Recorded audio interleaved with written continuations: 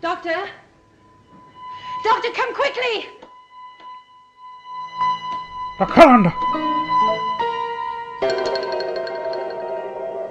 Hello everyone, and welcome to day one of the 2022 Advent Calendar. This is our fifth time doing this. Technically last year was the December dump, but I'll still count it anyway. It was an honorary Advent Calendar. But this time, we're back for the first time since the end of 2020. We're back, baby! To do a legit Advent Calendar. We are here to do an idea that Callum threw at me. I let him choose. So day you're one. welcome. Yes, I let him choose day one. His initial idea, and this is something that he came out with and then I changed and evolved. His initial idea was to do a top 10 scenes in Doctor Who. Well, we found that so excruciating that we have decided to instead do a top 30 scenes. And not only that, it was also excruciating to do even that. So what we've decided is that we're going to do top 30 scenes, and also we're going to exclude cliffhangers from the equation. So if it's the end of a story, that's fine, but if it's a cliffhanger that leads into the next episode or whatever, we're not going to count any of those, because if we did include them, A, it would just make it impossible to narrow it down, and B, I think the cliffhangers in the show deserve its own video to itself, because you could make a top 30 of those easily. Top 30 great best cliffhangers. So we're not going to have any cliffhangers. But what we are going to do is we're going to share our top 30 favorite scenes in the show, which was extremely difficult to come up with. It took hours for me to whittle it down, and the sacrifices that I had to make, I know you too, Callum, but especially me, because I've seen more of the show. The sacrifices I had to make here were heartbreaking. Some of my favorite scenes in the show weren't even close to the top 30, and it was very painful. But I think that's a testament to, because it was so difficult, it means that the lists that we will have will be absolutely airtight, full of the best stuff. Yeah, absolutely. This list was fucking really difficult. Mm-hmm. Really, really difficult. Yes.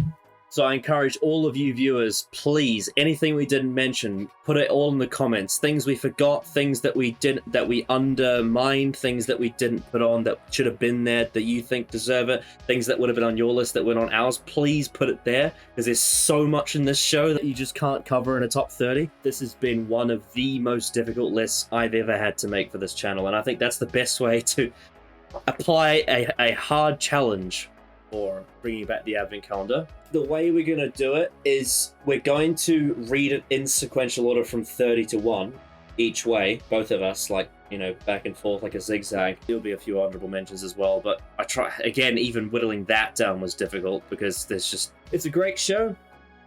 It's a fantastic show, brilliant show, so many scenes, but it's also a huge show.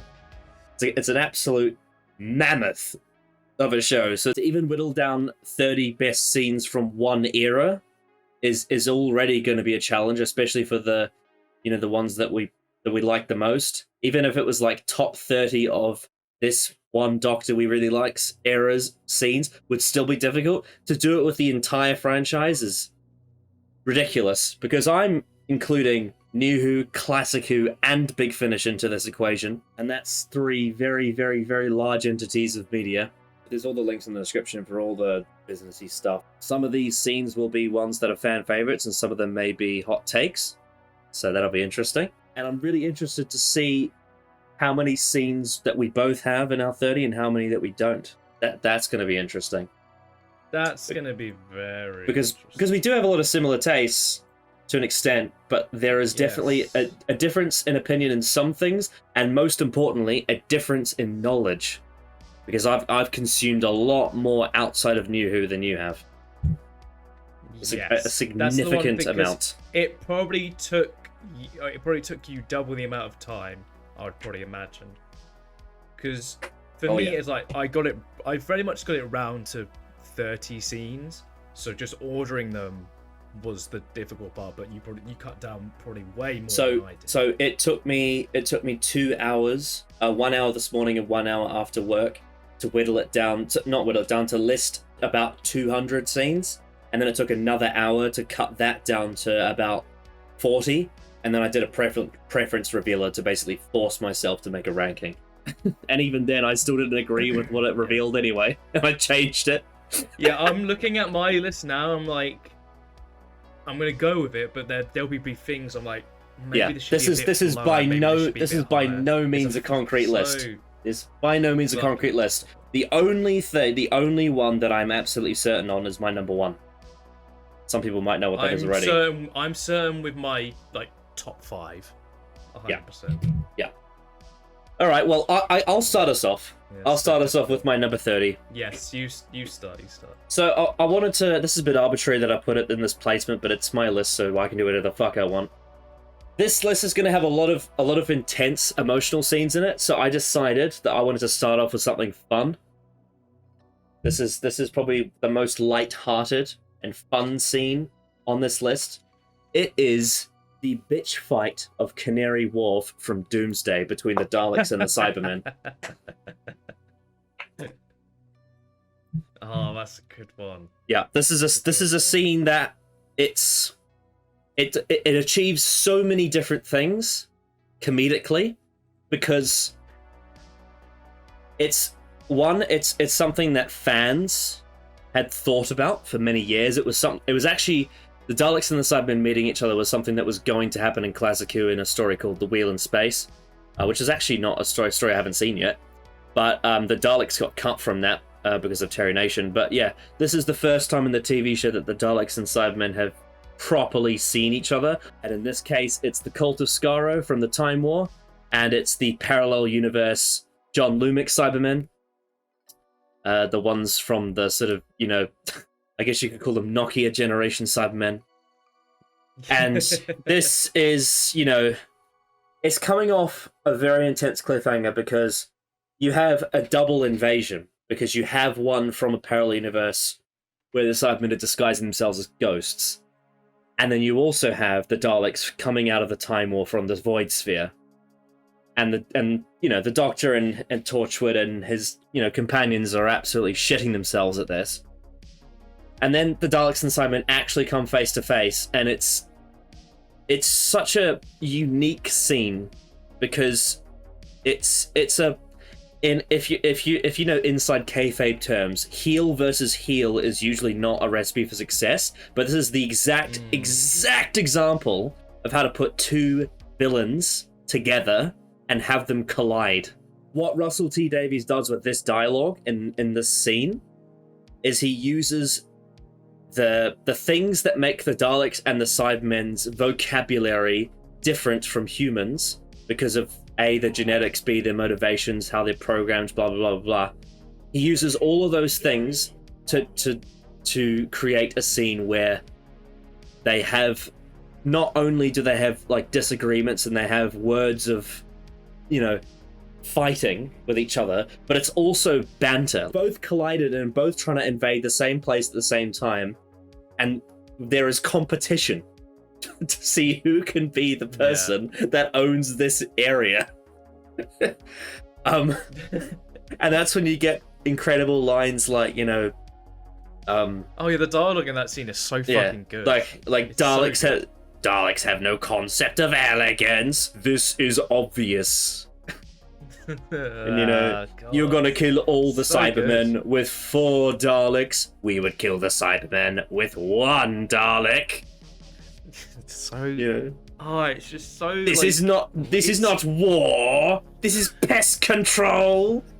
Somehow Russell managed to make the Cybermen and the Daleks witty.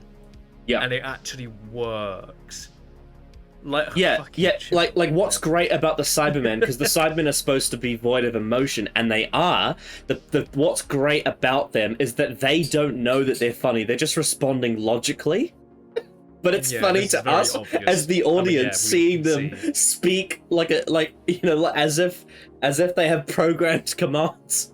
It's a really good fucking scene. My one issue with that scene is when you see the Cyberman fall on the floor. If you actually look at like what's in that shot, it's like a bunch of rubble on the floor, because that scene is, I'm imagining that shot was made during the bit in the episode where the Cybermen attack the Daleks. You remember that? You know that scene? Yeah. And there's a bunch. If you notice, there's a bunch of rub on the floor. So that little bit of continuity error bugs me whenever I watch that scene. But the actual context of the scene is fucking beautiful. Talking about like Brilliant like specifically talking about like the dialogue and the characters, specifically, so good. it's a match made in heaven. When the villains actually make this is center probably stage, like, so beautiful. because there's a lot of stigma around fan service these days, because there's been a lot of bad fan service in a lot of media properties recently. Last couple of years, yeah, definitely. Yeah, but this is an example of how you do it right. This is a fan's dream collision of the two, iconic monsters of the show coming together to like disagree on who gets to win the invasion, and basically canceling each other out. And it's just so much fun. Yeah. Yeah. Oh, it's beautiful. It really is. It's such a funny, engaging scene. Only Russell could do that scene. Because, spoiler, at least for me, Chibble ain't on this fucking list. Nothing from Chibble's on this list. So I can only imagine what kind of scene he'd do when... Because that probably is going to happen in the final episode. Just warning, we'll film this before Chibble's final episode is broadcast, so we don't know Power what of the happened. Doctor. We know what the title is. The Power of the Doctor. We know, yes, the Power of the Doctor. We know that's a fucking lame name. But yes, I can only imagine if the Cybermen and the Daleks, so we know they're both in that episode, them interacting. Yeah. I can only imagine how lame it would be in comparison, because this is Russell just like at his peak wittiness of like the absurdity of the scene, but how bloody well done it is with the dialogue. I love that scene a lot. I love the scene, and also I wanted to comment on the fact that it's one that hasn't lost me with age. There's some things in media that have lost me with age. This is something that I loved when it first aired, and it's something that I still love to this day. Still gets me. Still a brilliant bit of comedy. And it's one of the more light-hearted things on this list, because most of the things on this list are going to be quite emotional and intense, but this is one of those ones where it's just pure fun and pleasure. Yeah, that'll be probably a theme between both our lists. Is there's going to be a mix of tragedy and also comedy, but also lightheartedness, because we're not that evil. We've got a bit of a soul. Yeah, I mean, people say. I mean, I am a bit of an edgelord though, so the vast majority of this list is not going to be like that. We're so edgy. Oh, Not yes. as edgy as the Dewan Master, but hey ho. I wonder what the Dewan's Master favourite scene in the show is. That's a weird question to think about. Anyway. I mean, he turns into a Looney Tunes character, obviously. Yeah, true. Anyway, besides the point, that's an insult to your Looney Tunes, and I think Looney Tunes' comedy is much closer to what I was talking about, which is the bit... It is much better. Bitchfight at Canary Wharf is brilliant, so much fun. You don't like it, you don't have good taste. That's just my opinion. Oh, if you don't like any of our scenes that we picked here, then that's just true for all of them. Well, what if... Well, there is always the slight possibility that maybe one of us doesn't like a scene on each other's list, but I think that's extremely unlikely. That's unlikely, but it definitely is possible. But it's definitely loads of people are going to be mad. It is possible, I said this though. to you privately. People are going to be very mad at my list, especially, because I think with you, obviously you've watched the whole show pretty much, so you have a more grasp of like all of it. While when people will look at my list and think, "Oh, he's such a New Who guy." What I'm going to say, bit of a spoiler. all I would probably say is I imagine your list is quite Welsh. That's just my imagination. Well, yes, maybe we have to see. Well, I might surprise you all. Well, let's put that to the test. What is your number 30? My number 30 is the scene in the 11th hour between Amy and the Doctor with the apple. Okay, so that's not Welsh. There you go. I mean, it is filmed in Wales, but it's a Moffat scene. It's filmed in Wales, so it's close. yes, my the scene between Amy and the Doctor, when the Doctor tries to convince Amy to believe him for 20 minutes. I really like this scene a lot, mainly due to the performances and the direction, especially in that scene. I think is pretty gorgeous. I'll just say one thing before I let you go off. Mm-hmm. It's probably, unless I'm mistaken, it's probably the best use of a lens flare in the whole show.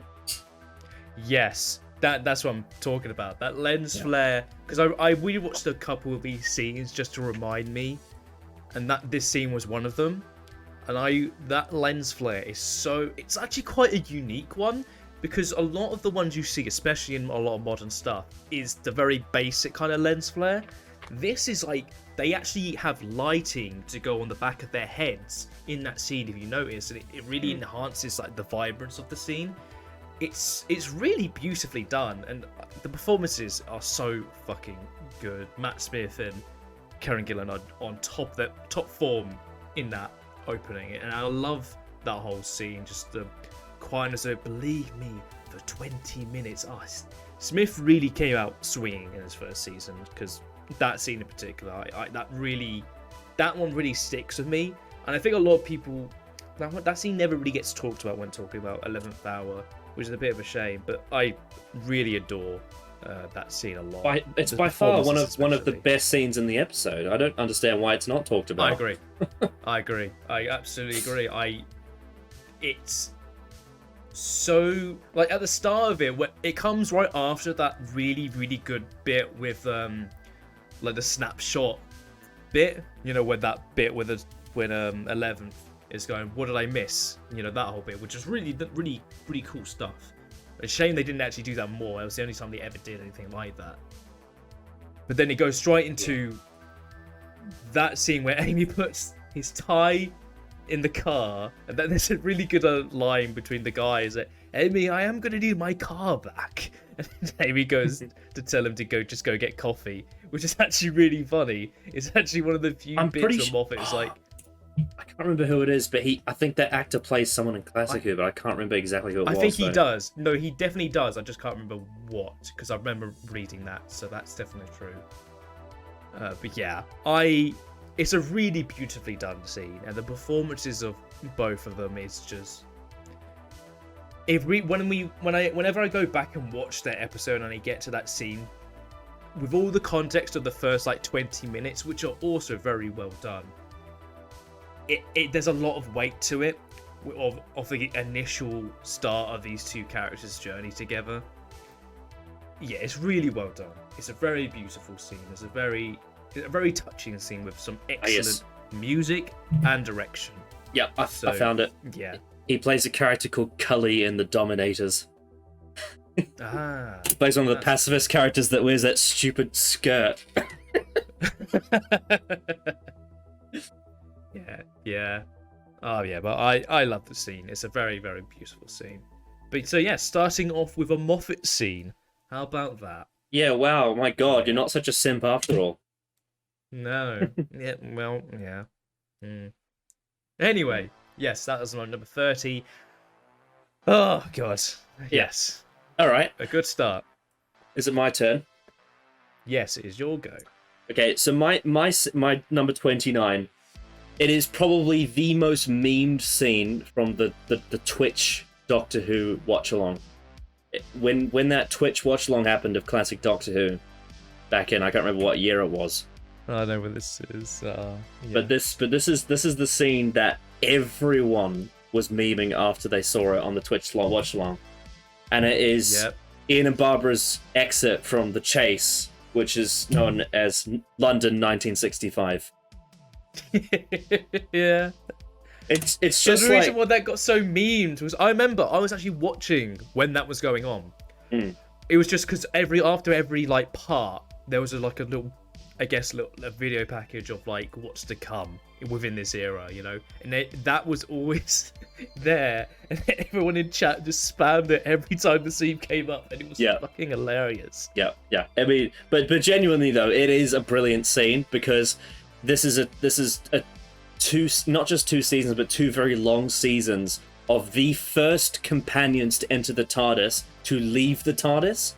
You know, not obviously not including the Doctor's granddaughter, but we're talking about the point of view characters that we had at the very start of the show are finally home on Earth after all this time, and it's just it is very much the kind of ending you get in a Hollywood film, but it is the perfect climax of these characters' journeys after, you know, having to make the choice of having to leave the Doctor, and he is torn and doesn't want them to go, but also doesn't want to tell them that either, because he has too much pride in himself to want to get emotional about it. But they take the gamble, they get back, and they get back 2 years after they left, which is a really funny, awkward scenario, I imagine, for them trying to explain where they were. Yeah, that's gonna cause issues for them. I imagine that because at that point they're probably presumed dead. I imagine they probably got fired from Coal Hill. That'd be my guess. Oh, absolutely. But when, like, this has been such a long time away from their own time, and they actually get home, and just the unhinged glee and just smile on both their faces when they realize that they've made it. And, you know, Ian holds Barbara and says, "Look, we made it! London 1965!" It's just such a...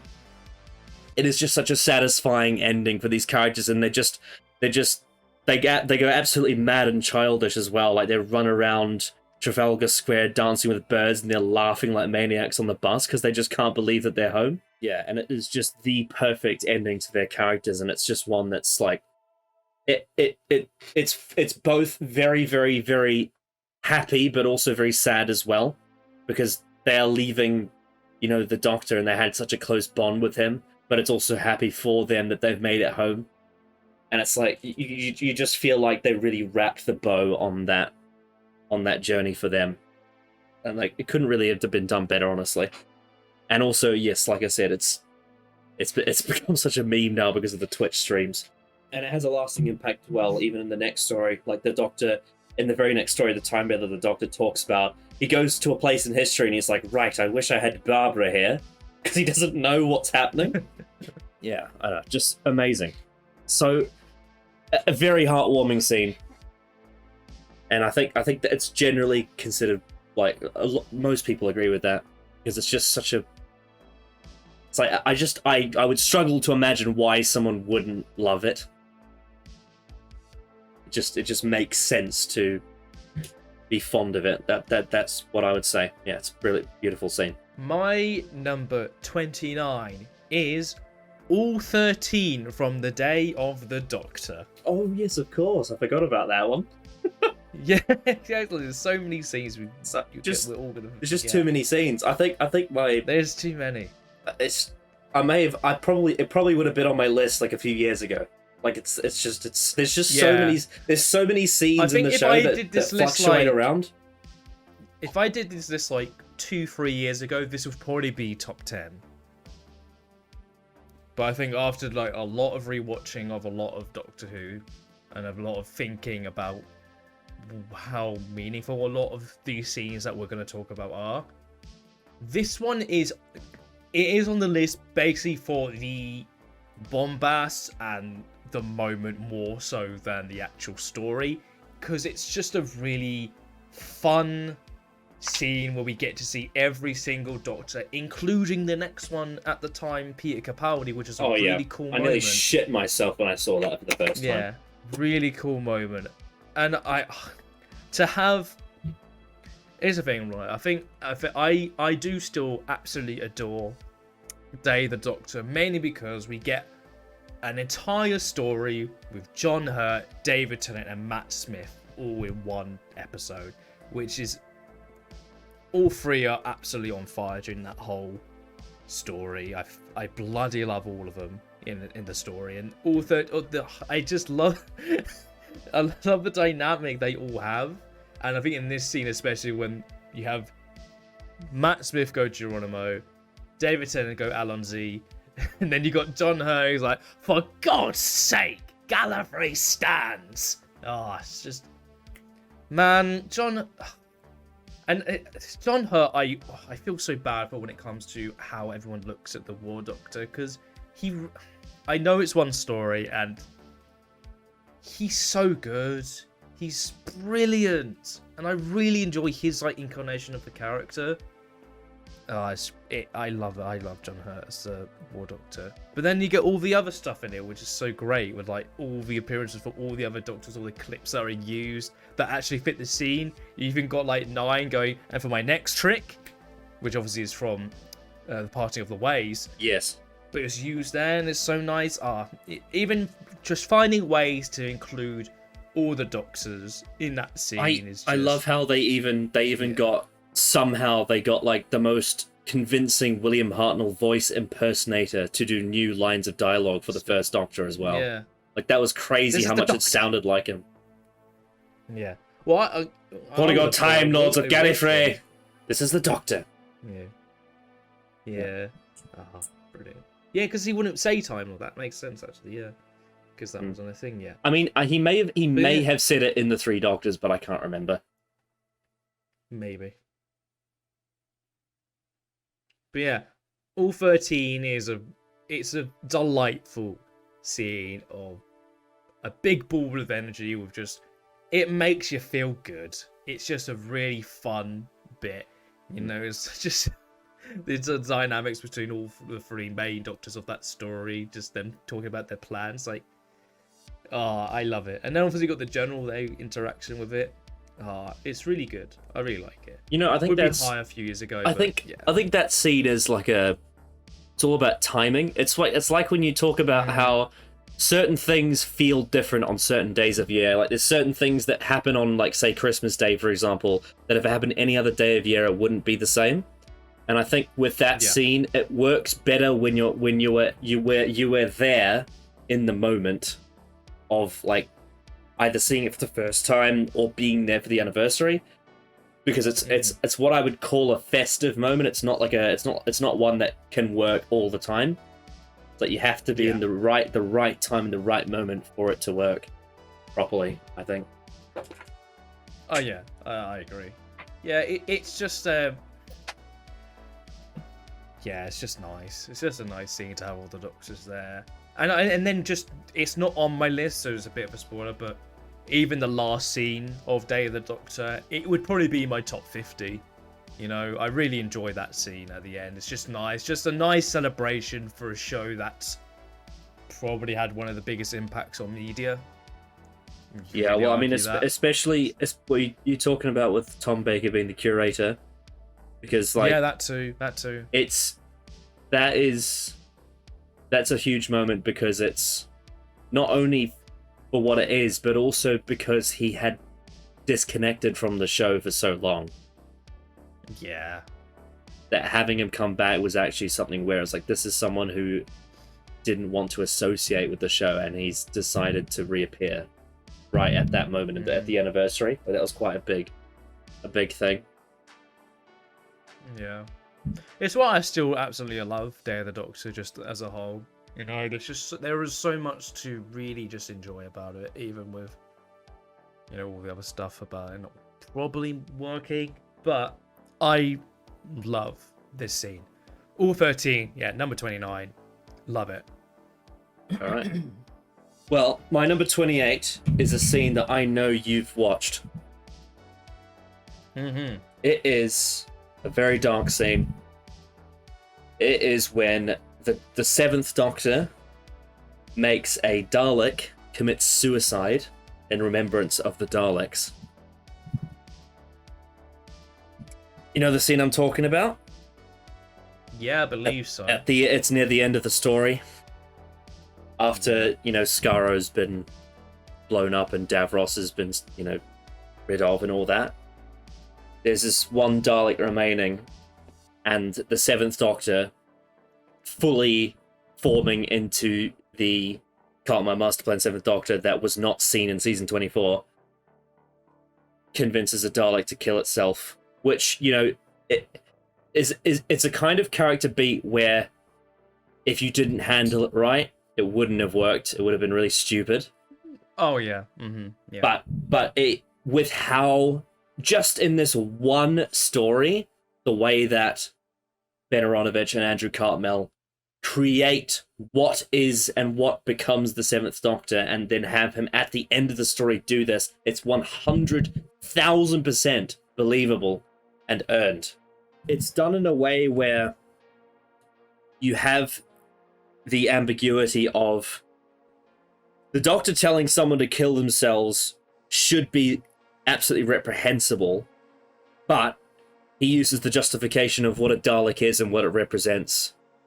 So it creates that grey area for the character going forward. And you have that just iconic moment where it turns to dust, and then he just blows the dust off the end of his umbrella and walks away. And it's making a very bold statement about the character going forward. Purely on how much hard work had to go into earning that moment, I think it deserves to be on this list alone.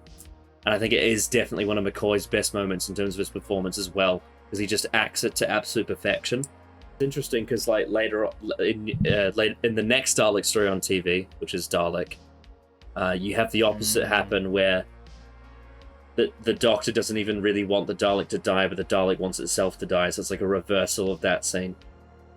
And that kind of, and in hindsight, that makes this scene make even better, because it's showing before and after the Time War how much the Doctor had changed in between that time, which is just absolutely brilliant, absolutely sensational. So yes, what's your number 28? My number 28 is another Matt Smith scene. It is the Doctor's speech in The Rings of Akaten. Oh yes, very nice. Yes, it's a rare gem in Series 7. It really is, and the reason why it just gets into the top 30 mainly because, let's be honest, it's probably the best performance Matt Smith gave as the Doctor in that one scene in Rings of Akaten, which is certainly one of them. I don't remember how. Yeah, that whole scene is so beautifully delivered from Matt Smith. He really did pour his heart into that scene, and it's kind of like breathtaking to watch. Just he pulls all of it out in a scene where you would probably think that speech probably deserves to be in a better story against an actual villain instead of just a son, you know. But yeah, his performance in that scene is really a spectacle to watch, and the dialogue of it is so good. How the Doctor's pulling all of his history and how much of a burden it is. Oh, so well done. This would be higher if then the following scene didn't happen, because it feels, the reason why it would probably be like top 20 if Clara didn't come in with a fucking leaf and win the day instead. Yeah. Because this speech is so fucking good in terms of the dialogue performance, you know and how it's all shot and directed. I'll give it's ruined. I'll give a bit of a hot take. So there's two scenes in terms of success rate that are great as a piece of acting, but in terms of narrative, I would reverse their success. So in this episode, the Doctor's excellent speech that makes an incredible amount of sense doesn't result in success for the story. And then in the Zygon inversion, you have a speech from the Doctor where he makes a very in-character point of view on the situation, but it's one where I don't think it should have been successful. I think if you swapped those two in terms of which one caused the story to end, I'd be a lot happier. And you can still keep the same character beats, if you know what I mean. You can still keep the same words they say. Yeah. But it's like the fact that Matt Smith's speech in this episode isn't what ends it is really annoying. It's so strange. It's such a weird choice to have you write a scene for Matt Smith to go, put all of it into it, put all of your energy and just everything into this scene and really pour your heart out for it. And he did, and he delivered excellently. It's one of his best acted scenes he's ever done. Like, I find it hard to argue anything else. But then narratively, it's strange. It's just a weird choice to make and have the leaf be what wins the day and not that incredibly brilliant speech he gives. I don't understand it, and it's a shame because I want to put this higher, but I can't because of that. It's a real shame. It's like I'll never understand that choice. Yeah. To have a scene when you're writing the Doctor pouring his heart out, pulling from all of his history. So that I have seen things, I have lost things you will never understand. Just the delivery and the voice from Smith in that scene. And you have the entire of Akaten's group doing this, what's it called, the long song as well in the background. Song. Yeah, it's really good. It's actually really well done, that whole scene, up until the fucking sun doesn't die. Yeah. So strange, but yes. Frustrating. But to leave it positive, it's an incredible performance. It's some incredible dialogue. It's so interesting. I feel like it has to be in the top 30 for me. I've always said that with Matt Smith's era, it's like as it went on, he got more confidence as an actor, but the writing got worse as well in conjunction with that. Yeah. But then there are these little moments you get later on where the writing suddenly figures out what the fuck it's doing, and his performance is at its peak. And you get something like this. Well, yeah, it's the same in Name of the Doctor as well. Like he gives a really good performance there. Yeah, I mean, in a really shitty story. If we go back to day 25 of the last Advent calendar, the December Dome, this scene and A Town Called Mercy alone put Series 7 above Chibnall Who for me. Because everything else in Series 7 is trash. Pretty much, it is pretty much trash, other than like very small moments. Yeah. Agreed. Yeah. So number 28 is the Doctor's speech from Rings of Akaten.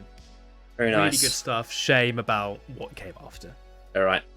Well, my number 27 is one that you definitely don't have on your list because it's from a Big Finish story you haven't heard. All right. This is one that I had to push it. I had to really push it to get on the list because I wanted something Big Finish. But this is probably... It's difficult to say because Big Finish has really fucked me up many times.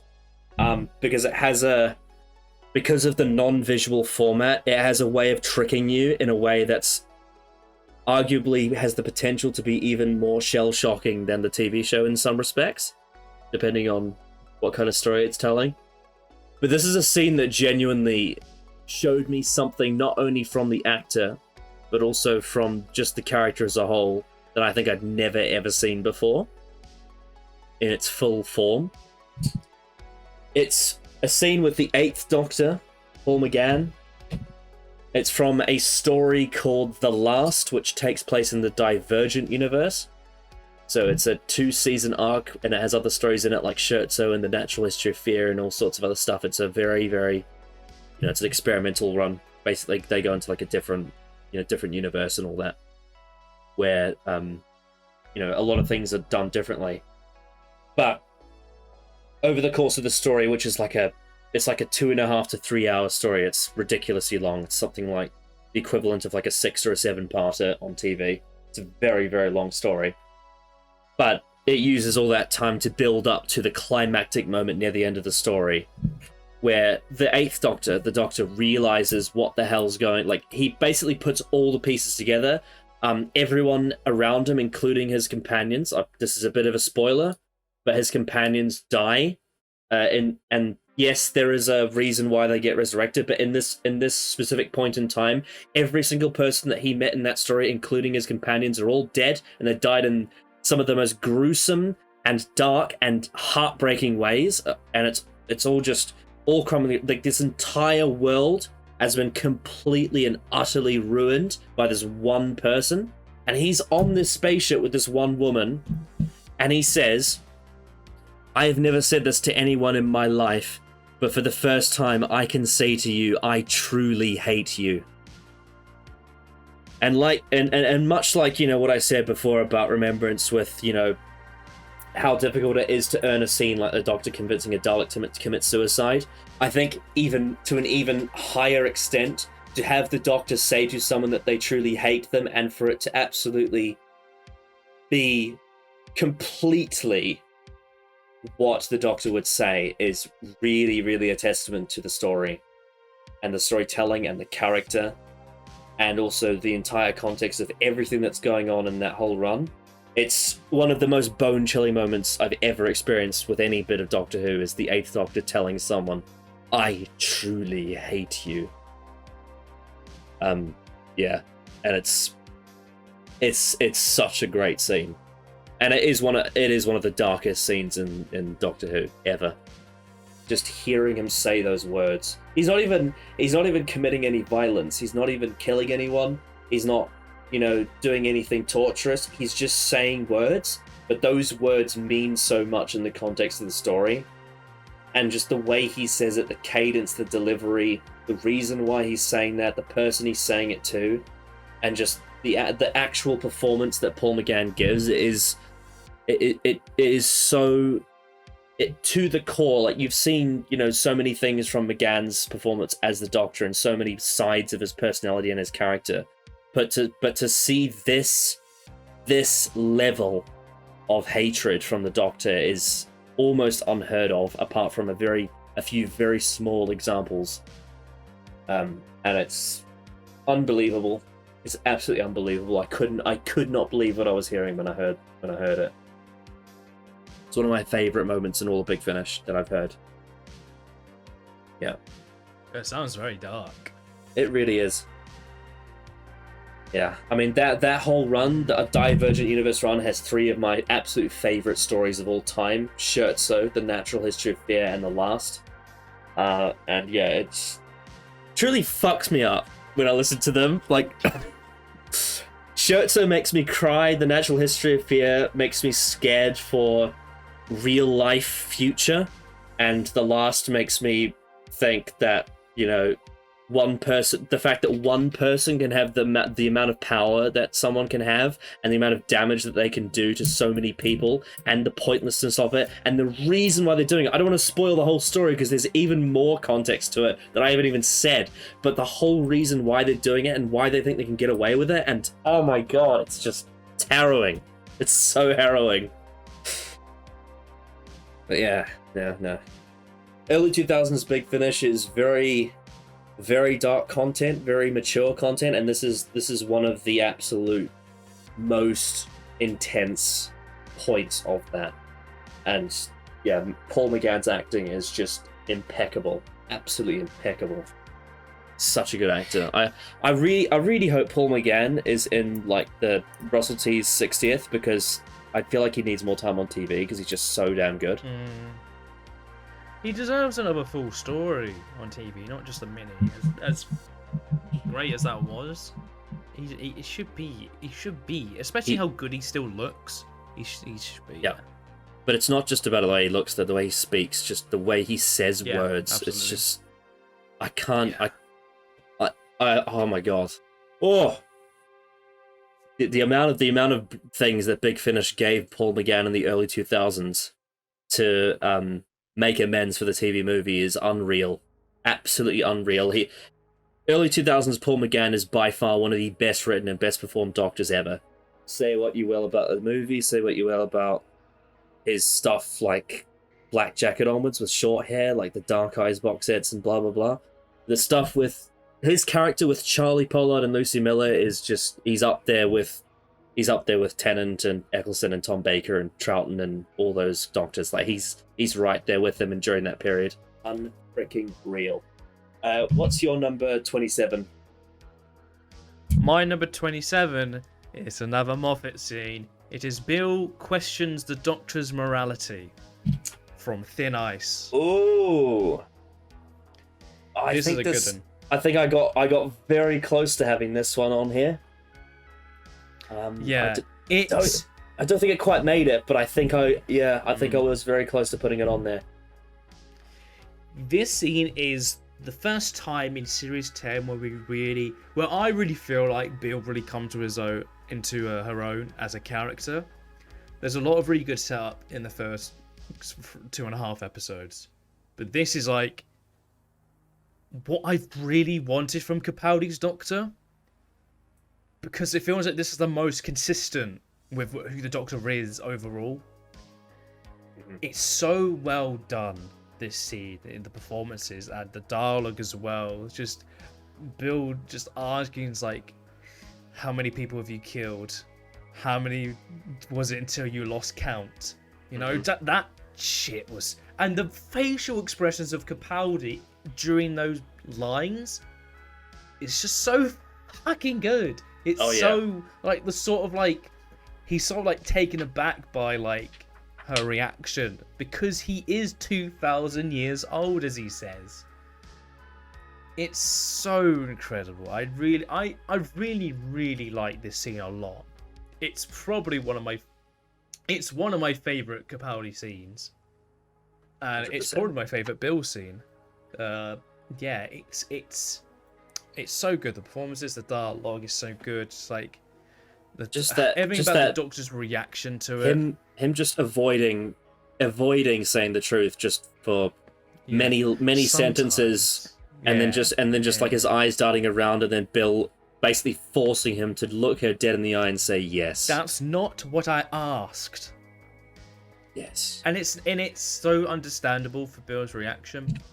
It's a bloody good scene. I've talked before about the purpose of the scene for the audience works any way you look at it. If you're a viewer that's been watching the show for many years, like let's say you know all about the Time War run, this completely and utterly fits in with that.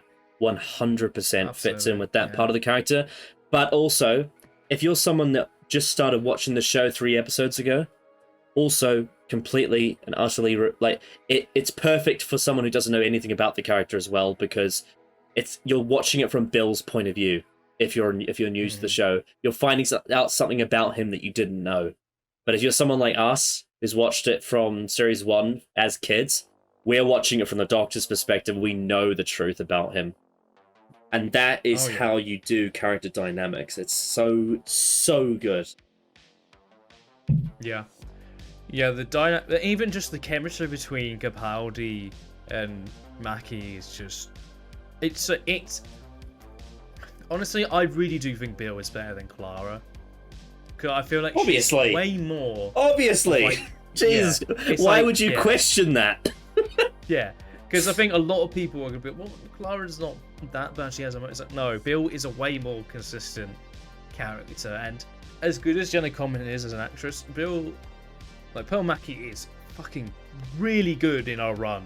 For as short as the run is, it's just 1 season, but she is so good in this scene especially. I think how the scene starts. 3 hours ago, we were in a garden full of dead people. This is that was different. It's like, and he's like, it's not really that much big of a difference, is it? You know, just his reaction to those lines and how Bill's mind is currently working through having seen a child die. You know, it's really fucking good. The music is really good in that scene too. Well, I mean, and Capaldi's like, I'm 2,000 years old, and I thought at the time for the luxury of outrage. Good. Really good fucking scene. Thin Ice is honestly not... It's a pretty underrated story. It's like no higher than probably like a 6 or 7, but I think Thin Ice has got some pretty decent stuff in it. Yeah, there's things I don't like about it. That scene in particular there are things I don't like about it, but if we're talking about that scene, unbelievable. Yeah, it's the best scene. Without that scene, it's like a 6 out of 10 story. With that scene, it bumps it up a bit. Because that scene's like a 10 out of 10 scene. It's so good. Oh yes, it's a perfect scene. It does exactly what it needed to do, and it did it very well. And the performers were top notch. Absolutely. So yeah, great scene.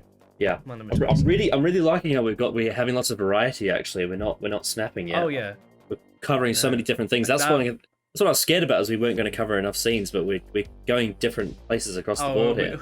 When you do a top 30 from a 50-plus-year-old show, we're probably going to have very different scenes all over the place. Yeah, but all these scenes we've said have been really good scenes. So, my number 26. It's a bit of a difficult one define as one scene because there are things that cut in between it, like before, middle, and after. But I personally consider all one long scene if you disregard when it cuts away. It's when the Doctor descends into the pit in the Satan pit. Everything from when it opens after, because obviously you start part 2 and it opens. Everything from the temptation of wanting to go down to the point where he's on the rope going down and you see the black void up to the point where he drops. I know that takes place over the course of quite a long bit of time, but if you piece the jigsaw together, that is one of my favorite scenes in the show, or sequences, I guess you could say, because it really. This is something that I've said before about the Doctor, especially throughout Classic Who reviews and whatnot. But one of my favorite traits of the character is his obsession with knowing, wanting to know things and the mystery of the universe, and the fact that he has so many things that he thinks about, so many responsibilities, people to care about, things to do, blah blah blah blah. But sometimes he will get faced with mystery, and all of that gets chucked out the window, and he forgets about all of the things all of his responsibilities, because this is one of his central desires in life, is to know everything about the universe.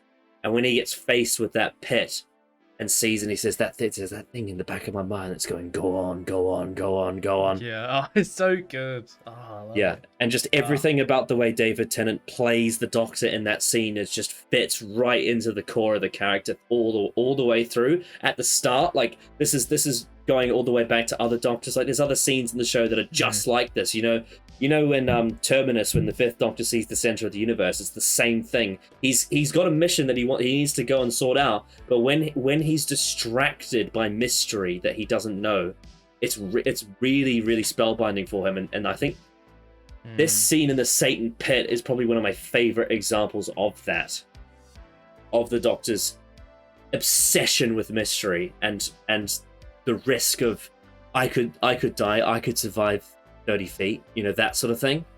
And then you get the whole direction of when he's going down into the pit and he's got that black background behind him and he's having that conversation with Ida Scott about life, about belief, about who he is in this universe. And then he has the scene that is foreshadowing the beach scene where he says, tell Rose, and then he can't say the words and he says, oh, she'd know. And then he cuts the rope and drops down. Yeah.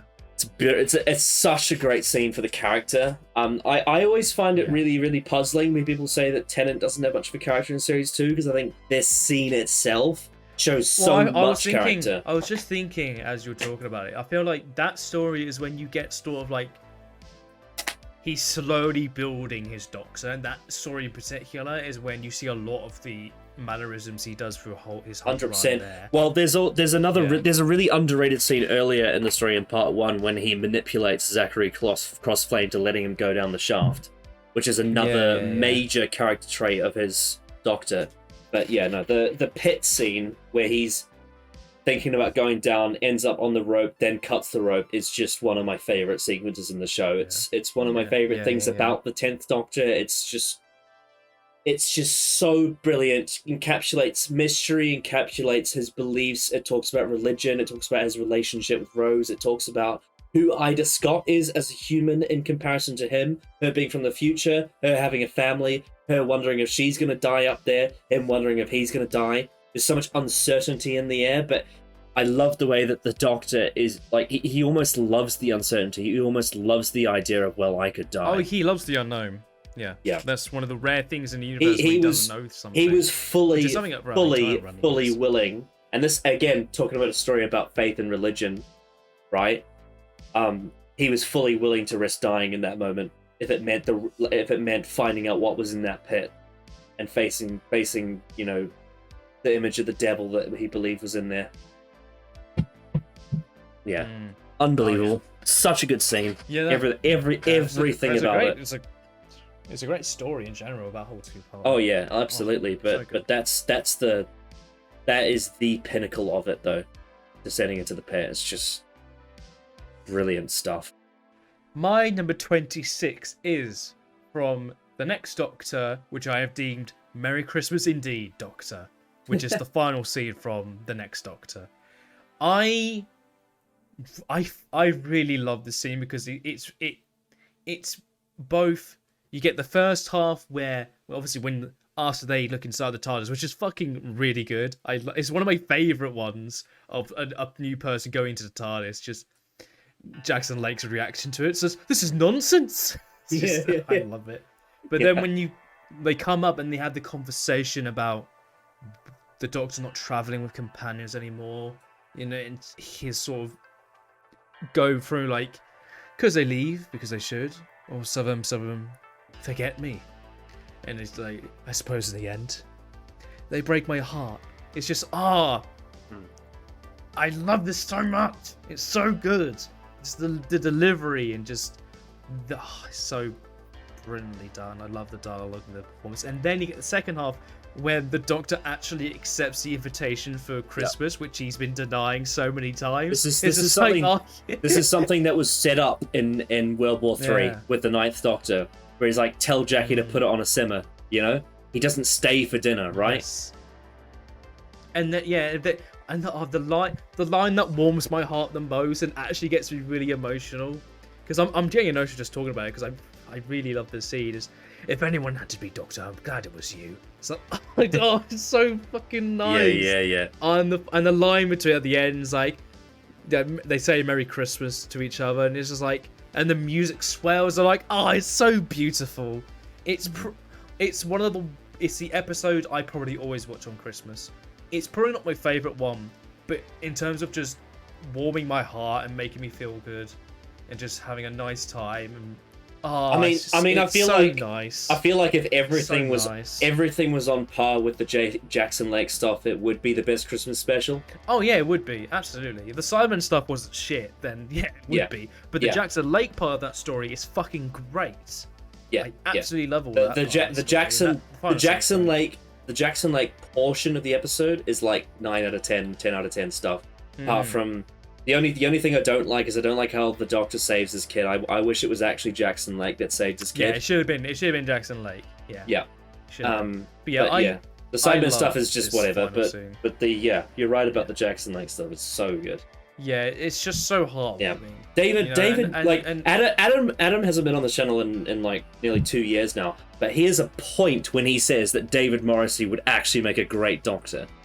Oh yeah, he would. He absolutely would. And if there was a Doctor that I wish was, because it would make so much fucking sense for him to be an actual Doctor and it be reflection, like with Capaldi.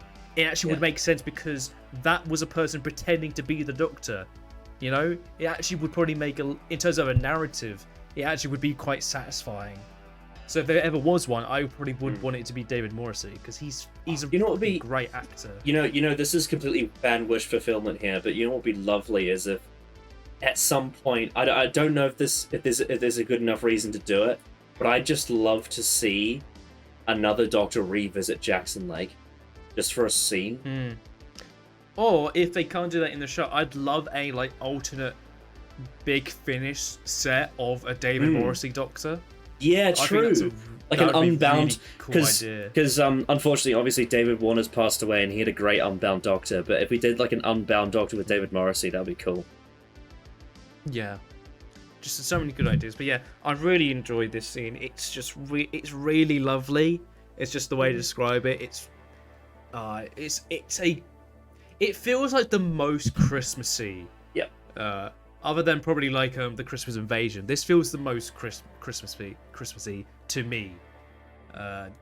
It's very heartwarming. Just I love it. I absolutely love everything about the final scene, with the tragedy of the art with the 10th Doctor, and then him accepting the dinner and just being it's so sweet. I love it. Warms my cold heart. My number 25. Yes. It's a very sad scene. It is when Pete Tyler makes the decision to die in Father's Day. Oh shit, that's a good one. Mm-hmm. It's... Where do I even begin with this? Like, there's a whole build-up throughout the entire episode to it. But it's that scene where he says, but I got all those extra hours. You know? he got those extra hours to meet his daughter, to know who she is. Something that he never thought he would get because she was a baby when he died. Something that, and not only for him, but for Rose as well, the fact that she got to meet her father and know him, and then she has to let him go. She got that closure.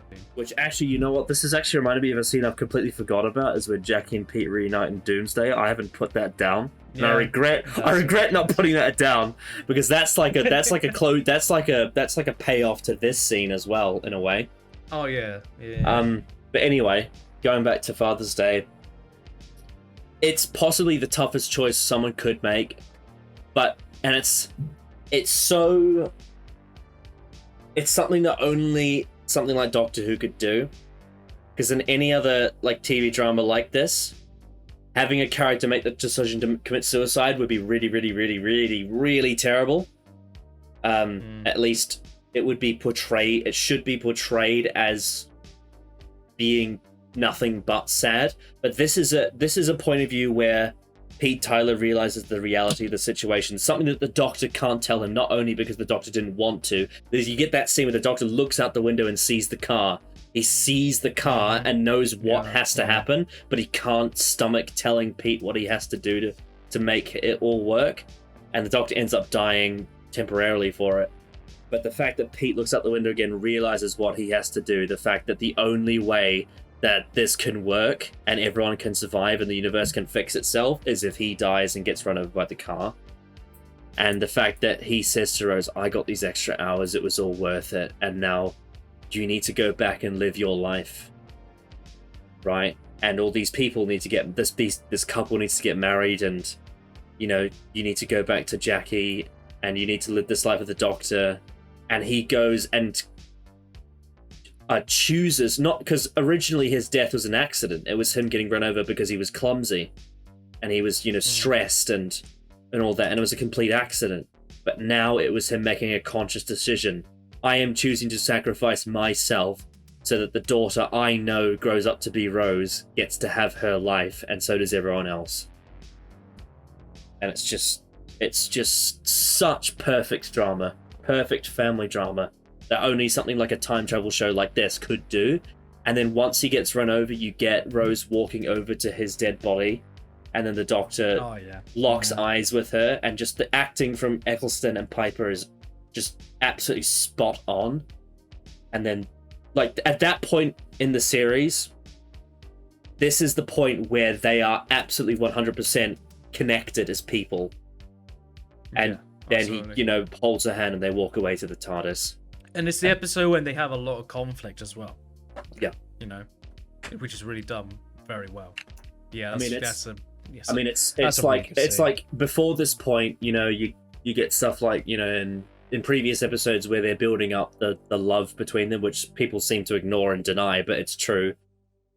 But Father's Day is when they actually go through the test of what being in a relationship is at the end of the day. It is, can this person be there when you go through your most suffering point? And the answer is, in short, it is yes, but also in the same episode, the Doctor says, I could never have a life like that. So in the end, really, no. Yeah. It's that he wants to, and he feels like he can be a support person, but in other aspects of life, he can't be her partner. But this point in the story of Pete making the decision to sacrifice himself in this scenario is just so well done. Unbelievable television. Oh, and also I want to mention Murray Gold's Father's Day theme as well that plays during it. Unreal. What's good, number 25? My number 25 is from The Doctor's Daughter, which I am deeming a Time Lord is so much more scene. Oh, I know that one. That's one that I forgot existed until like a few months ago when it came up on Twitter. Yeah. That scene is it's the best scene from The Doctor's Daughter. It's the aspect of the episode that saves it from not being totally diabolical. He actually makes it like, no, there's actually something here. There's actually something being told and done really well. and it is the dynamic between Jenny and Ten, which is really well done. And this scene especially, I think, is expertly done, not just for the dynamic there for the episode, but just sort of like how the Doctor describes Gallifrey and the Time Lords.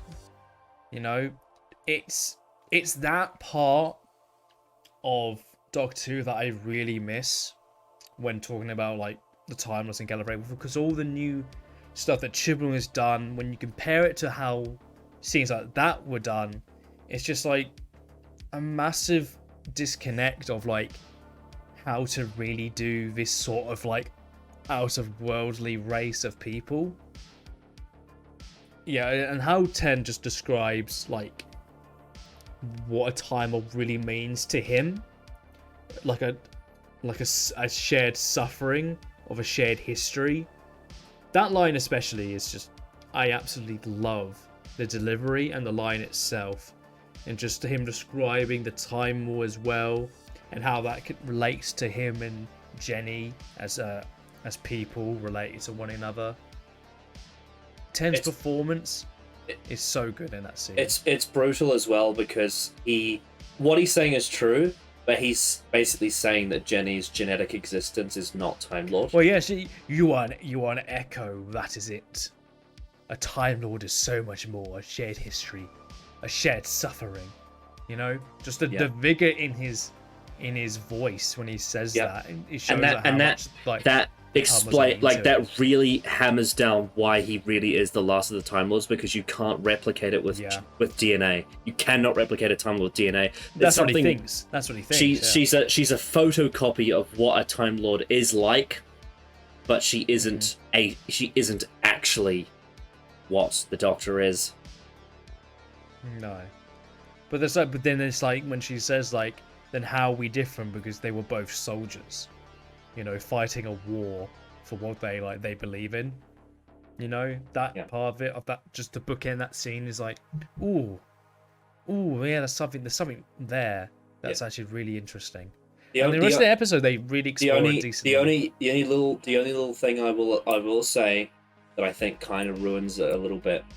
It ruins the other scene in the story that I really like as well, the controversial one. But the one thing that fucks it up is that when she's killed, she doesn't die. Yep, she should have stayed dead. Because they show her regenerate, and that is stupid. It's stupid. It literally means nothing, because we're never going to see her again. Yeah, I have a similar beef with what they do with River Song in Series 6 as well.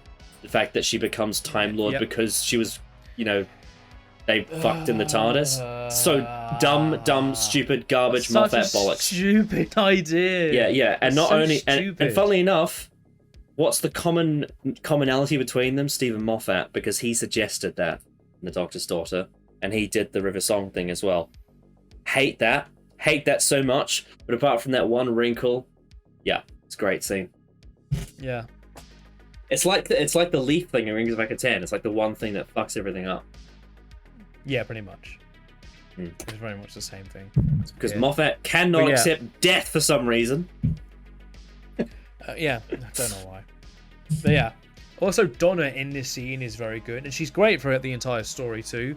Just like trying to connect the two, like Jenny and the Doctor. She uses the stethoscope in the scene, right?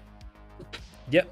Yeah, and then try and prove a point. It's just great stuff. Yeah, this scene, I really, really like this scene a lot.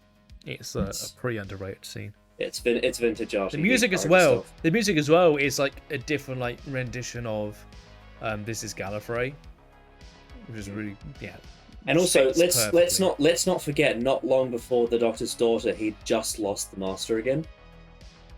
Yeah. He's still grieving over that loss as well. Okay, my number 24 is a very touching scene. It is when Vincent van Gogh shows the Doctor and Amy the stars as a painting in Vincent and the Doctor. When they're on that hill, lying on the grass, looking at the stars in the sky, and it turns into a painting, and he shows them what he can see. it's just it's a very simple scene, but with everything that's established in the episode about Vincent, about everything going on there, with all the build up to it, it's just such a beautiful payoff and a beautiful visual to represent who Vincent van Gogh was. And it's a great little thing about interpretation. It's a great thing about what people see. It's about how you view what you're looking at. Because the truth is, it's not like the sky actually turned into that painting. It's about perspective. It's about he sees the sky, and in that sky he visualizes that art, because that's who he is as a person. And someone like the Doctor, who's traveled for hundreds and hundreds and hundreds of years, has never been able to see that. And the fact that someone like Vincent van Gogh, and how it portrays him as a historical figure and how important he is to history, and as what an amazing man he was, is that he shows the Doctor something. The Doctor's traveled to so many parts of the universe, but Vincent van Gogh shows the Doctor something he had never seen before. In that scene, he showed him a perspective on something the Doctor cares about so greatly: the stars itself, the universe, because that's one of the Doctor's main things, right? That he loves thinking about where he could go, all the stars he could go to, all the places he could travel. The universe itself is such a big part of his character. And the fact that Vincent van Gogh, someone who's one of the greatest painters to ever live from our own history, shows the Doctor a different point of view on something that's a big part of his life is such a major, major thing to do. And it's genius. Genius because it benefits a real person that actually existed, and also the main character of the show, and also Amy as well. Yeah, it's just a beautiful scene. Yeah, I agree. That's right, I'm not biased. I have a Moffat scene in there. You happy? You happy, viewers? Right. I have my hot takes on the Moffat era, but nothing will ever take away that scene. That scene is unbelievable. Beautiful scene. Very beautiful scene. What is your number 24? My number 24 is the last scene in Partners in Crime where Wilf sees the TARDIS. Oh, I love that scene. I love that scene. Oh my god. After Bernard Cribbins passed away recently, I rewatched that scene and I genuinely let out a tear. That was just... It's so beautiful. Because just the whole story with, like, Donna and Ten reuniting, and then you get that final scene where Wilf again is on the hill, which is and it's just, and he sees the TARDIS and he goes to call for Donna, like Donna asked. It's like, oh, it's so good, and then he actually sees the TARDIS and Donna inside. Oh, it's so beautiful, and he does a dance. It's so good. It's like so heartwarming, and a great way to end off the first episode of Series 4 with Donna coming back. It's just him going, you go see the stars, you know, you go up there. It's just, it's so He's so happy for her, which shows the kind of soul he is. Yeah. Oh, yeah. The Wolf and Bernard Cribbins are beautiful people. Mm-hmm. Yeah. And it's a much sadder scene now with Cribbins passing away, but it's always beautiful to see his energy, just the way he puts the pieces together. Like he's sitting up on that hill, drinks his mug, tosses it away, looks through his telescope. He's like, "Hang on, that's the flying blue box. It's him. It's him. It's Donna. It's Donna, and it's him." Go on, girl. Go get him. Yeah. And he's just he's so excited for her. Beautiful. He's just so excited for her because everything that they talked about early in the episode, everything that she wanted, it happened. It's like a dream come true scenario. I love the build up to it. It's just like, we could go anywhere in the universe. Where do you want to go? And she's like, just up the hill. You know, 5 miles that way. 5 miles that way. Like, again, that is such an RTD scene. It's like, this is something where, yes, obviously, traveling the universe is so much fun, but the one thing that means the most to her in that moment is making sure that the granddad that she loves sees that she got the thing that they talked about. Just shows how much Donna the fact that she wants to show to him that her heart's desires have been fulfilled. and she knows that that would make him absolutely happy to see her up there doing that. You know, it's not just great for their characters, but what that does is it really, really puts an emphasis on how much the Doctor can change someone's life when he takes them as their companion. Like, that really, really, really shows that, like, it's the level at which the Doctor doing that for Donna completely changes her, for better and worse. But like, in that moment, it's everything she wanted. Yeah, and that is it's whether it's not really intentionally done, but it was unintentionally set up in The Runaway Bride, and it's paid off here perfectly, absolutely perfectly. Yeah, agreed. Just a beautiful, beautiful set of cause and effect that leads to just a lovely, wholesome character moment that it's infinitely rewatchable because it just never, it's never not satisfying. My number 23 is Victoria Waterfield's exit in Fury from the Deep. So, Victoria Waterfield is one of the Second Doctor's companions. This is something that was briefly touched on by Will Maddox in his video about Victoria Waterfield. She's one of the most underrated companions of all time. She often gets slagged off as being a useless damsel when actually she's a brilliant case study on trauma and anxiety. And everything about how her character is done, from Eve of the Daleks, Tomb of the Cybermen, Abominable Snowmen, Ice Warriors, Enemy of the World, Web of Fear, up to Fury from the Deep.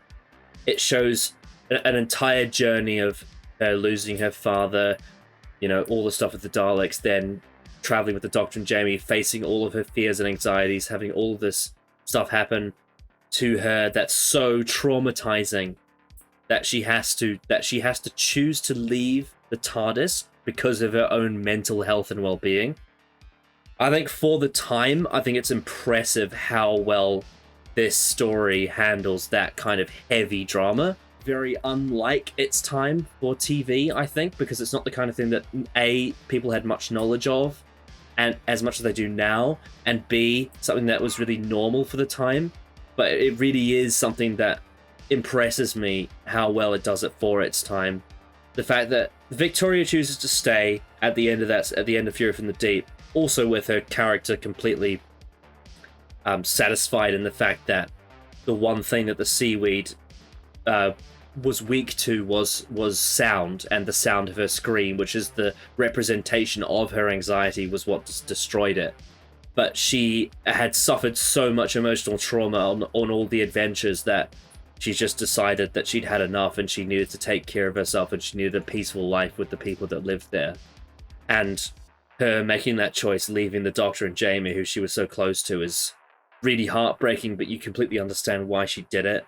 And the fact that there was a romantic attachment between her and Jamie, the fact that how heartbroken he is that she has to leave him and the Doctor, is really, really, really, really heartwarming, really sad. But it's such a well done exit. It's such a they really take the time to do it as well. It's not a rushed exit. There's multiple scenes in a sequence that take place back to back to back to back to back. And all the performances from Deborah Watling, Fraser Hines, and Patrick Troughton are absolutely on point in character. Everything about it's beautiful. Unfortunately, it is missing, so we don't have the original footage of it available to watch, which is a massive shame, because I'd love to see that all those scenes as they were originally intended. But we do have the audio and we do have an animation, so we do see a version of it, and the animation really captures her facial expressions really well anyway. But I think that's really a testament to how powerful and how brilliant the scene really is, when you consider that I haven't even seen the actual version of the scene that was filmed. I've only seen an animated version of it. So yeah, it's one of my favorite exits in the entire show. It's one of the it's such a satisfying payoff for her character. And it really exemplifies one of the reasons why she's so underrated. And it's just brilliant. And people say that Classic Who doesn't have character drama, and they're absolutely wrong. What? Why would anyone say that? Victoria is like 100 times the character that any of those Chibnall planks of wood are. They're definitely planks. Mm-hmm. Yeah. What is your number 23? My number 23 is again from Partners in Crime, but it's Donna and the Doctor reuniting. Mainly because of the amazing visual gag. It is one of the most brilliantly funny scenes I think the show's ever done. Just the entire visual of them miming to one another and then getting chased is just, it's so funny. It's so fun.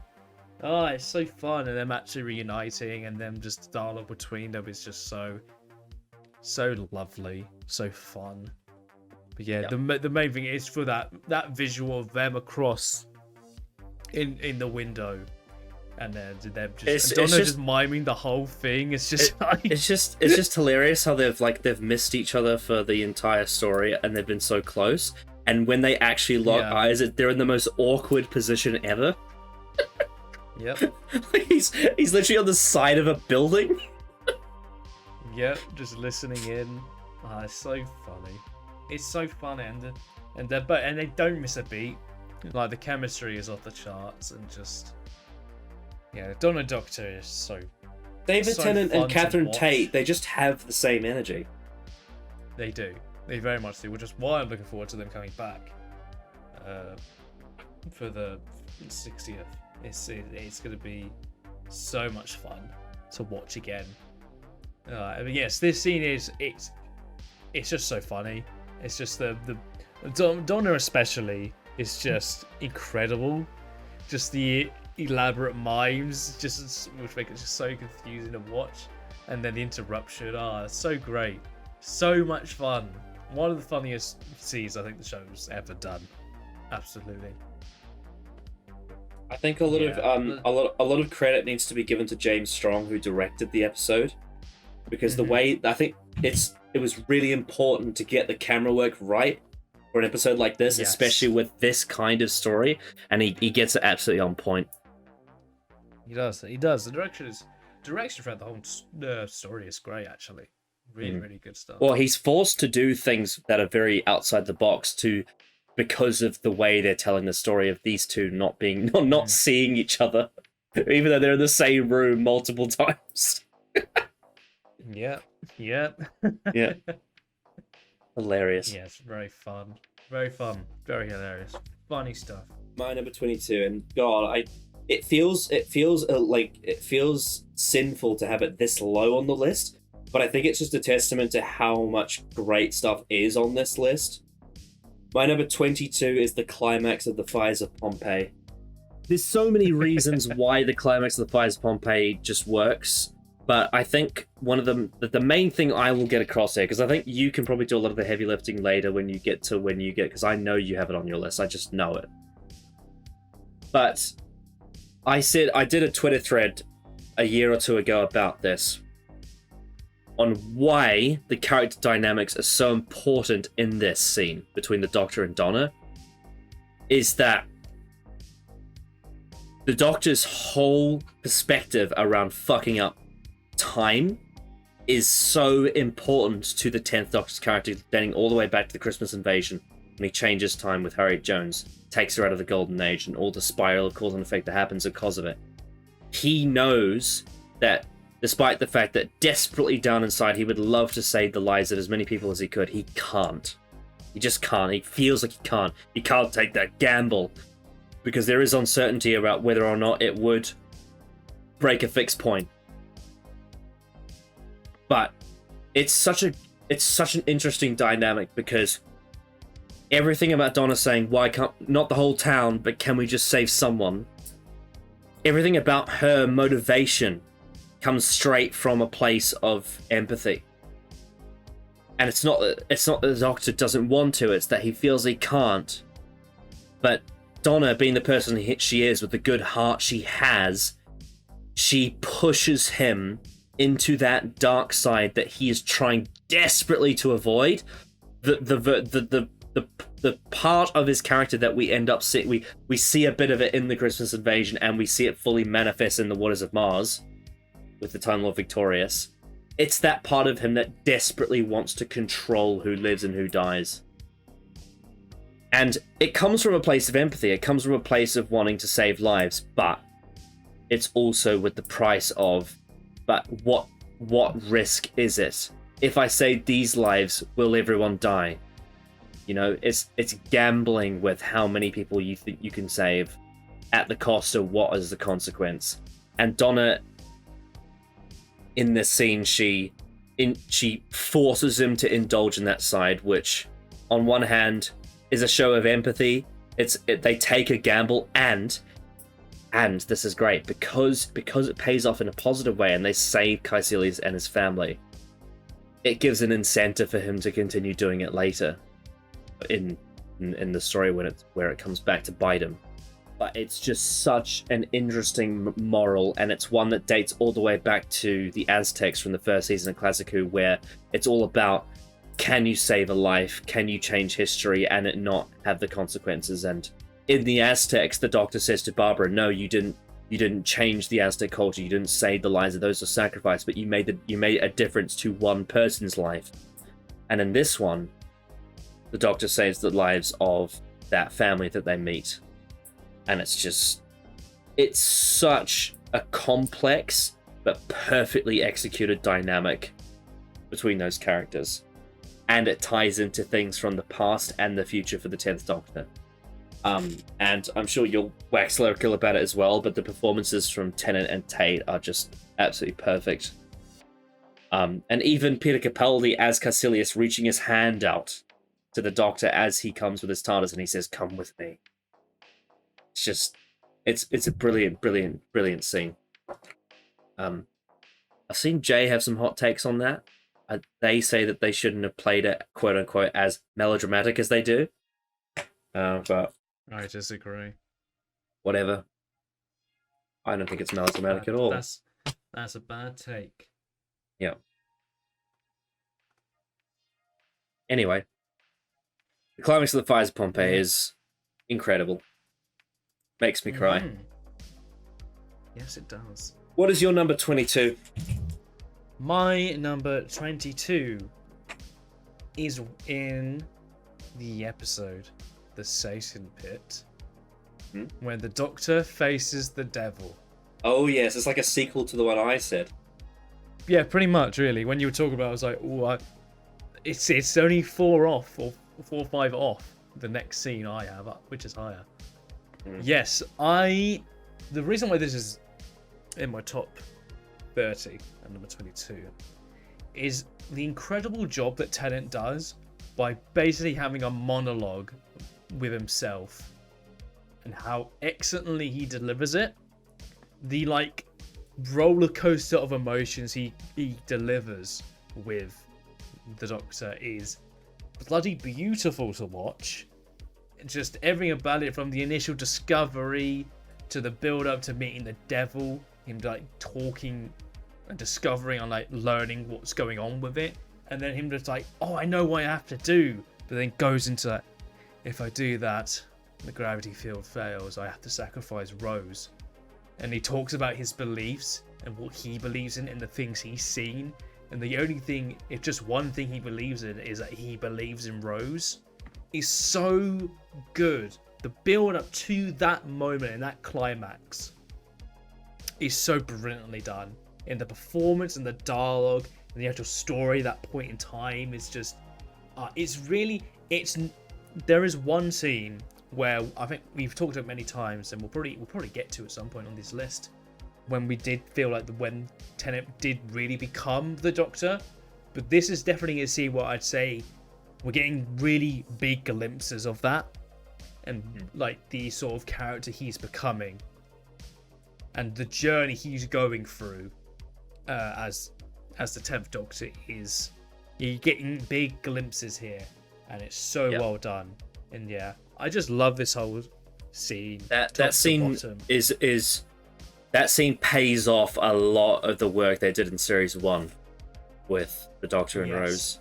Because, I mean, there's multiple reasons why he would believe in her, but one of the primary reasons is because of what she does at the end of The Parting of the Ways, when she puts the TARDIS energy into her own body to try and save him.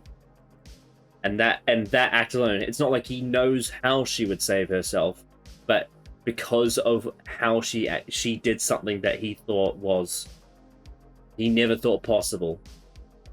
Seeing her be able to achieve something so close to impossible, it says to him he believes that she will find a way. And the fact that is then paid off by the fact that he sees her again after that scene. It's very satisfying. Oh yeah, that little bit is great. Love that. When they see each other and they just hug and laugh. Yep. And the bit at the end where they're just like, stuff of legend. It's just lovely way to end it. It's so endearingly smug, isn't it? Yeah, I know. That's some the way, but I fucking adore. Yeah, it's the trick with series 2, right? Because a lot of people only see the smug and they see it as a bad thing, but like I've always, for the most part, seen their dynamic in series 2 as very endearingly smug. Like there's context to it, and I can feel myself in their shoes and see why they've become so confident in themselves, because the things that they do are incredible. Like the amazing things that they are able to overcome. Fucking bro saying "go to hell" to the devil. What the fuck is so good? Yeah. It's so good. Yeah, it's like obviously the series 1 finale as well, but like the Satan Pit, it's like it's one of their biggest major accomplishments. Like how the fuck did they survive that, you know? Mm-hmm. Oh yeah, it's all set up by the devil. They tend to live. They establish in Tooth and Claw that they feel bulletproof, that they feel like they can't be stopped, and it's a story like the Satan Pit that really shows you why they feel that way, which is great setup for the finale. Oh yes. Yeah, brilliant stuff. But yeah, I just like that scene, like the devil as well. Well, the CGI isn't not good. I've really enjoyed just like the cackling laughs it has, and just sort of the sound effects of the chains. It's just you know what? Like it's just so cool. Like it would have probably been ruined if the devil talked, and it talked absolutely. to him. The fact that it doesn't. The fact that the devil has sort of like a mouthpiece in a different part of the story is really cool. It's really cool. I like that. I like that a lot. And it just being the body and the mind is in Toby. It's just yes. Such a good story, and this scene in particular is up there with one of the best. Just beautiful stuff. Beautiful. So good. Right. My number 21. It is, I don't have like a specific title for the scene, but it is the scene in Heaven Sent where the Doctor is inside his mind palace in his TARDIS. And he says to Clara, no matter what I do, you still won't be there. That's the one line that's like the peak of the scene. And I believe that's when he's, hands in his head in his hands, and Clara puts her hand on his face and said, "Get off your ass and win," and he's crying. Move on and go and win. Yeah. Because that's what his mind is saying to himself. But it's the embodiment of Clara. But it's him encapsulating all this torture he's putting himself through, and he says that, like I said, he says that line, no matter what I do, you still won't be there. It is one of my favorite moments in the entire show for this character. Yeah. Because it puts such a finality on death. It's something that obviously the one thing that ruins the scene is Hellbent. For what I infer about the scene and what I think Heaven Sent is supposed to be. Hellbent undoes all of it. But this was such a moment of vindication, because it felt like for one of the first times ever Stephen Moffat actually made death final. Yeah. He took death like he had all this time where he was subverting it. But then with this Clara character in Face the Raven, he actually pulled through and did it. And you get Heaven Sent, where He's doing everything he can to get out, and it revolves around her being dead, and it is that line that encapsulates that whole scene. No matter what I do, you still won't be there. And then she puts it like that is the hopelessness of it all. But she puts it in perspective for him that there is reason for him to get out of there beyond just her not ever being able to be by his side. Which, that metaphor for depression, suicidal thoughts, everything about that is so perfectly done.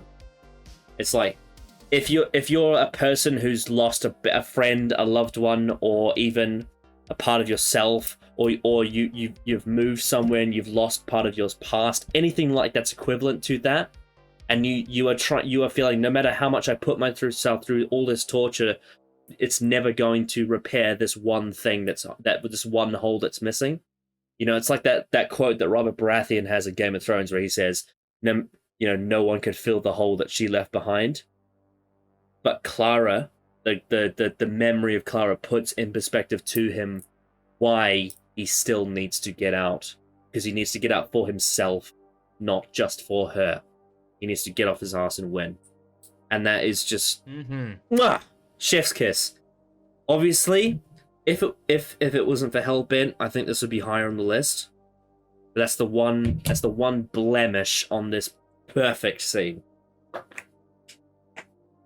Yeah, it's a fucking really good one that a lot of people seem to everything not understand. From the acting to the direction to the music, everything about that scene is perfect. Love it. Yeah. My number 21 is the Doctor consoles Amy in Vincent and the Doctor, which is the final scene of that episode. So we're talking about sequels, like with the Satan Pit. This is like a sequel to the scene that I said. Again, yep, exactly. It's more for like what it means and how elegant the Doctor puts it, in like how depression is such a complicated thing, and how complex it is, and sort of just trying to help Amy. Like he consoles her. Like I said, it's really well done here. To get the last bit with the painting, and I believe it says like for Amy, and it's so beautiful and so respectfully done with this kind of topic. Is exactly what you need to do with this very, very important discussion about how complex depression is. And I feel like the Doctor, how they write him to describe it, is so perfectly put. And it annoys me when a lot of people seem to go and fucking just look at a scene like the very famous scene in the Chibnall era when the Doctor just brushes off Graham's concern for his cancer possibly coming back. And when that happened, so many people went to this scene and showed, no, the Doctor knows how to help people in these kind of situations and how to help them and console them in these moments of like grief or depression or anything like that. This scene is really what the Doctor is in his core. He's kind when he can be and when he should be. And I really love this scene. Just the performances are so good, and how it sends a really good message out. Yeah, it's a beautiful way to end that story, which is a fucking great story, like you said, with the other scene in it and how beautifully done that is. And this being a sort of, it's hard to fully describe it, but yeah, it's so respectfully and beautifully done. And yeah, the writing and the performances are top notch.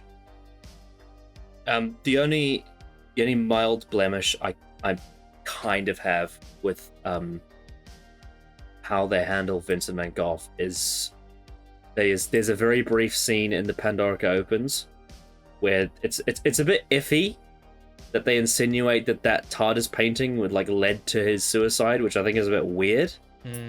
It's strange, actually, yeah. Yeah, but ignoring that, Moffat.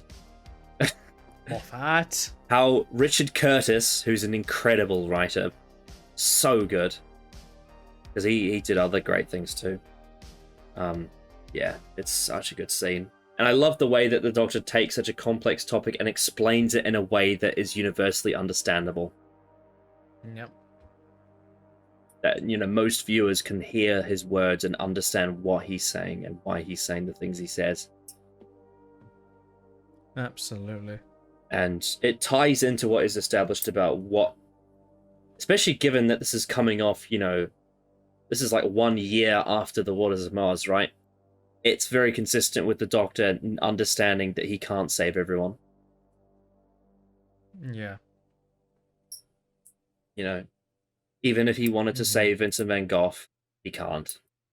And that's life. Yeah. And the fact that he kind of knew, because Amy goes into the museum with expectations of there being brand new paintings, and the Doctor kind of knows that that's not going to be the case, because he knows how, it's very complex depression and what people go through with that kind of stuff, and even on their good days, there's still going to be bad days, and yeah, it's and really, really well done. The best thing that you can do to someone like Vincent van Gogh is just to be there and provide positives for their life. Yeah, and just be the best influence on them that you can possibly be, because that's all you have control over, really. Yeah, absolutely. Yeah, such good stuff. Yeah, Richard Curtis just gets it. Scene. He just gets it. Mm-hmm. Right, my number 20. Oh, this is taking ages. This is going to be a long video. Oh yeah. My number 20 is Sarah Jane Smith's exit in The Hand of Fear. So, I know you haven't seen the story, but I think you have seen the scene because I showed Jake the scene. I've seen the scene, yeah. This exit is just so perfectly encapsulates the relationship that the Fourth Doctor and Sarah Jane have. There's a lot of unspoken things about what's between them, and that level of unspoken relationship they have for each other is what really makes this scene so tense. I guess tense maybe not be the right word, but there is so much tension between them because of, you can just tell under the surface she wants to pour her heart out to the Doctor, and he wants to. I mean, obviously the Fourth Doctor is very alien, so he would approach it differently even if he did. But there's so many things that inside they feel like they want to say to each other, but they just don't. And before he realizes that he has to leave her behind, they're arguing like an old married couple. You can just and that is consistent throughout the entire story, in fact, but apart from when she's being possessed by Eldrad. But even at the very start, like, Sarah and the Fourth Doctor, by that point in time, they know each other so well. They've been such a close bond, and this is like long after Harry Sullivan had been left behind. You had the whole of season 13 after the Zygons, and then you had the last two stories with this one, where it's just them together, and they are so tight-knit together. And you've seen the way you've seen the strength of the way they feel each other in previous stories. And when they are acting like that old married couple, yet they are so disconnected because he's a Time Lord and she's a human. And then when he gets the call from Gallifrey and he has to leave her behind, he cannot take her with him. She is forced to leave. And, he tries to drop her off. And he tries to drop her off where she lives, but he drops her off in Aberdeen instead of, Hillview Road. Which is hilarious. And that comes back in School Reunion, which is great bit of comedy. But wasn't Croydon. So he's in South Croydon. Oh, Doctor! But that scene in the TARDIS when he says, "You have to go. I have got the call from Gallifrey." And she says, "Oh, but I can't miss Gallifrey." And then, it's not like an awkward silence, but you can tell there's so many emotions bubbling under the surface. There's little, smiling, there's almost holding back tears for her. And he's very distracted, but you can tell he's just trying to avoid, eye contact because it's painful for both of them.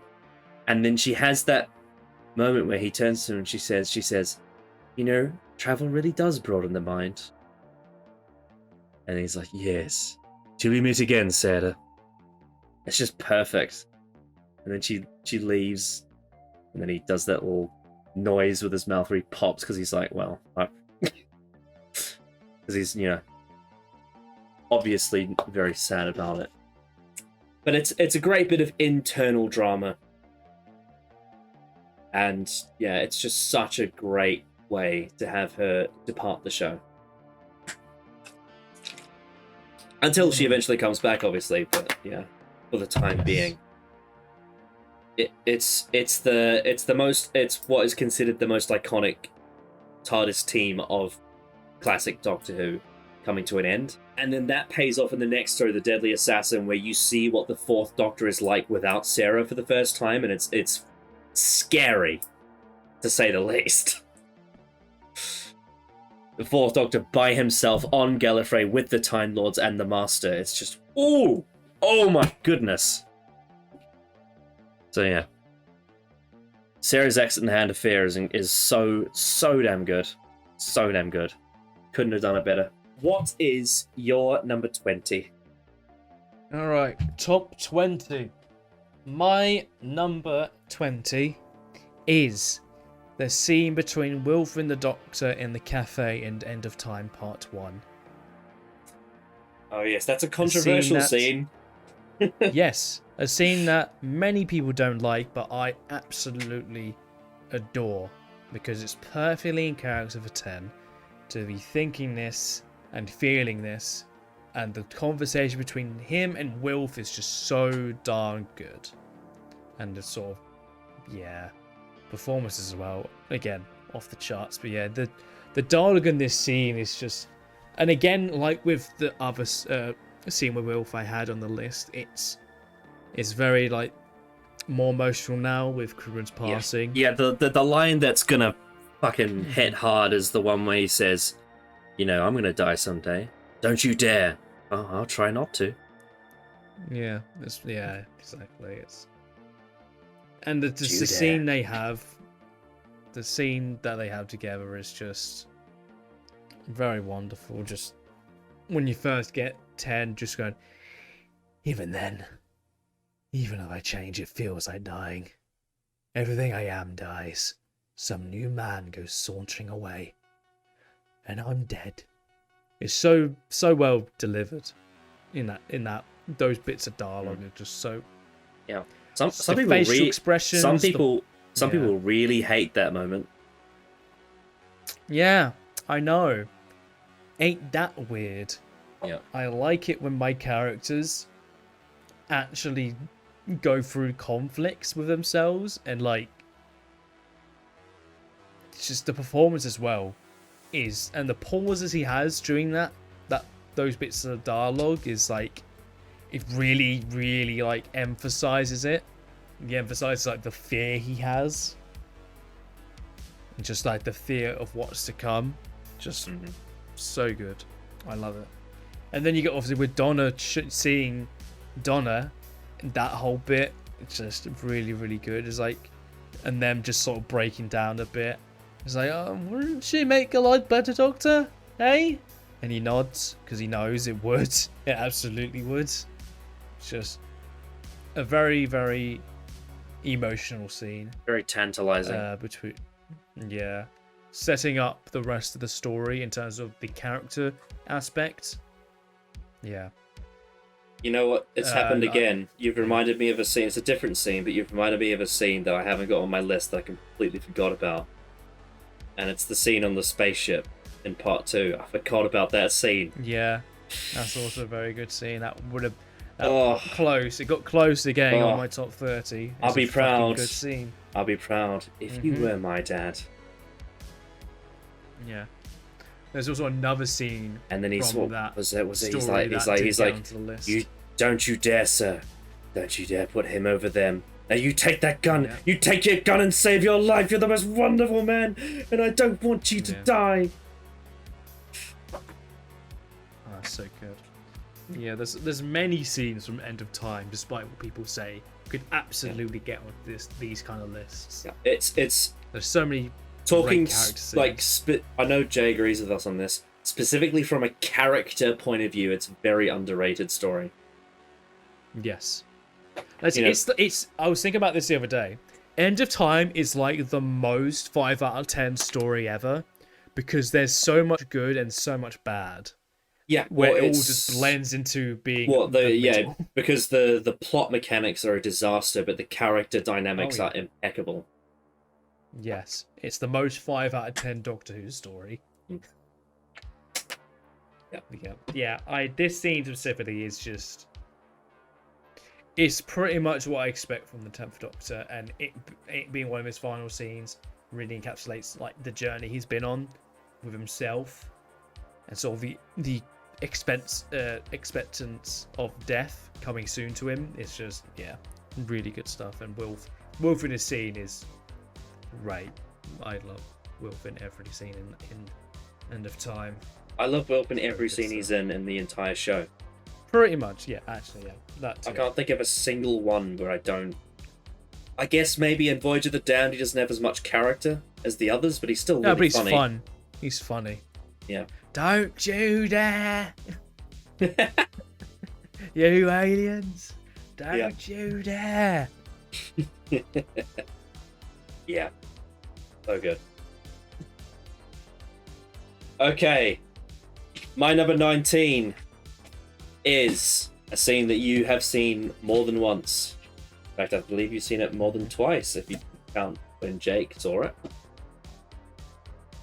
I think he saw it. Can't remember. Anyway. It is Adric's death in Earthshock. Yeah. One of the most talked That's about a good scenes one. in Classic Who, Adric's death, which what that means for so many of those characters. Obviously for Adric, but for the Fifth Doctor, for Tegan, for Nyssa, for the Cybermen to take down one of the Doctor's companions, and also the catalyst for how the dinosaurs fucking die as well. That's a historical event. Eric Sayward is known as a very dark writer, one of the most dark writers on the TV Doctor Who, and this is kind of his most iconic moment as a writer. And companions had died before in the show, and I will, spoilers, get to that later. But yeah, this is no exception. Adric's death in Earthshock, culminating in that entire character arc, everything starting from Full Circle all the way to Earthshock through seasons 18 and 19. With all of his character flaws, everything with his dynamic with Romana, with Tegan, with Nyssa, and especially with the Doctor. And K9 to extent too, but whatever. Everything about their relationship building up to that moment where the Doctor felt completely responsible for that death. And you get that line with Adric when it's like, because I talked before about the Doctor's curiosity, like with the Satan Pit, right? How he is obsessed with it, how he's willing to risk his own life for it. In this scenario, Adric is inspired to be like the Doctor, and he wants to figure out the mathematical equation. He wants to have the ultimate victory and he's willing to risk it all. And then when the Cyberman deactivates that combination box, he says, well, I guess I never really know if I was right. And he holds on to, his badge from where he came from, starting in Full Circle. And you get, on the side, you also get the payoff to the gold star that he was given in his first story. And the Doctor crushes it into the Cyberman's chest unit right before Adric dies. Oh, it's just absolutely beautiful cause and effect payoff for these characters. And it's a heartbreaking moment, and you have the Doctor fully responsible, Tegan, the way she looks at him after she realizes what's happened, and he knows it's his fault. He knows he can't change the events of history because it's a fixed point, because the dinosaurs dying has to happen. Oh, it's amazing. Absolutely incredible. And it's all foreshadowed in part 1 when they go underground to the to the fossil remains of the dinosaurs. And so, like, you see that, and then at the end of the story, they go back in time, and you see how that happened. Fuck, man, so good.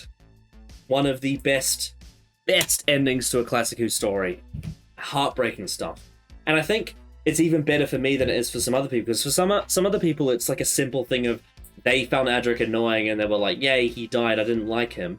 But for me, as someone who actually does like Adric's character, who is invested in all of his flaws, he's a naive young boy, doesn't know better, says terrible things, does terrible things because of his bad influence, because of where he's come from, because of the terrible society he grew up in, because of not learning the right values, and right at the point where he's starting to truly develop and become a person, he's killed off, and that has an impact on the Doctor all the way up until the Fifth Doctor regenerates. It's brilliant.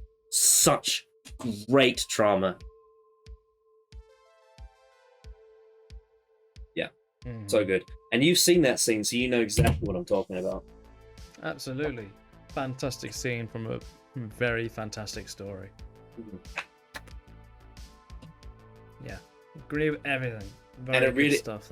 And on the whole, it gives the Cybermen more credibility. The fact that they killed one of the Doctor's companions really shows what they're capable of, and it ties in well with the Fifth Doctor's arc that he isn't as strong. He doesn't have as much protective power as his previous incarnations do. And it makes him vulnerable, it makes him affable, and it makes him relatable. My number 19 is Madame de Pompadour's death letter. Oh, I think I had that, and then I think I cut it from my list. Yeah. Oh, so good.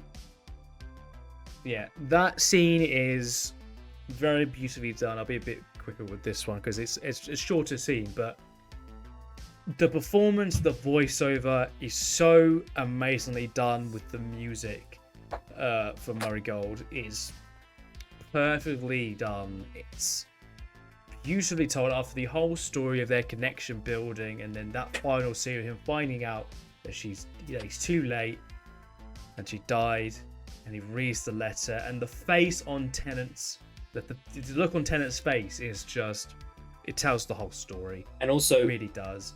As I said in the review I did with Jake, it's Act 4 of The Girl in the Fireplace. That's what pushes it to being the all-time classic that it is. It's Act 4. Oh yeah. It pushes it over the edge of being more than what it is if it ended before that. The reality and satisfyingly so, Stephen Moffat actually. It shows that, because this is something that he never really does, but when Stephen Moffat actually has a character die, he can do it so well.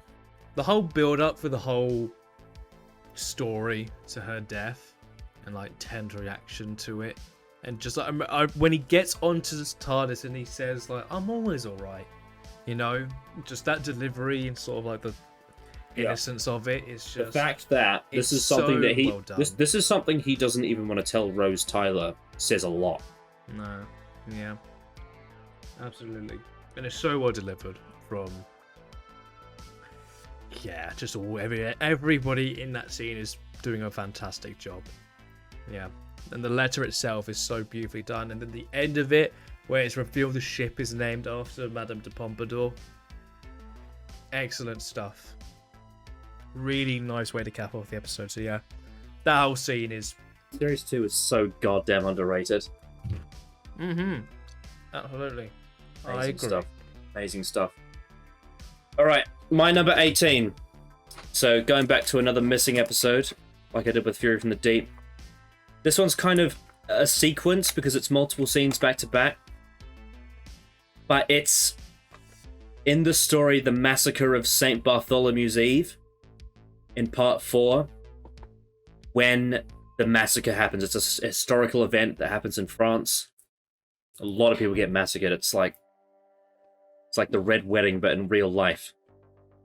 And it's something that actually happened. And it's something that Stephen Taylor, the companion, didn't know about because he's from the far future. And the Doctor took him to that part of history and never told him that that's what was going to happen. And throughout the majority of the story, the Doctor's not even with him. They actually get separated for a lot of it.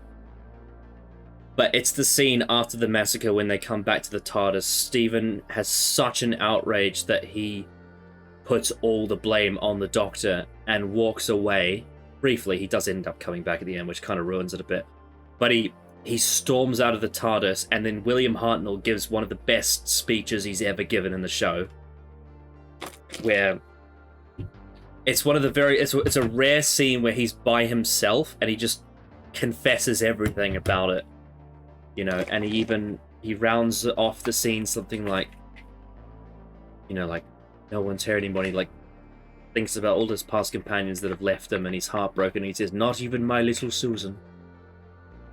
And it's it's just something where you have to kind of watch it to understand, and it's difficult because it can only really be watched with like the telesnap reconstruction and with the audio, because it's a missing episode. It doesn't have an animation.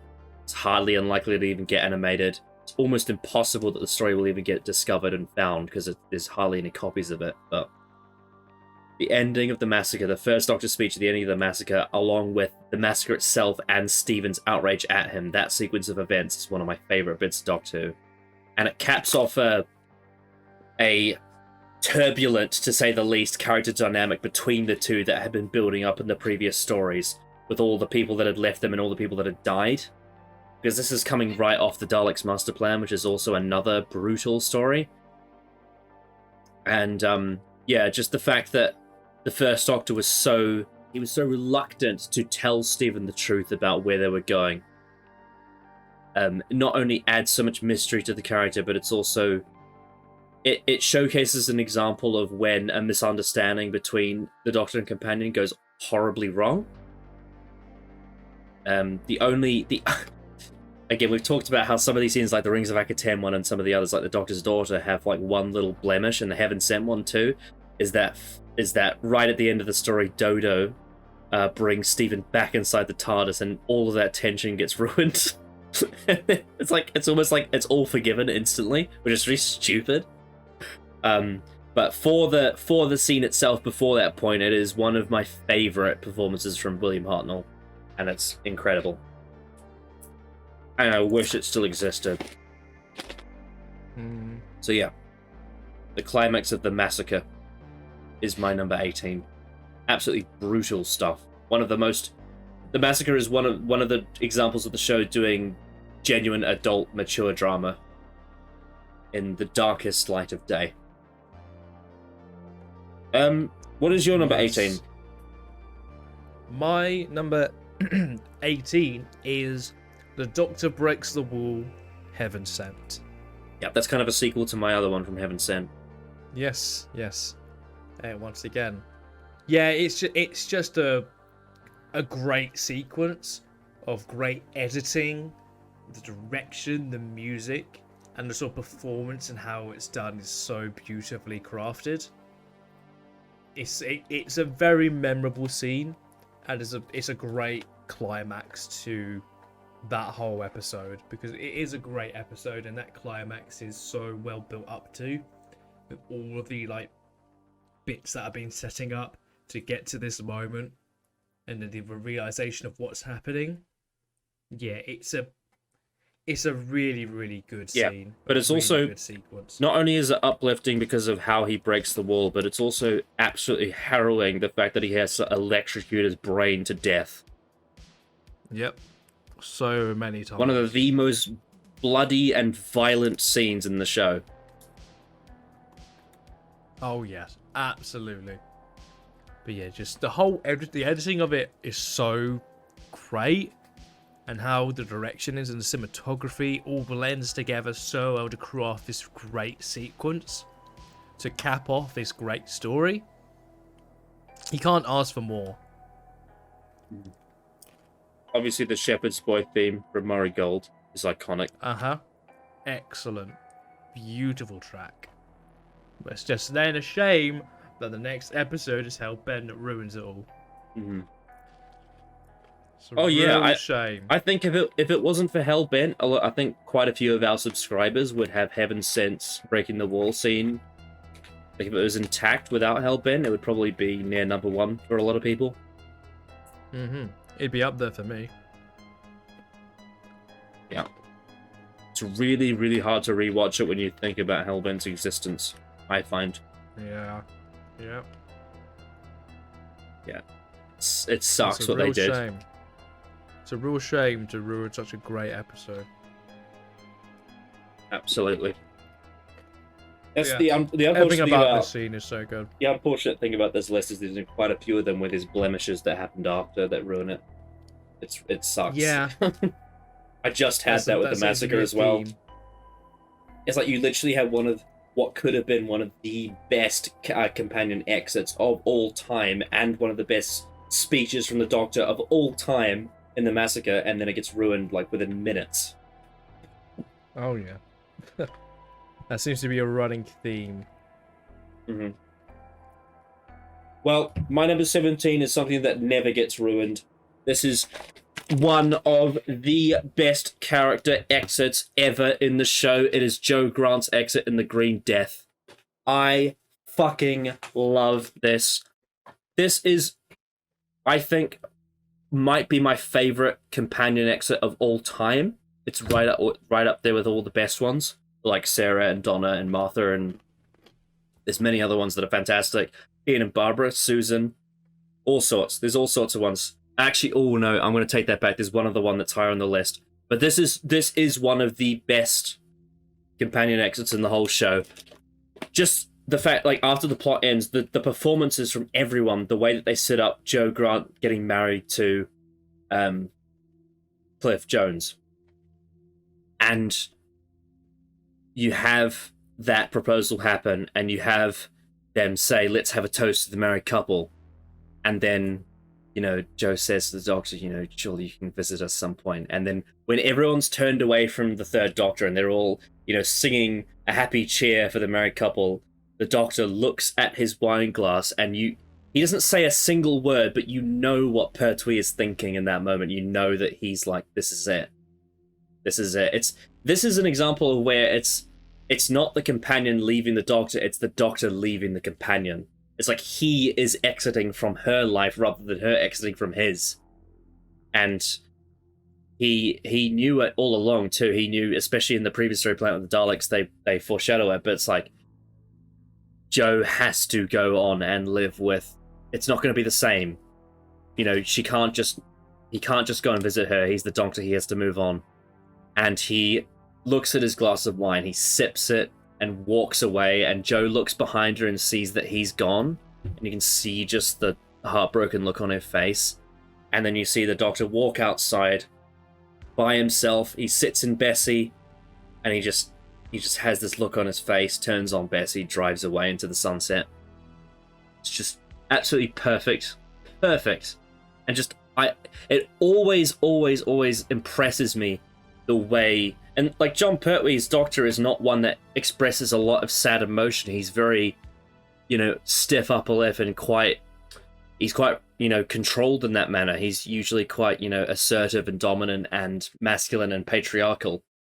But in this episode, he shows his weak side. He shows his emotional side by just the nothing words he says at a reaction of, I know I have to leave Jo, despite the fact that I've grown so fond of her.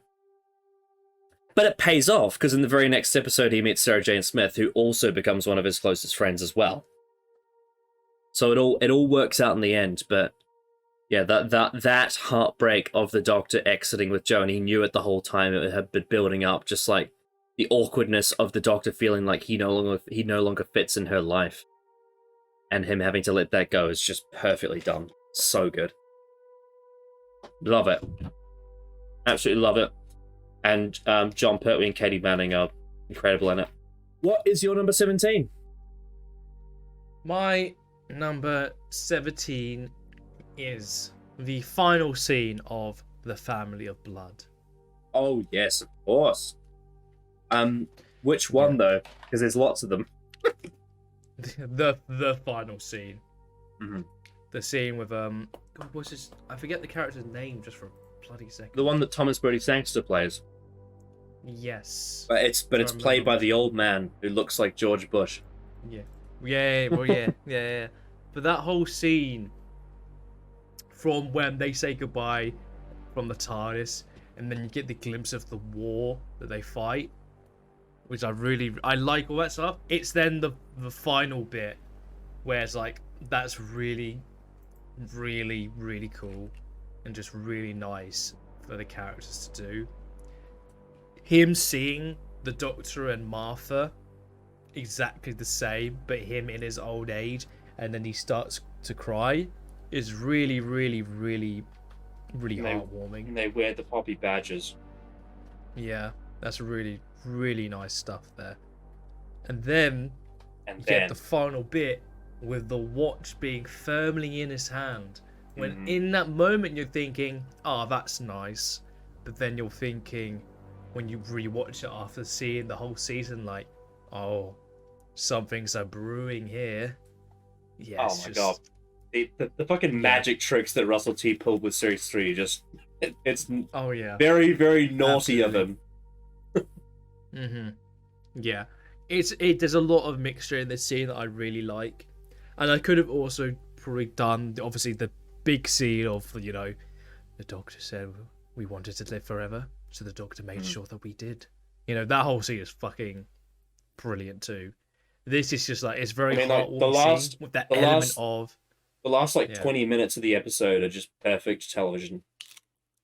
Oh yeah, so many great scenes, so many. This is like, there's a lot of wholesome stuff to this, but with that added element at the end of what's to come. It's very, very smartly done. Very, very good stuff. Yeah, performances, the music, I love. Just that whole theme just is so top notch. So yeah, that final scene of Family of Blood is it gets to me. It's a really good one. Absolutely, one of the best ways to end an episode, I think. Oh yeah, absolutely. Right. Anything else you want to add before we move on? Nope, that's me done. You're number 16. My number 16 is, I know this is Sky's favourite scene in the entire show. It is a very controversial scene. It's one that some people hate, but I don't care.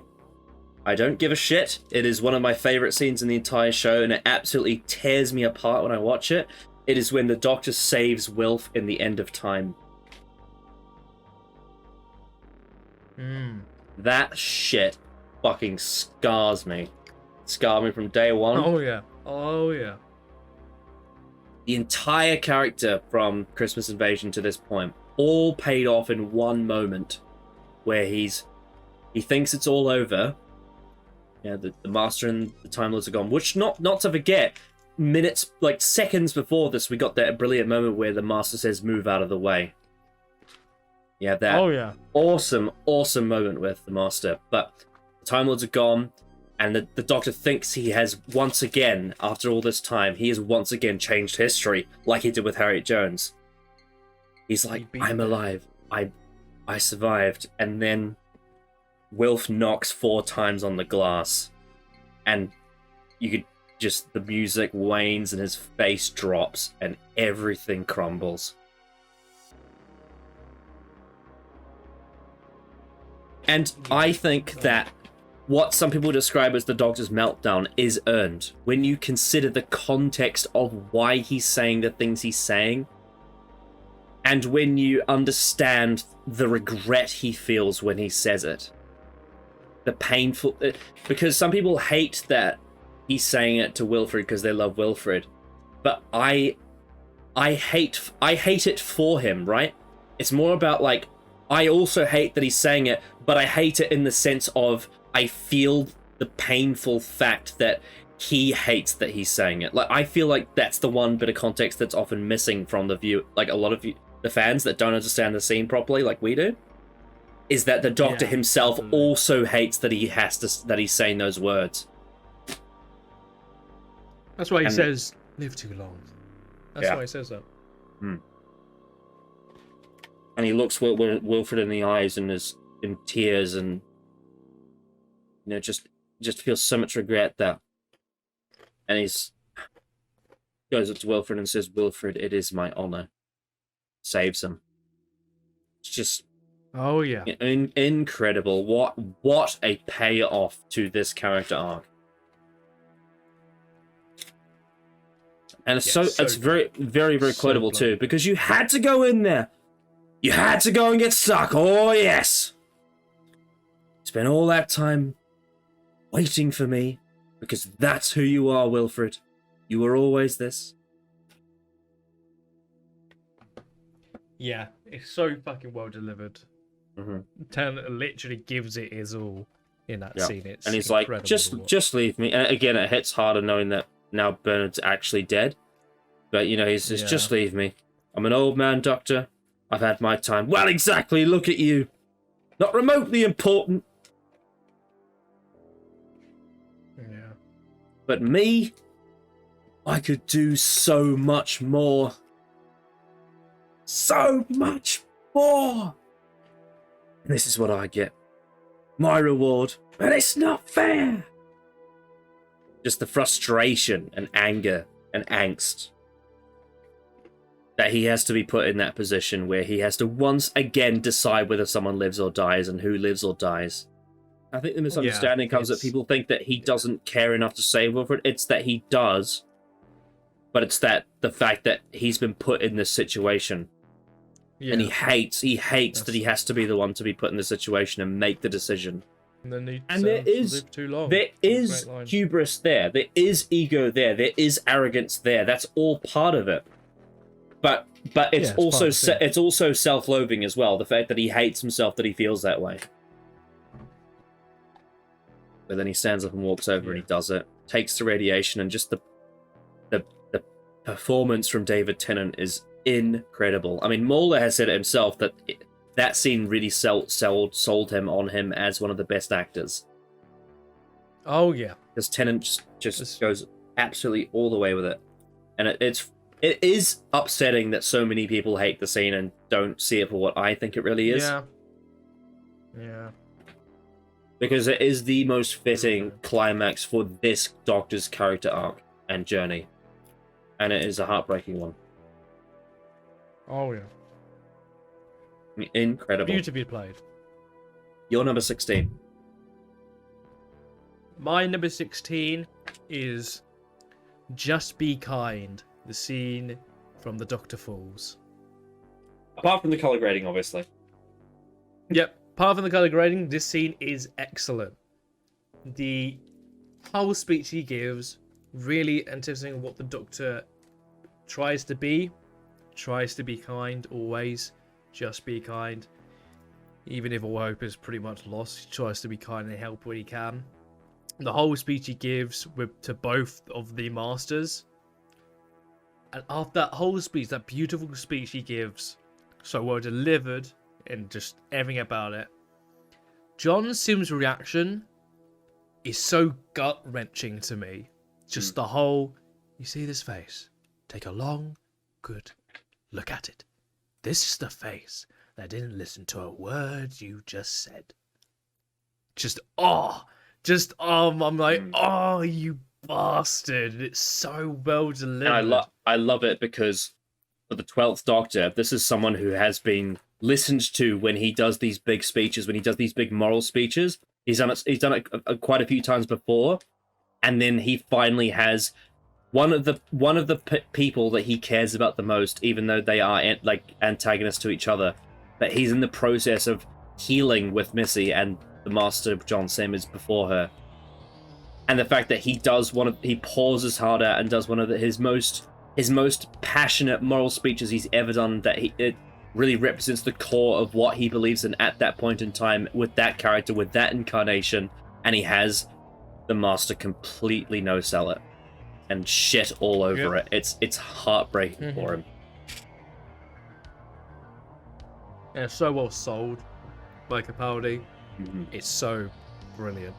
And then obviously you get the other half of that with Missy, where she actually has changed, and the Doctor realizes it, and just that whole conversation they have, it's all I've ever wanted.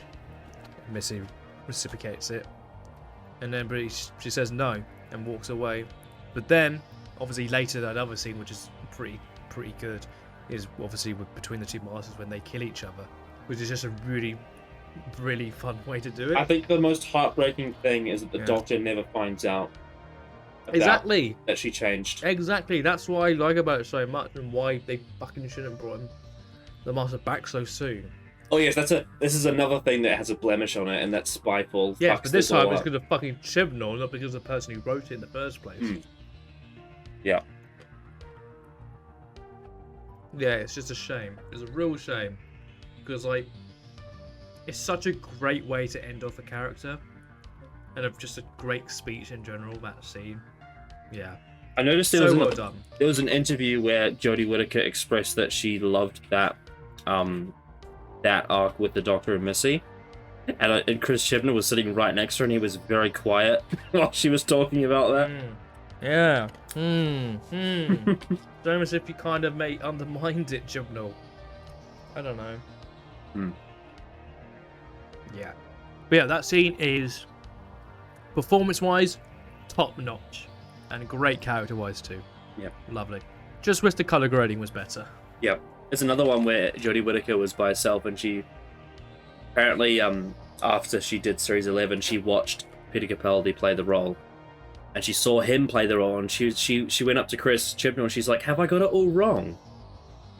Because she saw what he did with the character, and she's like, "Oh, is that how you're supposed to play it?" Because she'd never seen it before. Very, yeah, kind of more serious. Yeah, and then Chibnall's in just these like, no, serious no, and then situations. Chris Chibnall's just like, no, just be you, that's what we want. There's no such thing as wrong. See, it's like I want to see what would have happened had Chibnall actually told her to do something like that. What she would have been like. Could Jodie Whittaker pull off like performance like that? We would never know. We'll never know. Because Chibnall fucked it. Anyway, regardless, very good scene. Now we're halfway through. 2.5 hours later, we're halfway through. Oh boy, yep. So my next one's a bit of a cheat, but I think I have a justification for it, because it's technically two scenes from different stories, but they represent a very similar thing. Because there are two scenes in this show where the Master and the Doctor have a phone call, a very important phone call. One of them is from The Mind of Evil, the very end of The Mind of Evil, and one of them is from The Sound of Drums. So the first one is from with Pertwee and Delgado at the end of The Mind of Evil. And it really, like, the Master had been in the previous story, but this scene really cements who the Master is and who he is to the Doctor and why he does the things he does. And it's absolutely perfect performance from Roger Delgado. And I love after the phone call happens, because Pertwee's still, in exile at this point. And he turns to the Brigadier and he says, "And I'm stuck here with you, Brigadier." It's like a really light bit of comedy after he just received that very, very, very not happy phone call from the Master. But that phone call between the Master and the Doctor and The Mind of Evil is incredible. And then Russell T Davies does the very intelligent thing of bringing this back in The Sound of Drums with Tennant and Sim, and they go through what it's been like since the Time War for both of them. And oh my god! Yeah. Oh my god, it's incredible. Yeah, so good. I mean, it's been a while since I've even watched it, so I can't even remember all the small details, but everything they go into in that phone call, like the way the Doctor's just trying to help him. He's trying to help him, and the Master just says, "Just stop, just let us talk." Yeah. And it's in those moments when you see there is this friendship that could be, but it will never be, but it could be. It will never be. And he says, yeah. What was it like, And they talk about Gallifrey and how it's gone. The Doctor tells the Master that Gallifrey is gone. You must have been like God.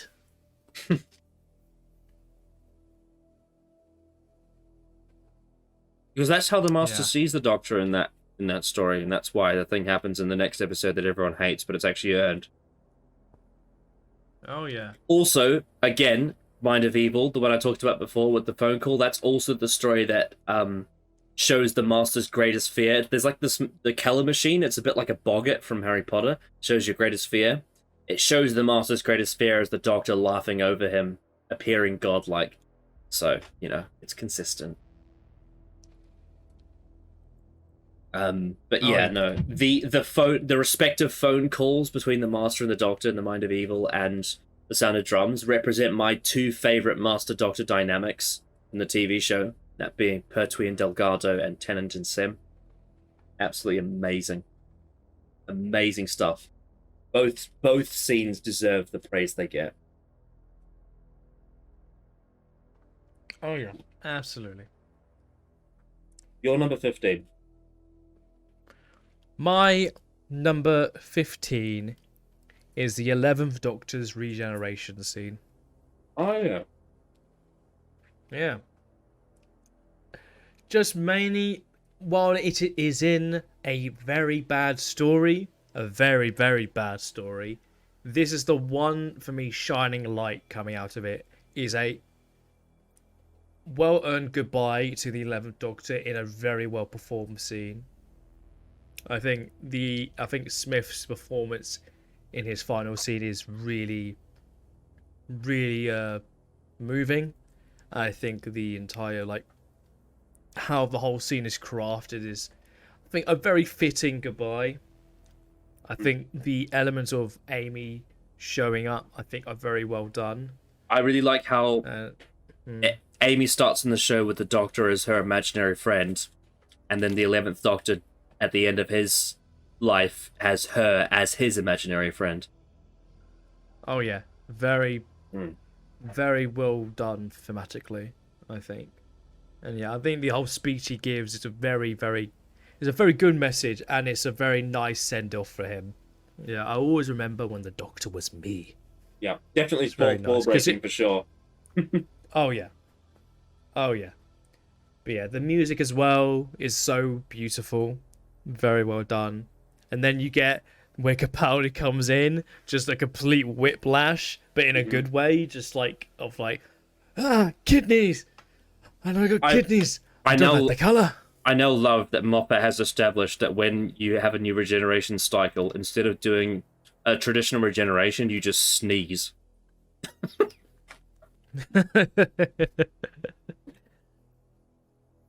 Yeah. That was a very strange choice he did in that bit. But yeah, I really like the scene a lot. I think the performance is... And also, it pays off what they did in End of Time with the 10th Doctor as well. Mm-hmm. He's learned from that experience. So it connects with Russell's stuff too, which is always a good thing. So it's what you want to do. Oh yeah, oh, yeah, absolutely. Yeah. Yeah. Shame. It's a shame that stuff. It's a shame that Series 7 didn't capitalize on that, but that one scene does. Oh yeah, honestly, very, very weird season. Yeah. Right. My number 14 is probably it's a very sad scene, but it's probably the most affirming, heartwarming scene, I think, in the entire show for me. It's when Wilf says goodbye to the Doctor in Journey's End after Donna's been reset. He comes outside when it's raining. It's an iconic scene because of the GIFs, right? The memes of the Doctor standing in the rain with like the sky's crying for him. Atmospheric disturbance. But it's when the Doctor's like, I'll be fine. I'm fine, even though he's very much not, definitely lying. But it's when Wilf looks at him and says, I'll tell you what, sir. On her behalf, every night, I'll go up on that hill. I'll look up at the stars. Think of you. And the Doctor just says thank you and walks to his TARDIS. Very simple scene, but everything about it is just perfect. Perfect payoff to both their characters in that finale. I love it. It brings a tear to my eye, that scene. It is the encapsulation of who Wilfred is as a character and who the Doctor is as a character. Especially the 10th. A defining moment. Yeah, very beautiful scene. Great way to end the season. Yeah. And it's lovely because the Doctor is now alone again. He's alone. All his friends are gone. Which is a point they make. They like say like you have the biggest family on Earth, and then the end of the story, he's on his own. Yep. But the fact that one person, Wilfred, says, it doesn't matter how lonely you are if none of them are with you anymore. Even if Donna's not with you, and I wish she was, but she can't be, I will think of you on her behalf. Which is just so lovely. Great stuff. Beautiful stuff.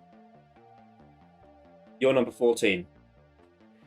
My number 14 is The Master Returns in Series 3.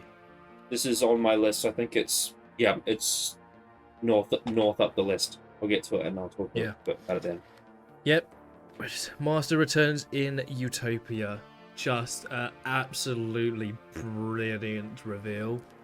So well done. And just that whole final section is so good. But the actual Master returning is just the build-up with Ten losing his mind or finding out he has a fob watch. And he's like, what did he say? And he's just... oh, so good. And the whispers of like, the what? So open me, you fool. Just, so subtle but so well done. Yep. And then Derek Jacobi's performance. Yeah. You are not alone. Yeah, that's so brilliant. And just Derek Jacobi's performance throughout all of it. Just the turn he makes. Oh, it's what perfect. An actor. 10 out of 10. What an actor. Yeah. One of the greatest actors to ever live. Unfucking believable. Yeah. Unreal. And just his whole demeanor changing. It's so And good. you tell me with your chan and your though, and I could say that I was provoked. I am the master. Brilliant. And What when they lock eyes as well. Oh yeah. It's brilliant. Yeah, what a reveal.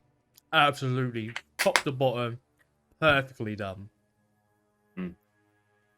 Yeah, and because we banned cliffhangers, we can't really talk about the regeneration, but it is one of my favorite cliffhangers. It would be in the cliffhangers list. Because the Jacobi to Sim regeneration scene is fucking amazing. Oh yeah. Fucking him yelling. So good. I love the scream he does when he transitions. Yep. My number 13 is one I believe you have seen. Yes, I definitely think you have seen. I remember you talking about it on Twitter. It is the final scene of Doctor Who and the Silurians. Is when the Silurians are killed by Una and the Brigadier, and the Doctor sees the explosion. Oh yeah, that's so good. After all of that time and effort and work and just stress and everything he put into it, fixing the disease, trying to negotiate with both sides, he thinks that there is some kind of optimism he can have for the Silurians and humans to coexist. And stabbed in the back by the Brigadier and the unit, they massacre them to quote-unquote defend themselves. Massacre them. And the Doctor sees the explosions and says, "A whole intelligent life form." Oh, just the look on the Doctor's face in that scene just says everything you need to know. Just absolutely disgusted Perfectly played. at it. Perfectly Disgusted, heartbroken, and then you just see that look in his face of just disappointment, and then he just turns and drives away. Yep. Great way to end that story. Amazing ending. Incredible. I mean, Pertwee was already cemented as like an iconic figure in Spearhead, but Silurians as a character made him who he is. Like that moment when he sees the Silurians killed is like the third Doctor has come to life. Everything that represents his worldview, and he sees the worst of humanity as well, and that is fitting of his arc in exile. And that, like, and it adds a complicated chapter in his relationship with the Brigadier as well.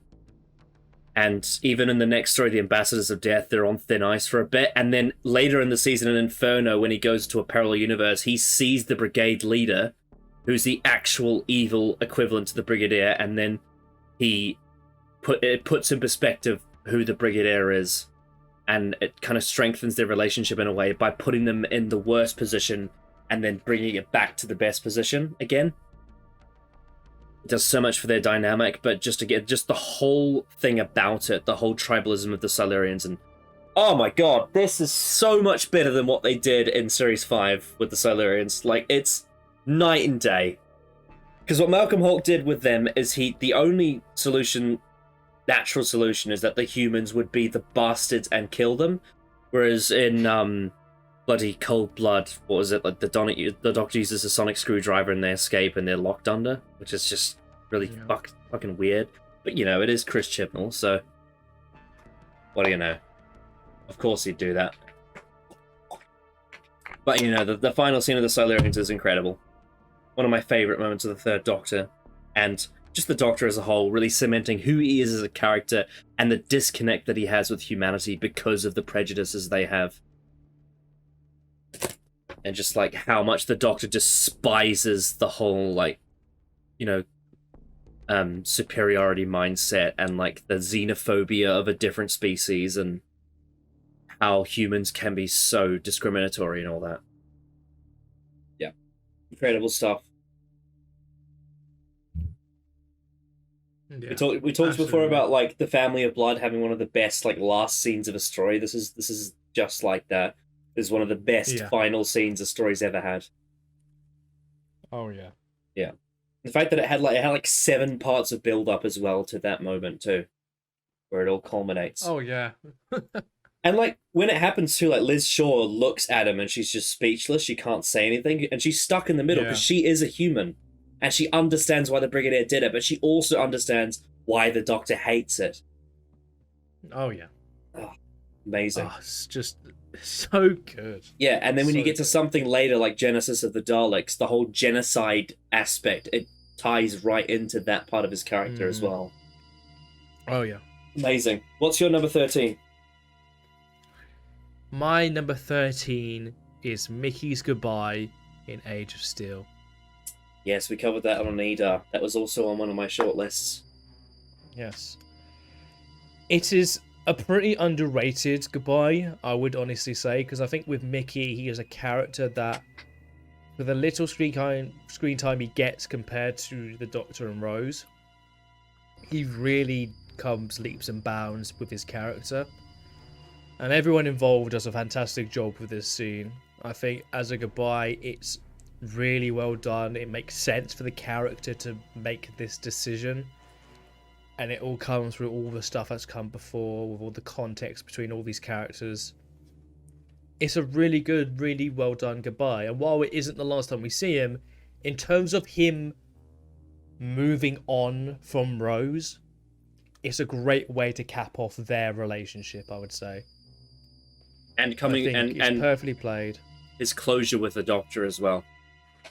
When they actually respect each other fully now, because that's really when that story, especially that two-parter, is when Mickey really comes into his own, and the Doctor really respects him for what he did. The idiot.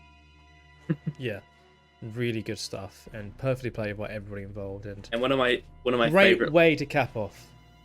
One of my favorite lines is when he says, "I once saved the world with a big yellow truck." Yeah, fucking great line. Great line. Yeah.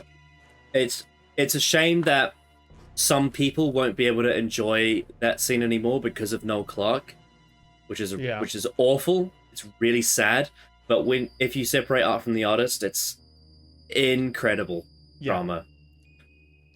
Like Noel Clarke is a pest of a person, but he is also a brilliant actor. That cannot be denied.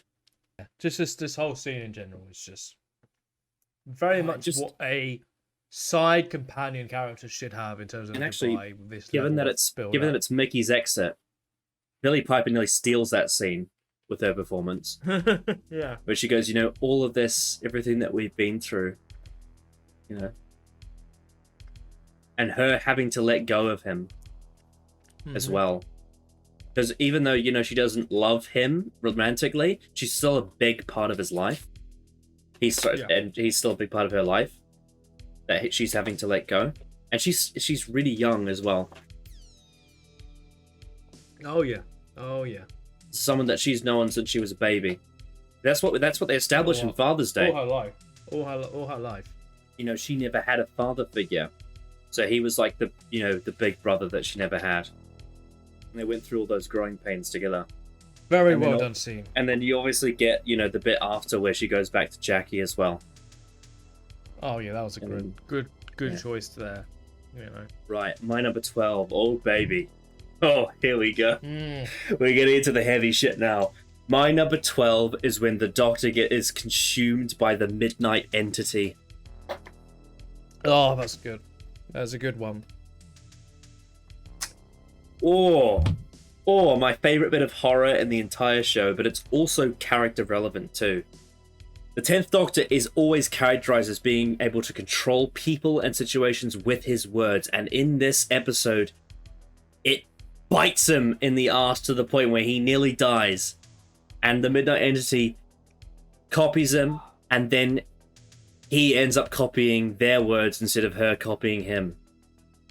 It completely gaslights all the humans on the the train that they're on. And David Tennant's performance is harrowing, fucked up, unsettling, and just incredible all round. As is Leslie, whatever her name is. I think it's Leslie Sharp or something like that, who plays Skye. I can't remember what the actress's name is. But no, she's great too. Creepy, disturbing, just everything about that whole sequence and how the cameras change when the Doctor realizes that he's been gripped and held on. You can see a lot of it's very close-ups and straight on shots and side shots and everything. But when it hits diagonal and the Doctor's holding on to the chair and his eyes go wide open and he stops blinking, and he's like, "Oh fuck!" I can't move my body, and then he starts drooling from the mouth and copying her words and man, it's and then as he's being dragged to be thrown out. You see his eyebrows raised because he's in terror of what's about to happen to him. Oh yeah, the facial expressions from Tennant are incredible. Yeah. One of the best facial expression performances ever. Yeah, and the scary thing, when the hostess throws Skye out and herself, he does the no, his whole face just convulges and everything. Yeah, and just the creepiness and the grittiness of they're dragging him around and his face gets planted on the chair and everything. It's just so nasty. And then that moment, after when it's all over and he says, "Does anyone remember her name?" Oh, man. Oh my God. It's one of the most intense sections of the show that's ever existed. And I could even, if I was allowed to include sequences, I would even include the bit earlier when he's arguing with the humans as well. Because I'm clever! Yeah. All of that build up to it. It's just, it's amazing. Amazing television. Yeah. So good. So much good stuff in that. So much. Yeah. I mean, really, Midnight, in a lot of ways, the bulk of it is one long scene anyway. Yeah, that's the thing. That's what's tough about that one. Because it is literally just one scene, basically. So it's tough to really, I mean, if I'm allowed to choose that one long, unbroken scene is it. That is one of the best unbroken scenes in all of not Doctor Who but television. Just incredible stuff. Oh, David Tennant's just the best. He's the best. So in character, such a great reflection of humanity, the dynamics.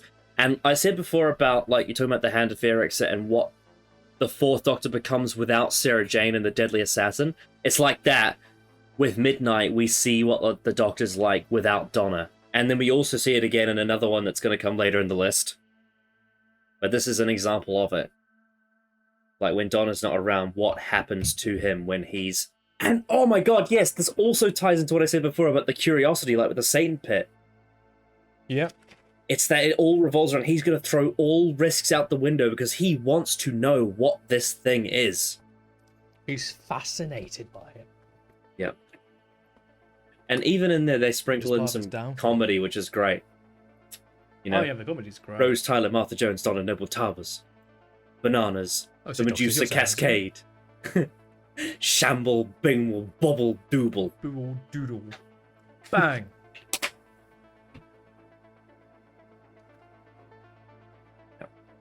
Although the one issue with that is I think they get the pi numbers wrong.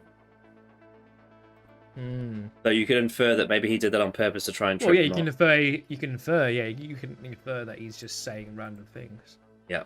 Anyway, yeah, the Doctor consumed by the Midnight Entity is my number 12.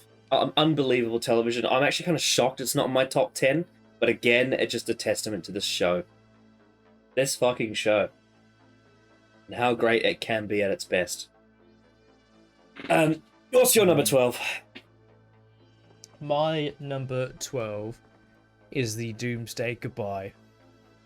Mhm. The beach scene. Another controversial scene. Yes. Carry on from obviously Mickey's goodbye with how Rose is changing from them to then have this scene between Rose and Ten and just how beautifully performed the scene is. I can't speak more highly of it. It's so well done. It's perfectly earned with the adventures that these two have had and the development that both of them have had since the first episode of season 1. Yeah, it's In the general public, this is the most talked about scene of the RTD era, I think. oh yeah, this is one of the most iconic scenes from like the And 2000s. that's a testament to Graham Harper as well. But the way he Yeah. directs the scene is so memorable. yeah, it's what a scene this is. The performances are heartbreakingly fantastic. Mhm. You know, the whole final bit, the music as well. The music is so impressive because it's 3 different tracks all mixed together so well. Yeah. It's like obviously Rose's theme. Well, no, there's one track goes into Rose's theme and then goes into the lone. It plays the Father's Day theme as well. Yeah. Mm. Yeah. So well and done in and every it plays aspect. and it plays the music from The Impossible Planet as well. Yeah. Yeah, it does. It does. That's the track I'm thinking of when it blends those 3 tracks together. Yeah. So good.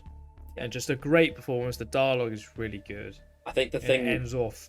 something that I love Perfectly. about it as well is that throughout like series 2 we've been showing how energetic the 10th Doctor is and how like, you know, excited he can get.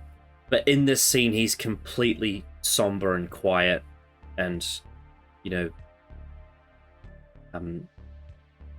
delicate in the way he speaks. Just like, you know, Yeah. Yeah. it's like, I'm like, how long have you got? About 5 minutes. And it's so human as well. Yeah. So well performed. Oh, and also, I pointed this out to Adam and Jake. It references dialogue from the Christmas invasion they had together as well. Yep.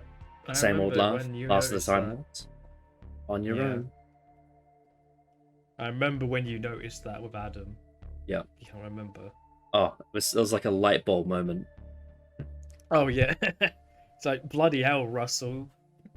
You cheeky How did bastard. you do this? Breaking all the laws here.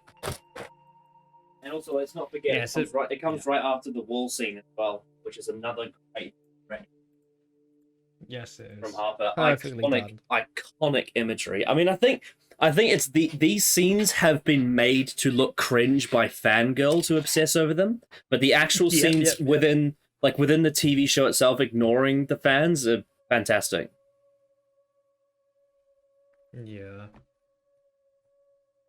Yes, it's such a well done on every aspect. It's just this scene is done so well on every department. Yeah. Can't speak more highly about and again, it. it And is the quite final bit with Donna coming in is just a great contrast to lead into the special. Oh, it's great. Yeah, that's like I talked before about how Dodo kind of ruins the massacre scene I was talking about. That is how you do that ending properly. It's done tonally. It's done a lot better, and it's so absurd. it doesn't remove the drama in a negative way, like the one in the massacre does. And they he builds on it as well when she has her exit in Journey's End. They talk about the beach scene from Doomsday. You know, she says, "The last time I stood here, you were going to say those words," and they have the Metacrisis say the words instead because that's the human he could never be. So it has a purpose beyond that too. But yeah, no, the beach scene in Doomsday is one of the most talked about scenes in the show, I think, at least in the general public. Some people don't like it though, do they? Including Adam, who did a video on this channel talking about that in the very first Advent calendar. All those years ago. Yeah. Crazy. It's crazy how long it's been. Yeah, it is. Yeah. Yeah. That's my number 12. I really like the Doomsday Goodbye. I think when I was younger, I would have put it like near the top, but I've just watched so much of this show that it's hard to fit everything on there. You know, it's just the show has too many good things, and so many things just have to fall behind because it's just like can't have all of it, you know. But I'm sure it would crack my top 100. I'm confident in that because it's a brilliant scene. I don't like the criticisms of it. I'll say that much. I disagree with Jake's take that the lines are forced because I do think it, especially since we rewatched series 1 on your channel. Yeah. The love between the Doctor and Rose is established from the beginning. And that's 9th and 10th Doctor. However, the way they execute it is done in a way of, and Russell has specified this, is that he can't say it because he can't be fully human because he isn't. And that ties back to the whole thing from Father's Day of like, you know, life I could never have. But he can't say that to her because he isn't human. But the human version of him is what could say it. But no, we can't have cringe crying in Doctor Who. It's got to be crying is cringe. It's got to be a real man's show, right? Yeah. Say fuck that bitch. Yeah. Yeah. Anyway. I thought you got yeeted out. Bye-bye. Anyway. My number 11 is a scene that I know you have seen. It is when the Doctor talks to Victoria Waterfield about losing her father and her current situation in the Tomb of the Cybermen. And it is when that was very close to getting on the list for me. Yeah. Very close. Yeah. They discuss her losing her father with the Daleks. They discuss, you know, how do you like traveling with us, me and Jamie and all that. And the whole setting of it, they're like literally inside a Cyberman tomb as well, which is insane. But it's like the Doctor is comforting her like she's a new companion. He's asking her for her own thoughts on this matter, and the way she's like, well, let's talk about your family, you know. And the Doctor doesn't reveal too much, but he says things like, you know, I had to really want to think about them to bring them in front of my eyes. The rest of the time they sleep in their mind, and so should you. And you're like trying to comfort her about the fact that her dad has just died, and you know the way to live on is to have it in the back of your mind and bring it out when you really want to. The same way that he does, and then he continues that with the iconic, you know, our lives are different to anybody else's. That's the exciting thing. There's no one in the universe that can do what we're doing. Which is just encapsulates the character and his travels to a T. And Troughton's sparkly performance is just perfect. Absolutely perfect. just encapsulates everything I love about his performance, his Doctor, all of it, and the character as a whole. It's a defining moment for the character as a whole in a very iconic story. To one of the most underrated companions of all time, who is not just a screaming damsel. She's great. Victoria's great. But yes, I know you've seen that scene, and I'm sure you'd agree with me. It's fantastic. Yeah. That's a really well done scene. It's very, very quiet and just neat. It's just so well performed. The dialogue is really good. It's just very soothing as well. Yeah. It's a very good scene. Like I said, very, very close game on the list for me. Patrick Troughton's entire portrayal in that whole story is just peak Doctor. It's just so magical. Very good scene. Excellent scene. Yep. Your number 11. My number 11, just missing out on the top 10, is the Doctor remembers Gallifrey from Gridlock. I'll get to that later. I thought so. Yeah, this was so close from getting to the top 10, because we've said it many times on the channel and in many discussions. This is truly when Tennant became the Doctor, his Doctor, because it's such a perfectly performed scene in a story which is so good. It builds up to the fact that he's sort of hiding a lot from Martha about what his true origin is, and him just sort of coming out with it all, and how he remembers Gallifrey and how beautiful he found it.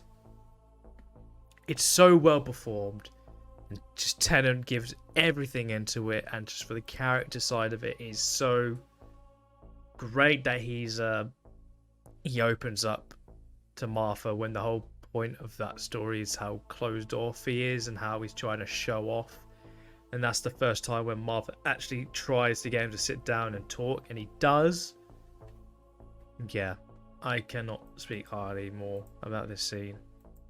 It's just fantastic. I absolutely love it. Yep. I shall say nothing. Yeah. Right. Now we get to the big lads. We are entering the top 10. Oh boy. The top 10 favorite scenes in Doctor Who. All of these scenes have emotionally moved me on an insane level at some point when I watch them. Yeah, these are just the absolute cream of the crop, the tip of the iceberg, the fucking just everything.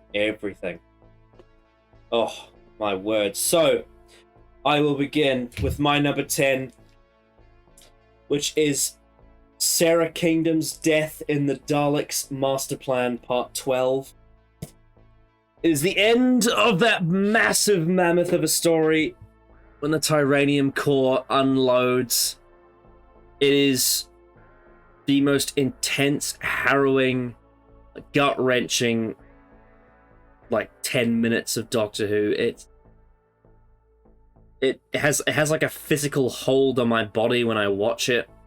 And when you see, and it is a bit of a spoiler, but I don't care. And it's such a shame that the episode's missing. You can't see the footage because it's a missing episode. But the sound is so strong that it penetrates the imagination, and you see the telesnaps, and it really does illustrate what is the story.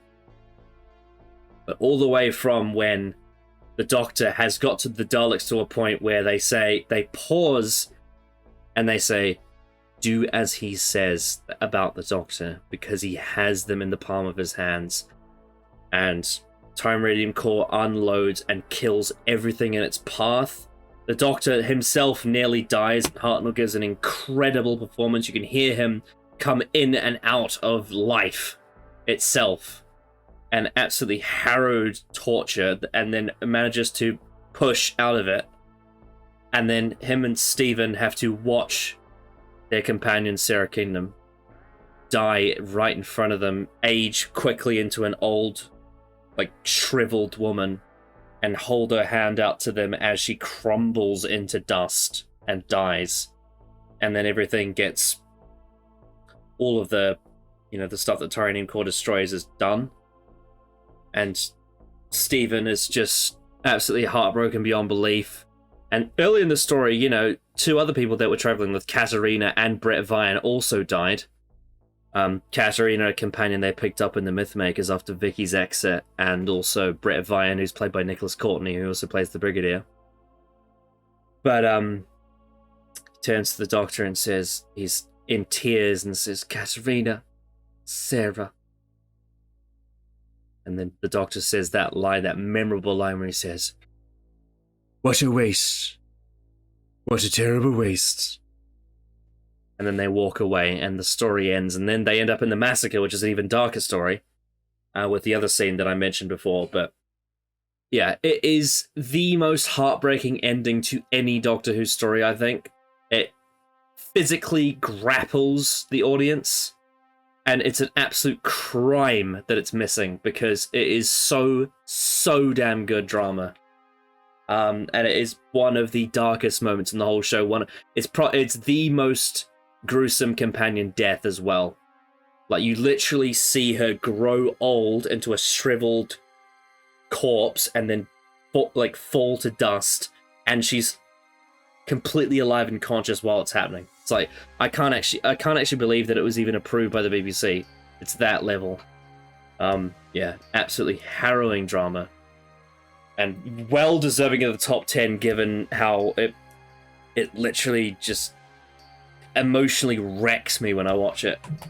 So yeah, love this kids show.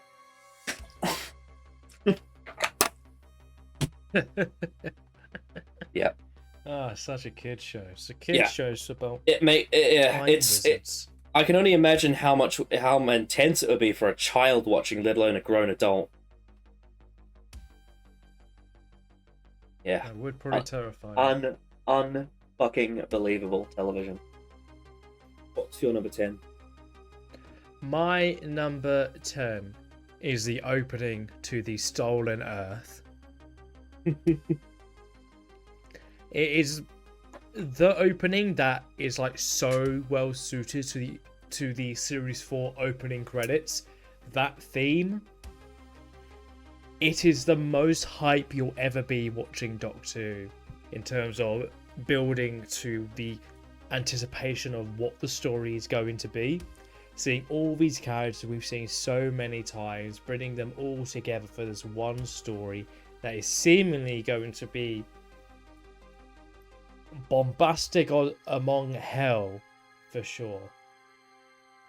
And just when you get to that final bit where Rose says, "And it's only just beginning," and then it pans all to the planets in the sky, and the theme comes in, and it's such a banger. And all the names of the title sequence. All of them just rushing by just to get as many people into the title as possible. It is Doctor Who at its most exciting peak in terms of just the thrill you'll get, just like, oh my god, they're here, and this is happening, what's going on, and then you get to the title sequence, and it's just, I'm ready, and you're banging the table as you watch it, and it's enough. The feeling I get every time I rewatch that and get to that story, just that opening alone, just there's nothing like it. The energy you get from it is this hype is coming back as well. That's the exciting thing. RTD is coming back. That's the thing. Though. That's the feeling I get for the opening for the Stolen Earth is probably what I'm gonna feel for the first RTD episode back. Yeah, and the way he's able to build this like cast of characters together over 4 series. He does it a bit in Years and Years, and It's a Sin as well. But with Doctor Who, he had 4 seasons worth of it. and it all builds up to that one cold open. It's it's so good. This world building with all these different shows and characters. Yeah, with Torchwood and Sarah Jane Adventures. Yeah, it's unbelievable the job he did, and this was really like the culmination of all of that. And like we just mentioned, the fact that this kind of stuff is hopefully going to be coming back at the very least, getting that feeling back for the excitement of, oh wow, this could actually be really. And also good. Like the connecting of it all together. So the last episode of Sarah Jane Series 1, Exit Wounds and Turn Left all like lead up to the Stolen Earth. They all come together as one. Oh yeah. Brilliant. Great stuff. Yeah, just everything about this, every scene in this opening is just so good. So good. Worthy of on the top 10. Yeah, for sure. Yeah. It was the Avengers before the Avengers, really. And here's the thing, it's better. The story overall, it got plenty of issues, but I'd rather have this over Endgame any day of the week. Oh yeah, well yeah, certainly. Most of the protagonist characters in the Stolen Earth are great anyway. Yep, that's the one thing. The characters in this story are very consistent and very good. Yeah, and that's the main thing that Russell had built up anyway. That's the main attraction of it, is the characters. That's what he excels at. Yeah, so good. Yeah. That wasn't on my list. I completely forgot about that, but you just reminded me how awesome that was. Incredible stuff. Right, my number 9 is one that you've already mentioned. It is one of my favourite plot twists of all time. It's when Yana opens the pocket watch in Utopia. Oh my god. It's good. The amount of threads that run through this one twist is unbelievable. Everything from the pocket watch to the Doctor's relationship with the Master, the Time War, Martha Jones and her place in it, with the whole Utopia story that they do, and the foreshadowing of it with the Doctor and Yana being friends, what the Doctor and the Master could be if the Master wasn't evil. Yana, with the You Are Not Alone, with the Face of Bo, and how that connects to Captain Jack in a causal loop, and just everything, and the way that when the pocket watch opens and Yana, the Master, resurrects, and Yana disappears, and he kills Chantho, and he says, "I am the Master." It's the most exciting television. And when the Doctor and the Master lock eyes, and everything in it is just so damn good. Yeah, love it. Absolutely love it. I think we've already spoken about it before, and we've gone at length, but it's my favorite plot twist in Doctor Who. Nothing gets close. It's just fucking incredible. It's one of the main reasons why Series 3 is my favorite. This twist alone holds a lot of that together, because it's the ideal payoff to all of it. Yeah, doesn't get better. I've seen so many of my friends' jaws like drop to the floor at this twist because of how well done it is. And like, even if you know who the Master is, it's still a great moment. Oh yeah. We talked before about the scene from Thin Ice having multiple purposes. Like, it doesn't matter whether you know the character or not, it still works in different ways. This is like that, but on steroids. Well, it's the whole fact that it's a Time Lord. That in itself, with the build-up of Russell Zero so far, that's big. That is fucking massive, and it's the fact that the Master is with all this character. Because when the Master would do big returns in classic Doctor Who, it was already a big deal anyway. But this is even bigger because there's no other Time Lords. Yeah. So the stakes are way higher. How that whole stuff was. Yeah. Yeah. And like we said, Derek Jacobi's performance is absolutely incredible. He got multiple Big Finish box sets purely based off this one episode. Yeah, there was some scenes from his Big Finish that I was considering having in here as well. Like, as an honorable mention, I just couldn't get close to it. It was just too far off. There's an episode called "The Persistence of Dreams" from the Master of Calus where he does this hyena laugh, and it's terrifying. But yeah, no, the Master's return in Series 3 in Utopia is one of the best moments in the whole show. Love it so much. Oh, unbelievable. What's your number 9? My number 9 is the Doctor returns to help Bowie Base 1 in the waters of Mars. Yeah. Yeah. Yeah, this whole scene. This scene contains my favourite line in Doctor Who. So that in itself already makes it really high on the list. There's just so many other great scenes too.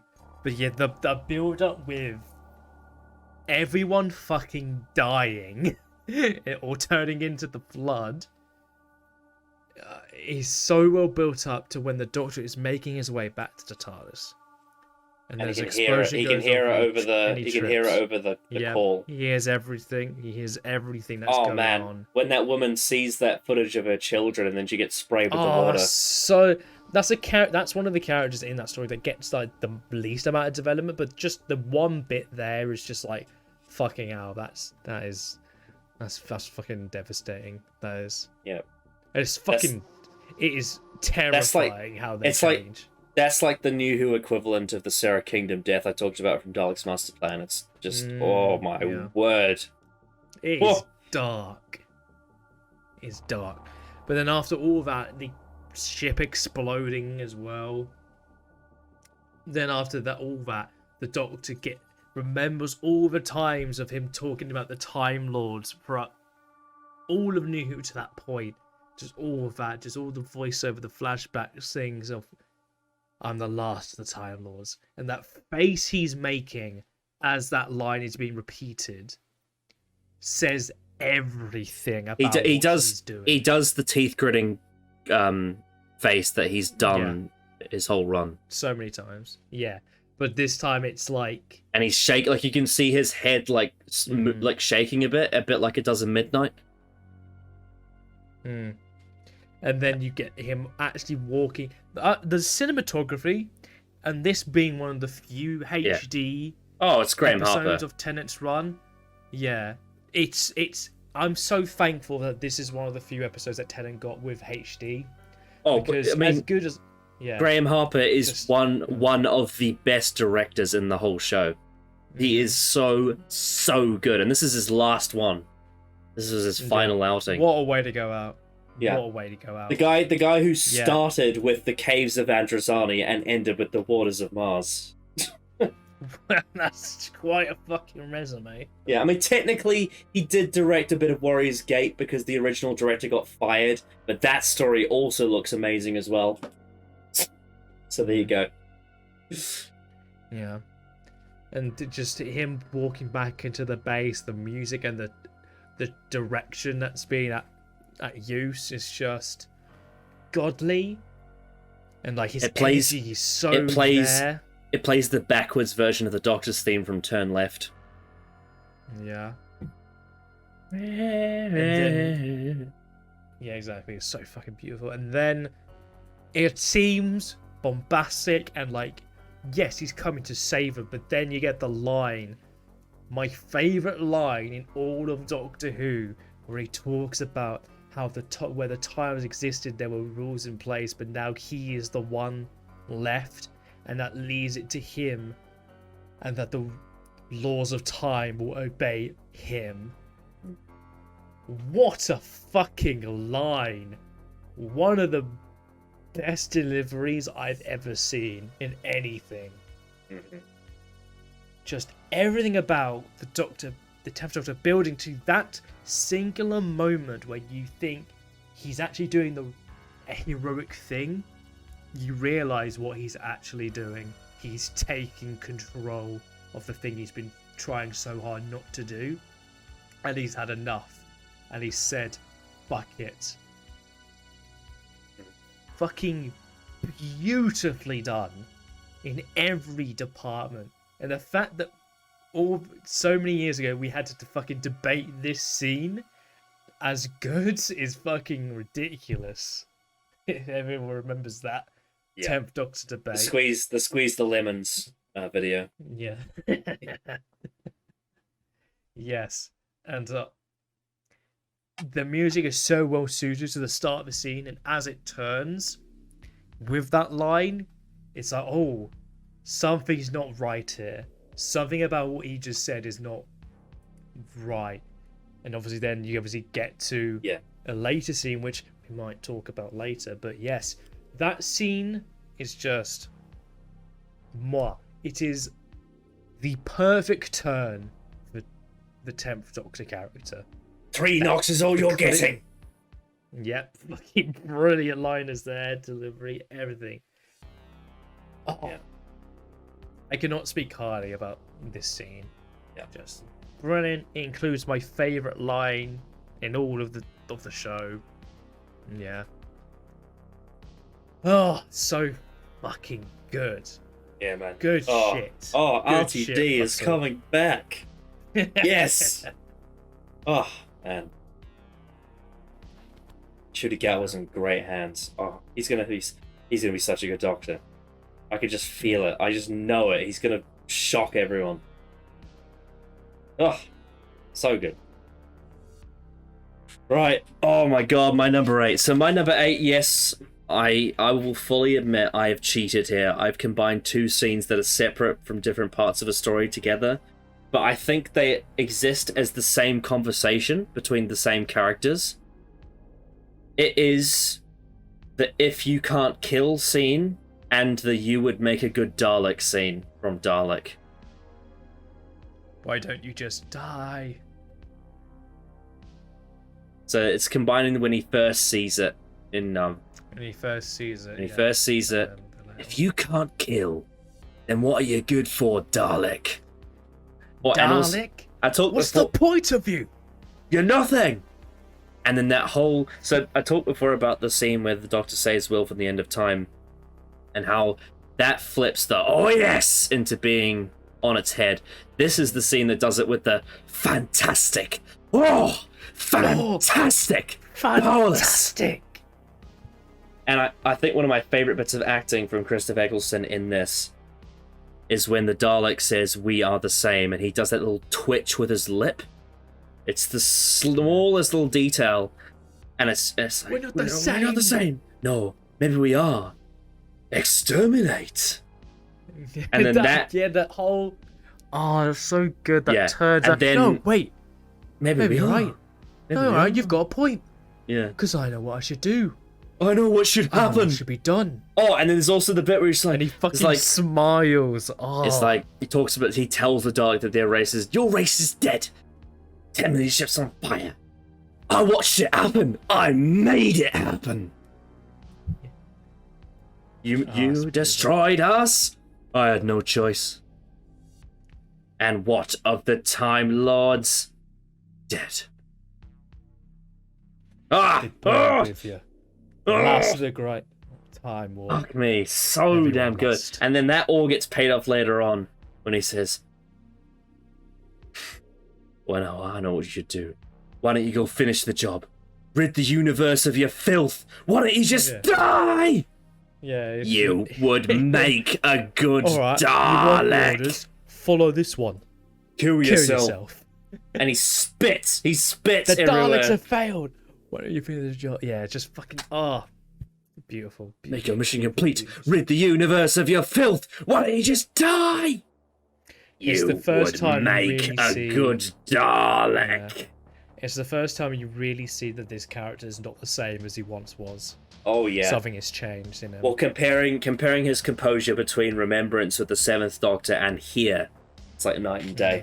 He's Because just in unhinged. Remembrance, he's completely in control of himself, but here he's Oh, yeah. totally unhinged and had enough. he can't handle it. He can't handle it at all. And, yeah.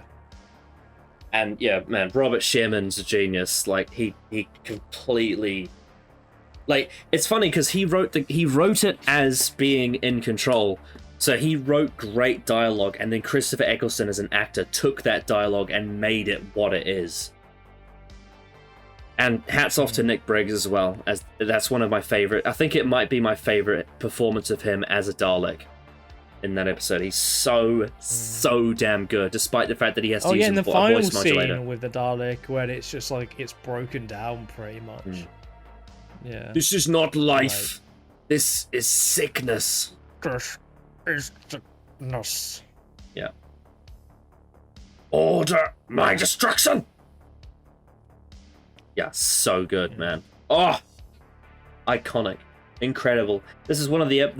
These scenes are some of the ones like new viewers are completely taken aback by, and they're like, "Whoa, this show hits very different." Whoa, this is ooh. Yeah, and this is the Pretty Doctor dark. like for new Who, for classic Who fans, this is the Doctor like we've never seen him before. Oh yeah. Mhm. Completely enraged. Yeah. Yeah. Good stuff there. Oh, amazing. Christopher Eccleston was perfect for this scene.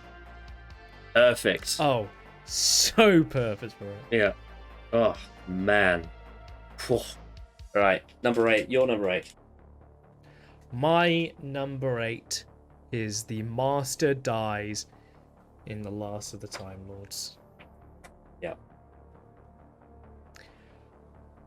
2 actors who give it their all in different ways, with Tennant like bring all of his energy out, putting his heart into that performance, and John Sim being the absolute shithouse the Master is so wonderful to see. And him just going, "Oh, you look at that, I win." Fucking banger line. And that's like What a line. That's like mocking the line. We're talking about Dalek before. Is the line after the Dalek dies and he says, "I guess I win," or something like that. I win. But he hates that he had to say that. He's reluctant. He's like, "Well, I win." Yeah. Whereas Well, John that's the one Sim thing is the indulging in Master- it. It's the one time the Master felt like he actually won. Like full on, he brought the Doctor to this, crying over him and his death. Yes, it's so good. And 10, just everything about it, from him breaking down, which is perfectly in character for the Doctor, because he does care about the Master, and it's the last of his kind. It's the last one that he's actually found, and then he's lost him again, and he's the last one again. And it's so well portrayed. The music is so beautiful in this scene, which then leads obviously to the bonfire funeral. It's just Very Return of the stuff. Jedi-esque. Yeah, I think it's very much like that. Yeah, it's. See, I can't speak highly enough about the performances here. Him just going, dying in your arms, like, don't be silly. It's just a bullet. Just regenerate. So, no, just bullet, regenerate. come on.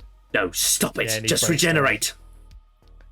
Yeah, he just. And then he just goes on, and he's like, regenerate. Yeah. I hate when people call this Beautifully done melodrama. scene. Oh, I fucking despise it. Mhm. Oh, nothing gets me more annoyed than saying, "Oh, it's just fucking melodrama. Why is the Doctor crying? Fucking wimp." Yep. Nah, this is some of the best acting the show has ever had. And whenever I go back and watch these kind of scenes, it's just like, yeah, I'm sorry, Tennant's just the best. He just is. There's no one. I think every single person who's played the Doctor is great. Probably apart from Jodie, but that's not Jodie's fault. No one pulls my heart more than Tennant. The range of like emotion he can get, I don't think any other actor who's played the Doctor reaches me as much as him. Mhm. With these kind of scenes, I don't think there's many actors alive that could pull off the amount of gut-wrenching emotion out of these scenes that he does. There's a lot for of me. things he does that other actors couldn't do. Yeah, I don't think a Smith could pull this kind of thing off as good as he is. I just don't think. I think Tennant is the one actor who's played the Doctor I think can get to this kind of level of distraught and it being perfectly played, and it perfectly pulls on your heartstrings. I 100% really feel always for him. believe it when he does it. Every time. Yeah, exactly. Because I think even with someone like Capaldi, who I think is a fantastic actor, I don't believe him as much as I believe Tennant at times. It's like, it's almost if it's silly to say, but it does always feel like that. The 10th Doctor is a real person. Yeah. Like properly, like There's I never- fully understand the Like, range. I of mean, this I guess person. there's a couple of moments where his accent slips or something like that. But Sure, yeah. apart from that, like, he's one of those actors where I always believe he's there and he is that person. Never in any doubt that he is that person. And I think that's the thing with RTD across the board, is his stuff just feels like real life even though it isn't. Yeah, exactly. Which is a testament to the amount of well-crafted stuff he does with his writing.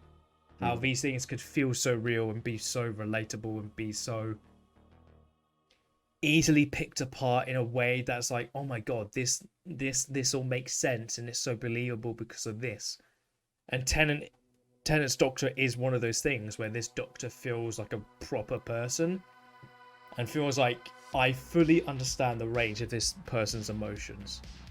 And this is one of the scenes. The Master dying and him completely breaking down because of all of that's happened to him, and him being so close to actually having someone he can actually take responsibility over, of like the Time Lords and all that. And that being taken away from him is very tragic, and it's so well perfectly played. This is, again, another one of those scenes I forgot. It just isn't on the list. And there's just so many of them. They're just flooding everywhere. There's so many. There's Yeah. so many. Yeah, it's crazy how different our lists have been as well. I didn't realize it was going to be this different. I did think our list would be pretty different. Yeah, but it's again, it's a testament to the show and how much great stuff there is in it. Like, you could make a top 200 and still have lots of different things on it. Oh yeah. Right, are we ready for my number 7? Yes. All right, my number 7 is a scene that I've raved about many times, about how it subverts the trolley problem in a way I've never seen before, and it is so perfect for the Ninth Doctor's character. It is from The Parting of the Ways, and it is coward any day.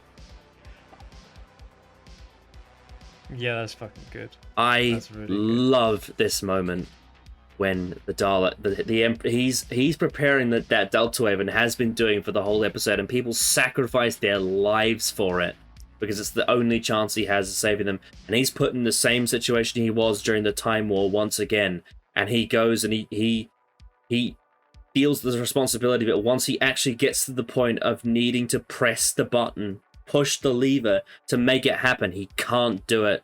And it says, "What are you, coward or killer?" And he, with maximum levels of anxiety, can't do it, releases his hands and says, "Coward any day." And then that leads into the resolution of the story when the TARDIS materializes and the Bad Wolf dismisses the Daleks. Which is a whole different another thing that is quite controversial with some fans. But I think it's completely earned through a whole build-up of self-sacrifice and who these characters are. And then you get, and that sets up for Jack's whole arc as well when he gets resurrected, and you get the whole Face of Both thing 2 series later. But it's the culmination of these two characters throughout series 1. And it plays probably my favorite rendition of the Doctor's theme ever by Murray Gold in that scene, because it's all been building up to this one moment. And I mean, Beowulf Finding the Ways has my favorite score of the RTD era. It's my second favorite gold score behind Heaven Sent, and it just all culminates in this final moment for Series 1. But yeah, subverting the trolley problem with Coward Any Day, it's just a perfect moment for the Ninth Doctor's character, and it is the resolution of his arc. And he just can't pull through with it. He can't make it happen. It just shows the kind of the torment and the war, suffering he's been through. It's an incredible, incredible moment. I'm sure you'd agree. Oh yeah, I absolutely agree. It's a fucking great scene. Yeah, it's my favorite Ninth Doctor moment. It's perfect. Mm-hmm. Yes. It's very, very good. Very good. Yep. What is your number 7? Oh, with my number 7, I was very close to snapping because mine is also from The Parting of the Ways. But my scene is Have a Fantastic Life. Mm-hmm. Yeah, I thought about having that one. I'm very close to thinking, oh my god, we could actually snap here. Oh my god. But no, very close though. But yeah, this scene is bloody brilliant. Because it's a perfect... It's like a very, very, very good, like, setup of, like, what Rose is going through. For actually being taken home against her will. And 9 actually having, like, the courage to actually do it. It's just... And then when the message starts playing, and he's... just Rose's performance, Billie Piper's performance is so brilliant as the message plays. And then with everything that 9 is saying, trying to protect Rose. I just want to pause right there, and I just want to point out, I think Billie Piper is one of the most unique actresses I've ever seen. She does these facial expressions I've never seen any other actress do.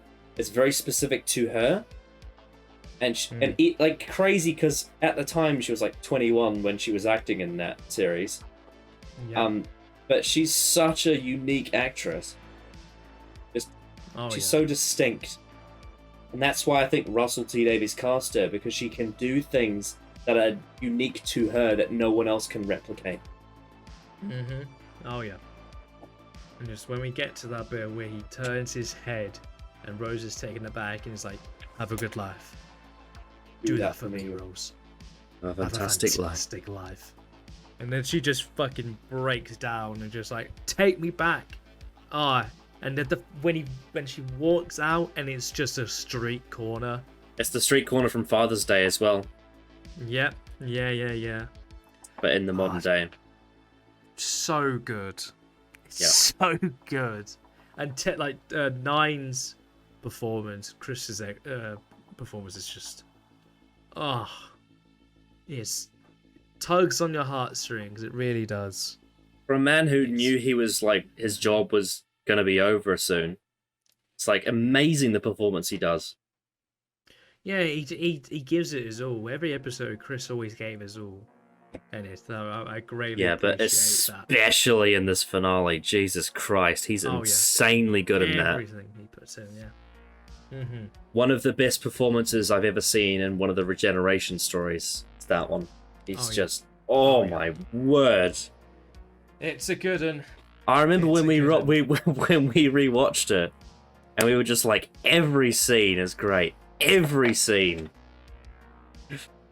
Yeah. And it's the final scene of him is just emotional as hell. I bloody love it. And this is one of them. The emotions are an all-time high with this. It's just him actually sending her home. Yeah, it just hits right. So good. It's amazing. Amazing. Yeah. Alright, my number 6. My number 6 is the 5th Doctor carries Peri to the TARDIS and regenerates from the caves of Androzani.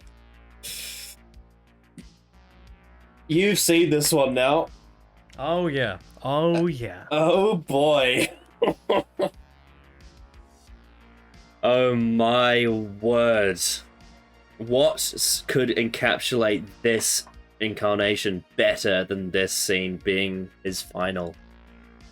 Went all the way into those caves for the bat's milk, carried her in his arms across this exploding field, scars on his face, everything, carries her to the TARDIS, lays her down, gives her the bat's milk, sacrifices himself, and then sees, ghosts of his past and sees Adric and says his name. But then the whole performance from Davison as well, just the anguish and that line of, "Is this death?" It's just perfect. Patrick. I might regenerate. I don't know. Feels different this time. Oh, it's amazing. It's so good. Just everything. Yeah, Peter Davison went out on an incredible high. When I did my whole Fifth Doctor run last year, and getting to this, what a run this was, and getting to this final story and just this final scene, I'm like, man, what a fucking great Doctor. Yeah. He is the most underrated Doctor from Classic Who, I think, because there's so much good in this of like his character and his journey throughout his entire run from season to season, how each event has changed him and affected him in some way. Getting to the final scene here of him just dragging himself across a battlefield pretty much and getting to the TARDIS, and it made me sad that he was going, because man, I honestly could have done another like 2 seasons with the Fifth Doctor. Yeah, but I think that's the thing, right? He left at that opportune moment, right at the point where you're going to miss him. It's the same with 9, in a sense. Yeah. It's that you want more, but it's a fantastic way to go out. Mm-hmm. Yeah, so damn good. Peter Davison at his peak, and, Graham Harper at his peak, and Robert Holmes saw this whole character arc run that he had, and then he was given the task of returning to the show after 5 years of not being on it, and he's like, right, look at this character, because obviously he would have watched the show, and give him the ending that he deserves, and he got it absolutely perfect, nail on the head. And that final scene, oh my word, it's incredible stuff. And just the uncertainty of his survival, the fact that he was willing to do it no matter what, is perfect encapsulation of this character. The fact that he was not going to let Peri die, even though he had just met her in the TV show. At least this has been retconned by Big Finish, but in the TV show, he had just met her in the previous story, and he was willing to do anything in his power to save her, because he, throughout his whole run, had lost all that agency to actually have control over these things. And in this moment, he had control over it, and he was not going to let her die.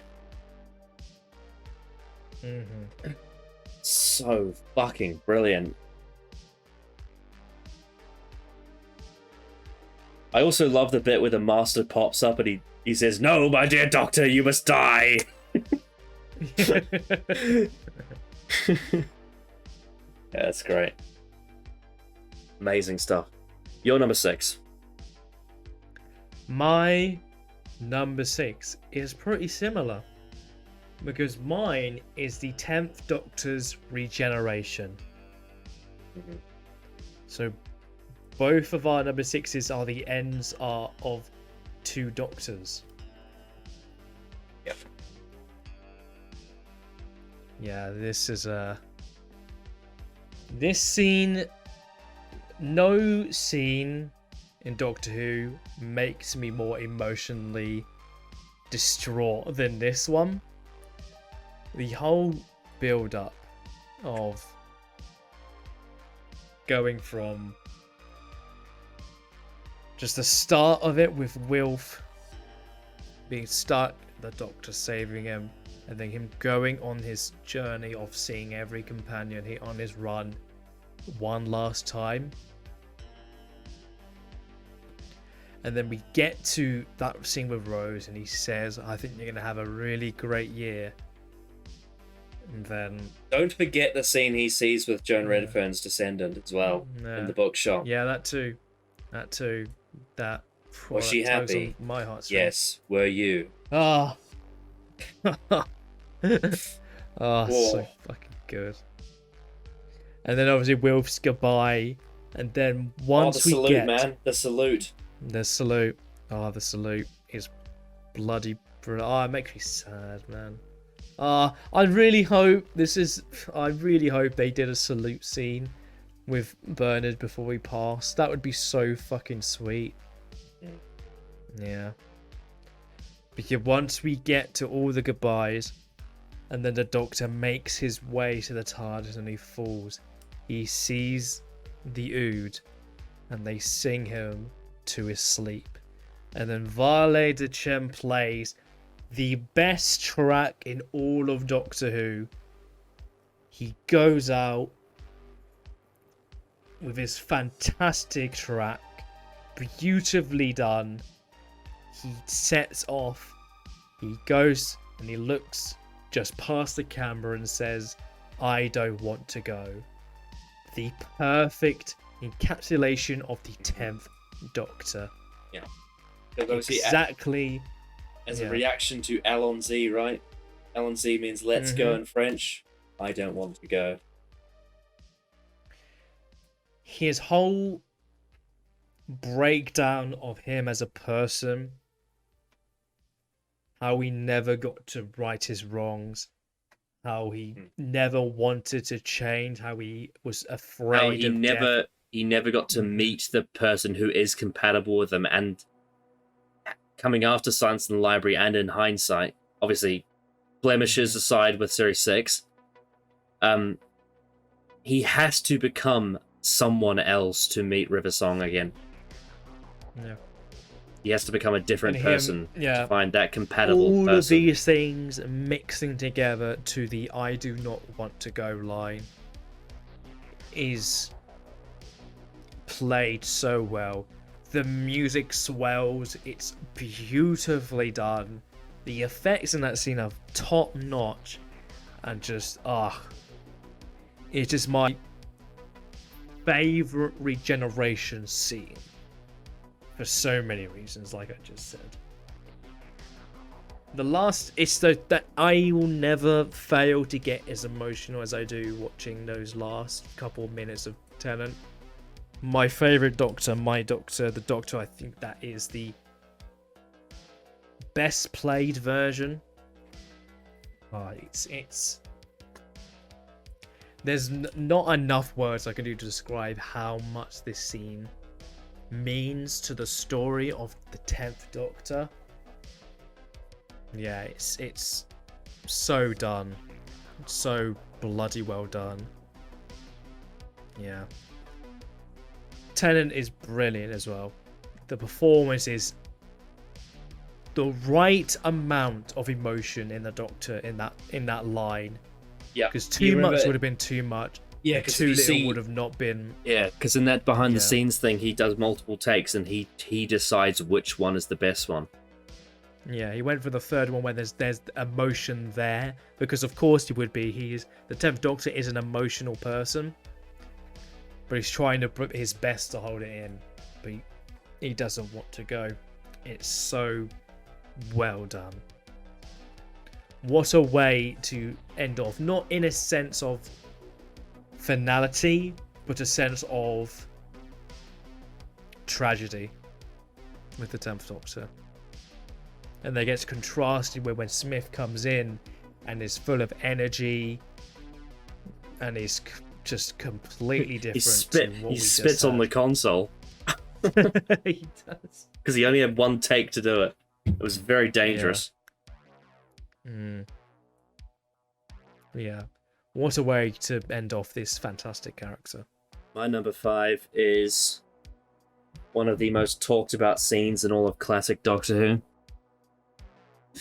It is Do I Have the Right from Genesis of the Daleks. It is, I feel like, the defining moment for the Doctor as a character. And Tom Baker plays it to absolute perfection. The whole stakes around this like potential genocide that he's contemplating, it's not just set up by the story itself, it is set up by 12 seasons of build-up around the Daleks, around the Doctor's morals, around who he is, around the different incarnations. And this is in the Fourth Doctor's first season. He's finally coming to the point of, do I have the right to kill the Daleks from the stem, from the root? And he has Sarah with him. And this was one of the scenes that really cements her as one of the definitive companions for the Doctor, where she says, says, you can't question it. The Daleks are one of the most evil races to ever exist. You can't question it. You must complete your mission for the Time Lords. And he says, but if I kill every last Dalek, then I become just like them. It would make him a hypocrite. It would make him like a Dalek. It's something that was referenced in Dalek. You would make a good Dalek, right? So damn good. And he decides in the end to not do it. And I love how when they get to the end of part 6, the very end of the story, he says, he wraps all of that thought up by saying, for all the wrong that the Daleks have done, something right came out of it. It's just a brilliant way to encapsulate that entire moral conflict that he has with himself. In the sense of, we talked a lot in a lot of stories about the Doctor's right to save lives. This is the Doctor's right to end lives. And in a lot of ways, in hindsight, it's even more powerful because the Time War that Russell T Davies established displays, well, what would happen if the Doctor got to a point where he would commit this kind of genocide? What if he decided that he was pushed to the point where the right was put in his hands, and how much would that break him? And you see the aftermath of that we talked about with the Ninth Doctor, right? If he had done that genocide to the Daleks, he may have ended up like that, because that's how harrowing that is on him. But he has to make a conscious decision to let the Daleks live, despite the fact that they are nothing but evil killing machines. It's just incredible. One of the best moral setups and conflicts the show has ever done. And it shows that genocide is nuanced, and it's not as simple as some people portray it as.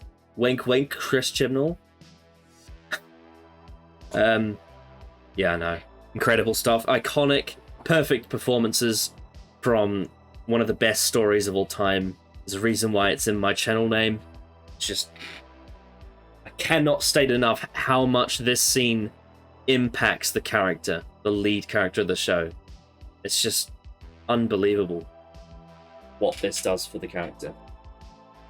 And it does it in the context of the show's most iconic villains as well. So, yeah. I mean, Tom Baker was already popular before this story, but once he did Do I Have the Right from Genesis of the Daleks, he cemented himself as being one of the best ever in the eyes of many. So, yeah. It's deserving in the top 5, I think. It's been a while since you've watched Genesis of the Daleks, right? It has. It actually has been a long time. Amazing story, amazing scene. It's just like whenever I see any writer do the Daleks wrong, I always go back to this scene. It's like, where did that go? Yeah. Anytime Chibnall writes the Daleks. Touch these two wires together, and the Daleks are finished. Do I have that right? My number 5 is Why Don't You Just Die from Dalek. Yeah, we talked about this a little bit earlier, but yeah, this scene is really when you see, this is the moment, because the first scene is like, you can sort of think, well, it is a Dalek. It does do horrible things. This scene is where you see the Doctor completely off the rails, just frothing at the mouth at the hatred he has for the Dalek, about what the Dalek has done to so many people, especially in that episode, how many people it's killed. And the Doctor just has had enough. And he's just, why don't you go and kill yourself? Like, the Doctor saying that is insane to think about. But Eccleston pulls it off with such vigor and hatred towards the Dalek. It's so brilliant to watch. Just when he loses his marbles and just goes, the Daleks have failed. Why don't you finish it off and make the Daleks extinct? Rid the universe of your filth. Why don't you just die? Oh, the delivery on that line is just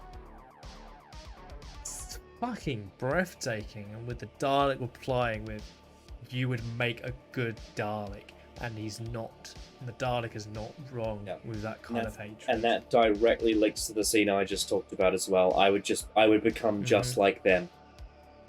Yep, and he has. Oh. Because of Time War, he basically has. It's bloody. There's not much more you can really say. This kind of adding on top of what we already have, it makes Genesis of the Daleks like the core of everything past, present, and future. Because it impacts things across the board.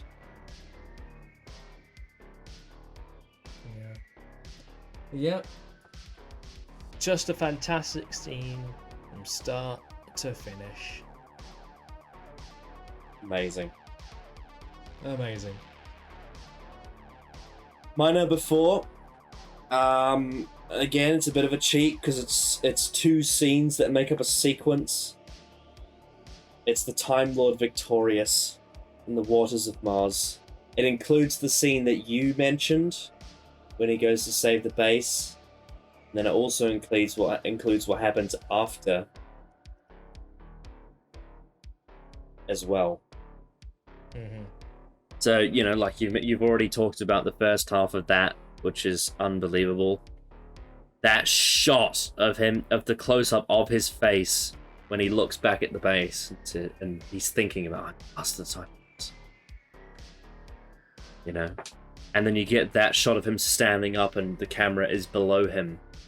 And he walks back and saves them, but does it for the wrong reasons. But does it with the right intentions, but takes control of time, like he wanted to in the Christmas invasion. It all culminating this long arc, and then they finally get back to Earth, and despite the fact that so many times before, someone like Martha or Jackson like had said he's never been thanked, never asked to be thanked, and he says, "Isn't anyone going to thank me?" Oh my goodness! And he's like, it's another scene of him appreciating snow, but it's done in the most twisted way. And then, you're in the other character, they run away, they're like, "Who are you?" And they run away from him, And then you get that scene with Adelaide Brooke and the Doctor, when she's like, "You should have left us there. The Time Lord victorious is wrong." And he's like, "Tough. That's for me to decide." Oh my word. And then Adelaide Brooke commits suicide, and he instantly regrets everything he just did. And you just see the angst on his face, and it plays that version of the Fornox ballet theme, that harrowing version of it, and it's just, oh my god! And he turns around and sees the Ood, and he says, "Have I gone too far? Is this it? My death?" And the Ood disappears. And then he walks into the TARDIS and he says, "No."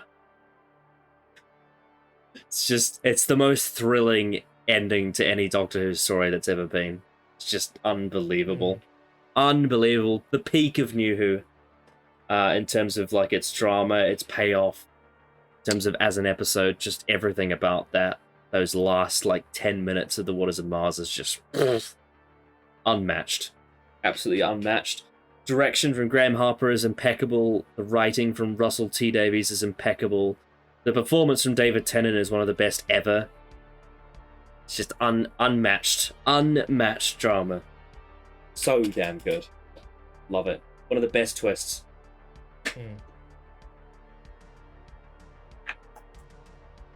Your number 4. Absolutely. My number 4, finally, is a classic Who scene. Oh, here we go. And it is "You're Not Going to Stop Me Now" from The Caves of Androzani.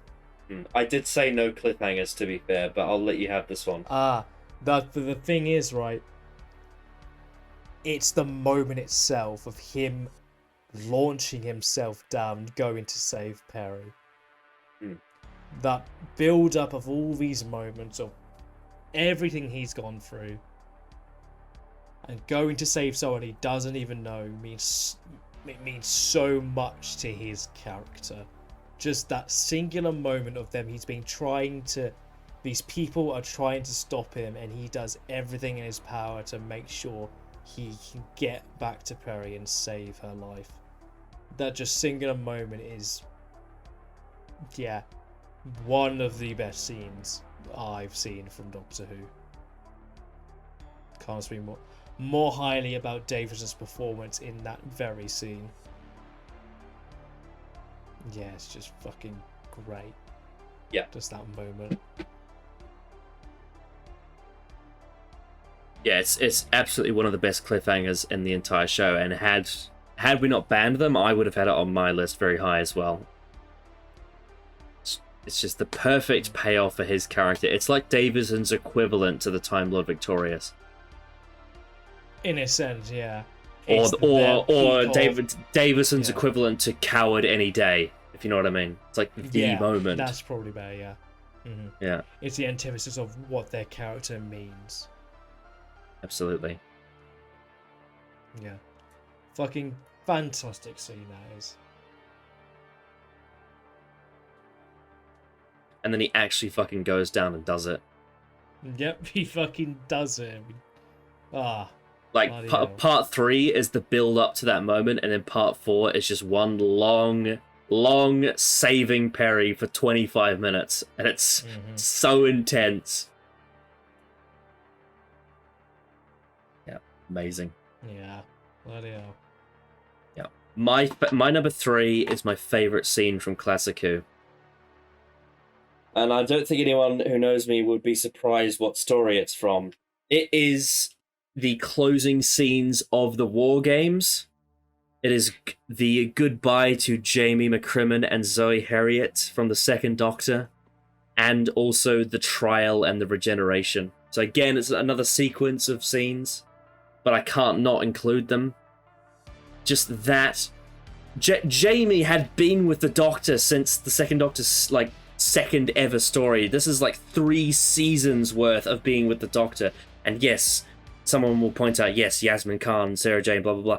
But Yasmin Khan is nothing on Jamie. Jamie was tied to the Second Doctor. They are one in the same. They're inseparable. And to have the Second Doctor say to him, no, no, no, goodbye, Jamie. It's just absolutely rips the fucking gut out.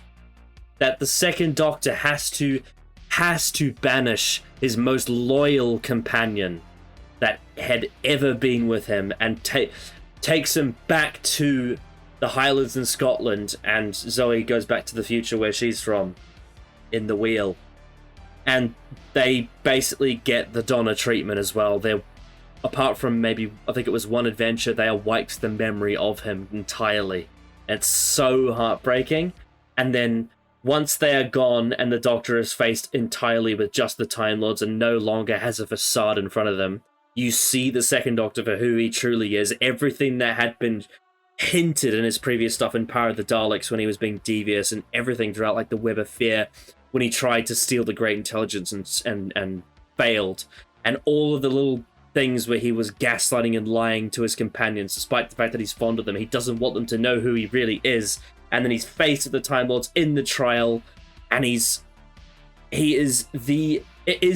such a brilliant ending, because not only is this character one that is so sympathetic and so loved by the audience, and he is this traveling character, but also his ending is represented as if it's like a villain getting his comeuppance, because he goes on trial for his sin, for stealing the TARDIS, for running away without consent, with ignoring all the Time Lords for all this time, and then once he had to call them back, he's pulled in and forced to regenerate and put into exile on Earth, which sets up the Pertwee era, and you get the real, true Second Doctor under all this facade, and he says, "You can't change what I look like without consulting me!" And he says, "We'll give you a choice in the matter," and he dismisses all these choices because he's obsessed with the way he looks. He's a self-absorbed person who cares greatly about himself, how he's portrayed, the things he has control over, loses his TARDIS, loses his best friends, thrown into exile on Earth, says it's awkward because of how they judge him, says he doesn't want to change into who he, basically implies that he's happy who he is and doesn't want to change again. And then the Time Lords execute him, and he's put into this like psychedelic murder where he's moving around and is out of control of his body and tragically spins into the abyss, and the story ends. It's just it's the ending of my favorite Doctor Who story, and it's just oh my word, like what a way to cap off the mystery of who this character is, with responding to, you go to his planet, you meet his people, and he gets killed and changed into a different person and loses friends and his TARDIS. Like, it is the perfect ending to 60s Doctor Who, and the perfect setup for 70s Doctor Who. I absolutely love it. And it comes at the end of this 10-part epic as well, which is already an incredible story. Yeah. It's going to be great when you finally get around to watching it. One day. Yeah. It's going to be great as well, because you know how I started Zod with Season 7? Hopefully that means Zod's last Classic Who story will be the War Games, so they'll get to experience that last. And that will be like the climax of that whole journey. Getting to see how Pertwee got to Earth and Spearhead from space. Yeah. Fucking amazing. Oh, love it. What is your number 3? My number 3 is Wilfred knocks 4 times in The End of Time. The most gut-wrenching knocks you will ever hear in anything. And the sheer devastation on the Doctor's face the moment he hears it already is like says 1,000 words. But once the scene keeps going and he's more frustrated, he's more angry, the fact that he has to make this choice when he doesn't want to, the performance from Tennant is unbelievably good. The dialogue is on another level in this scene, and Wilf just trying to do his best to be like, no, it's fine, you can go. Tennant's just going off at him for everything about this. Him just going in, and it's not fair. Him just out of breath, like exhausting himself out because of this. Then he takes a deep breath and says, "Live too long." What a fantastic line that is. Yeah. It's one of the best performed scenes the show's ever had. Bar none. Tennant, we've said this a lot, he puts his heart into a lot of these scenes that we've talked about. This is the one where he really he puts 110% into it. Like, yeah, it's hard to really think of many other bear performances that you can find. And him just saying, "Wilfred, it's my honor," after going to save him is pulling your heartstrings there. That is bloody good. And yeah, he dies due to it. Yeah, it's just one of those scenes where every aspect of it is just saying so much. From not only the lines, but the performances and the body language and the facial expressions and the music. The Four Knocks music is just so Oh yeah, tragic unreal. and so beautiful. I love that song. Oh.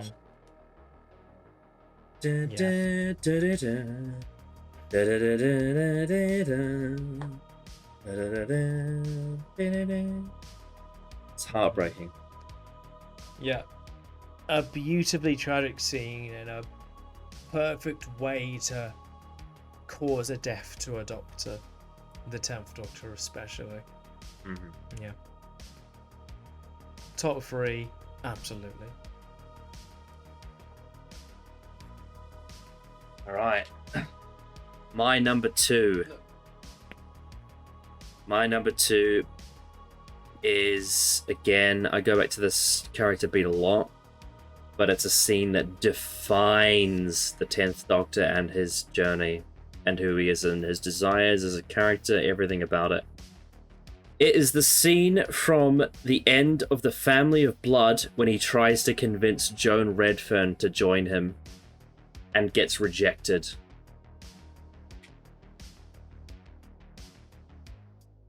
Everything about that, when he walks into the room, Joan Redfern sees him, and yes, cosmetically he looks the same as John Smith, but she can tell it's a different person. She says, "You look like him." And she's upset that he looks like John Smith and she hates that he looks like John Smith because John Smith was the man that she loved. But John Smith was not a real person. John Smith was a theoretical idea of what the Doctor could be if he was a human. A life that he could want. And what was that John Smith said before he died? I want to be John Smith with his life and his love. Something the Doctor could never have. Something that he said in Father's Day, I could never have. Something in School Reunion he said, I could never have. And he's trying desperately to try and get there, and he walks up to Joan and he says, we could try. And then she says that line of, but if the Doctor had never come here, would any of those people have died? And you see his face just drop in devastation because he knows she's right, and he walks away and she says, you can go. Unbelievable. Oh god. I think I've said it all, really. It's like it just is that. I love and also love the bit where she's like, I think the Doctor says something like he's buried deep in there somewhere. But it's like that's such a manipulative way of saying that as well, because no, you're not really John Smith. You're just John Smith has an amalgamation of your traits, but done in a different way. Could you turn back? Yes. Will you? No. Yeah. That I think that's more impactful on her. And then after he leaves, because she keeps quite strong for that.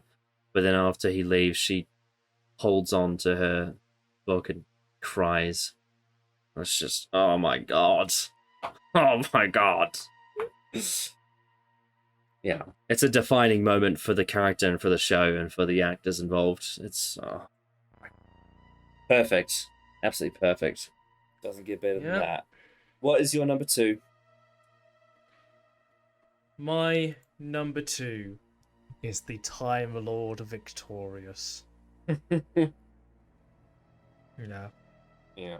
This whole scene deserves its own place, just for the sheer,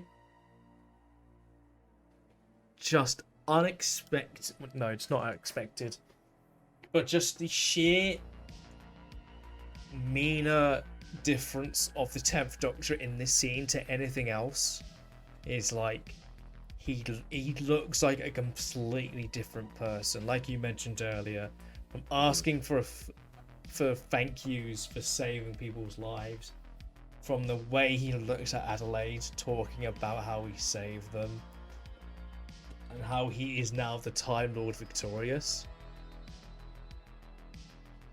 It is unbelievable the amount of like dark presence Tennant has in this one scene.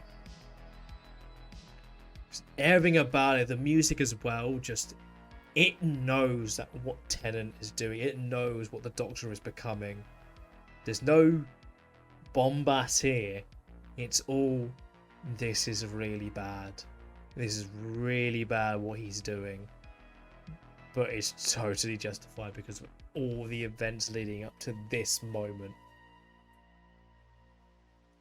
And then after that, he's like tough to Adelaide.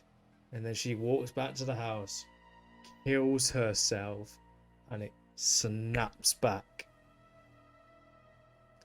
Ten realizes what he's done and breaks down, leading him to be defiant about it in End of Time.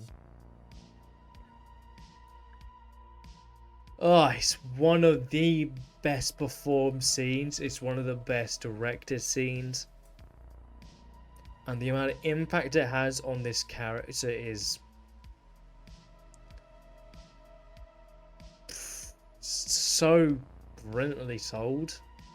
With all this setup to this moment being the payoff to it. Bloody hell, it's so good. It's why Wars on Mars is my #1 Doctor Who story, because of what it's achieved with the amount of setup towards it and how well it's been executed. Yeah, but this scene is the peak of it, where the Doctor has turned. Yeah. Oh, so bloody good. Everything's just working in its favour. Everything is executed brilliantly. What a arc.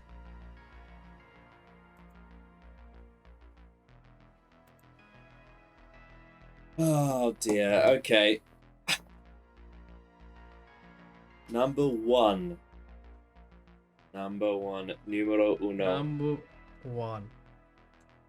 My favourite scene in all of Doctor Who is the end of Gridlock.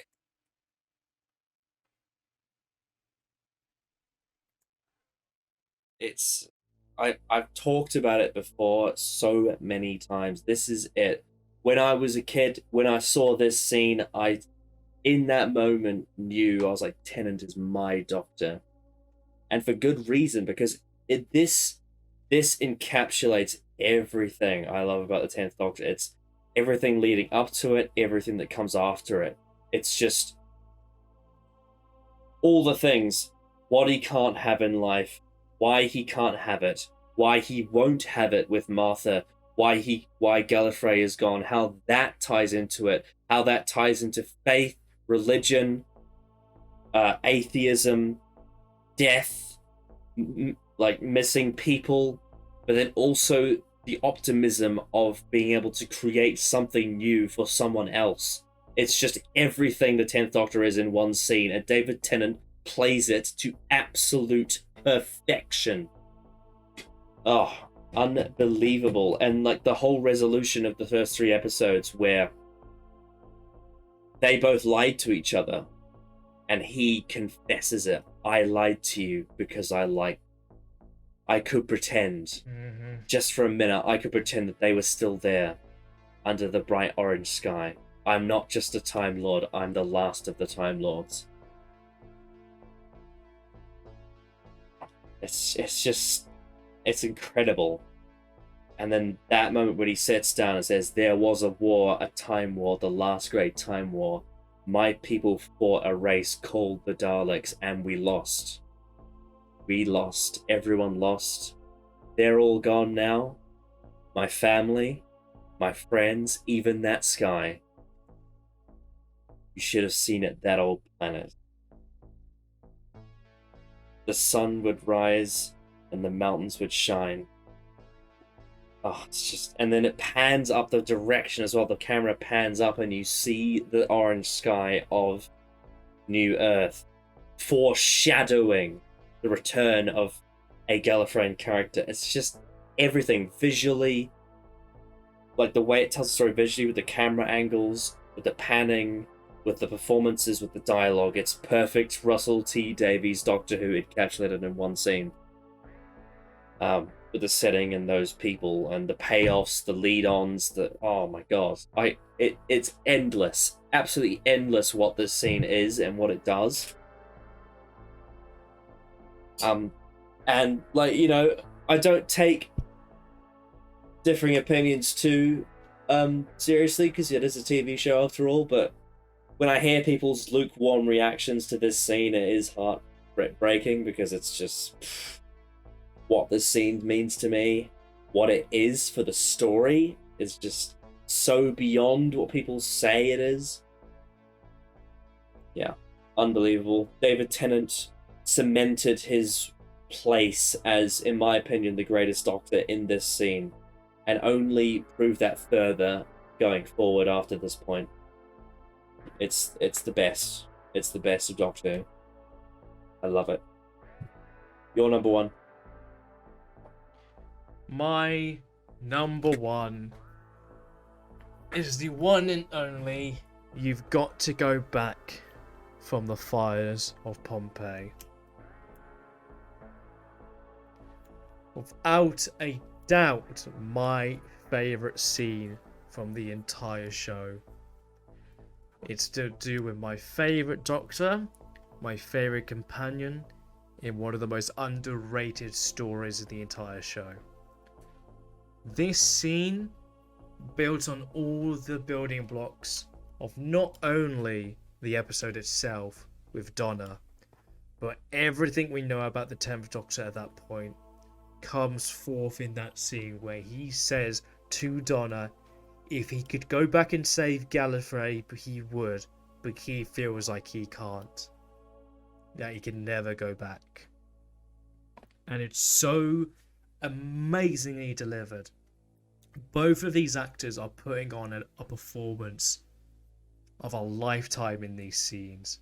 Just everything about it is speaking volumes, the amount of character these two have. And this is only their second episode together in the 4th season. Really putting on absolute clinic in terms of the absolute performances, the direction, the music especially is doing so much to tell this story, along with the amazing performances and characters. And that look they give each other at the end of that exchange, with the music swelling in the background, just says everything. And he goes to save the family, saying, "Come with me." And it's the slow build to then what became the Time Lord victorious. So it's an important scene in almost every aspect.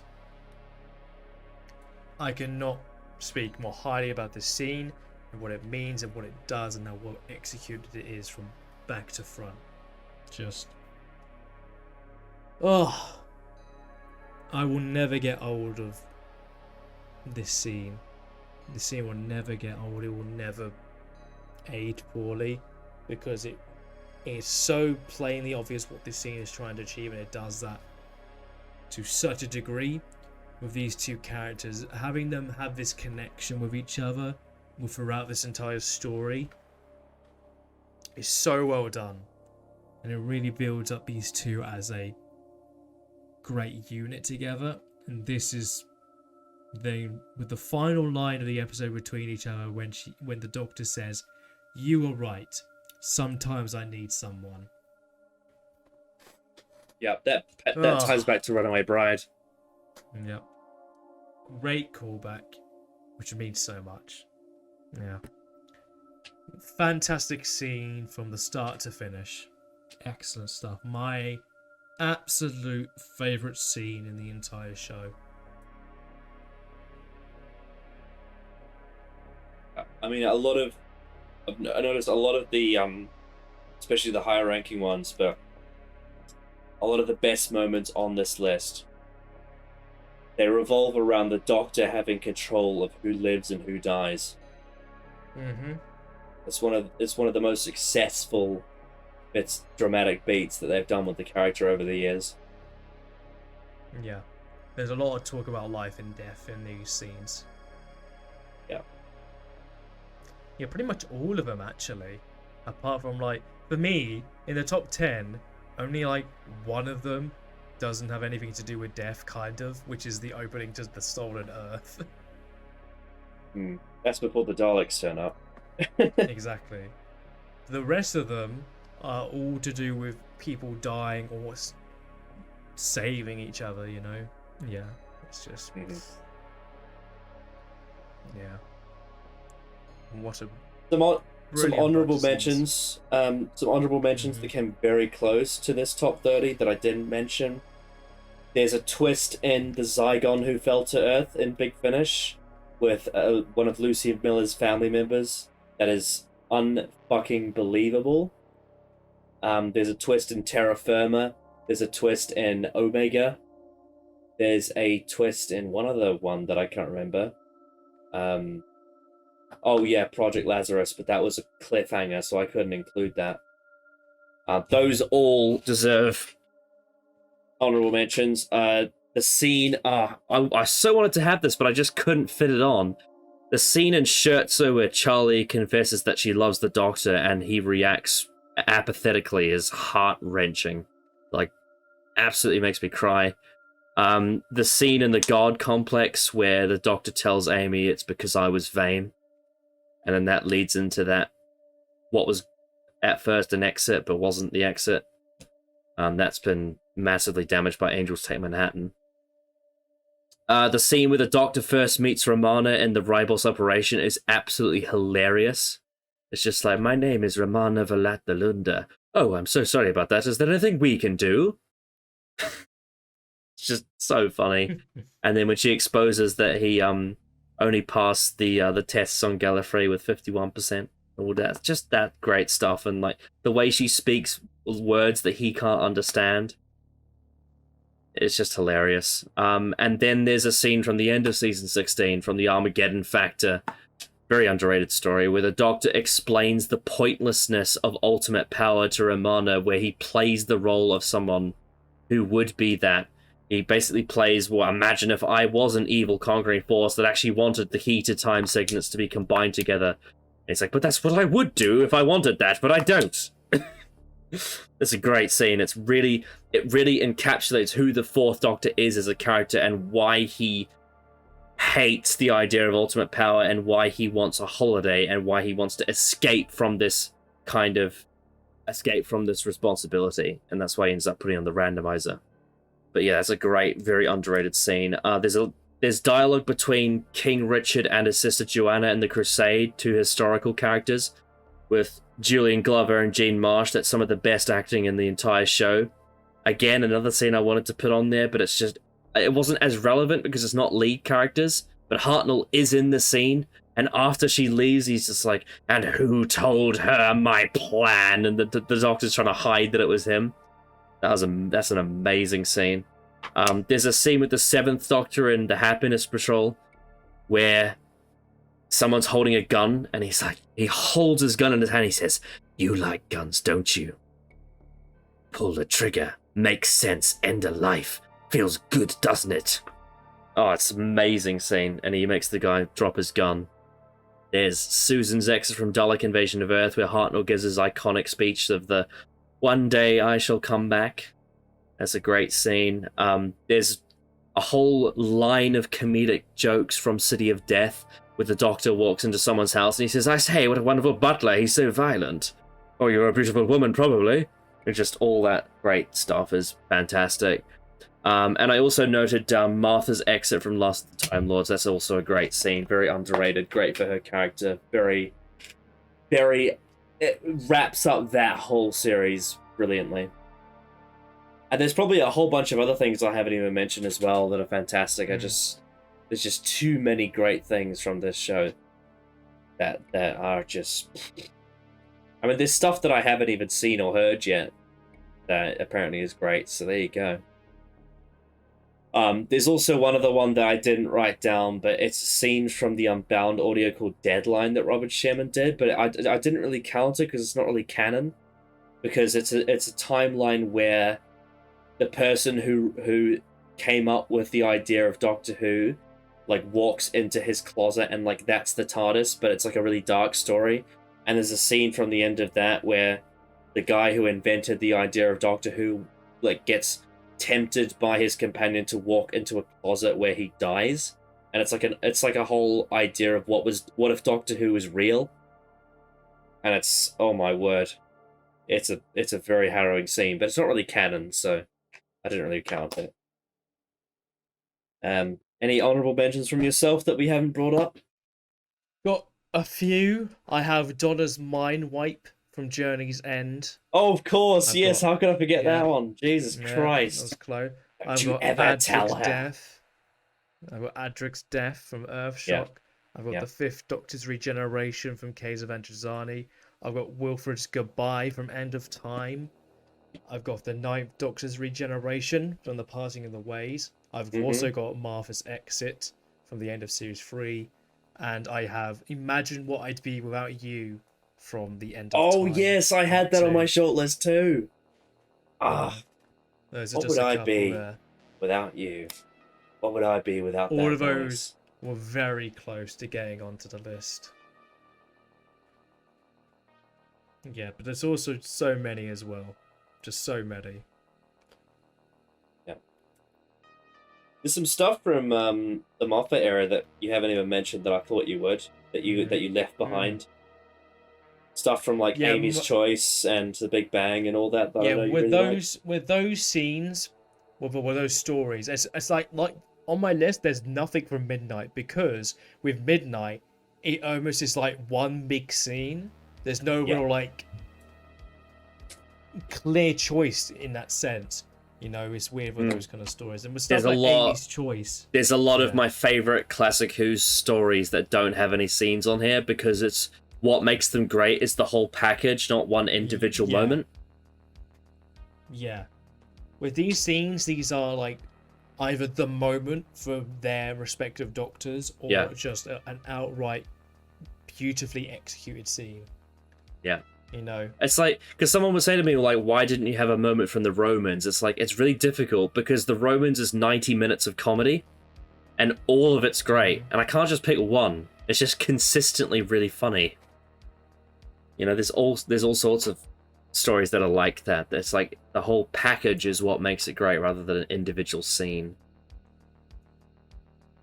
Yeah. There's a bunch of things I thought of too, like the Homo sapiens scene from the Ark in Space as well. That's great. Or some of the stuff from the Seeds of Doom, like when Scorby takes away Sarah to attach her to a bomb, and the Doctor's like, Scorby!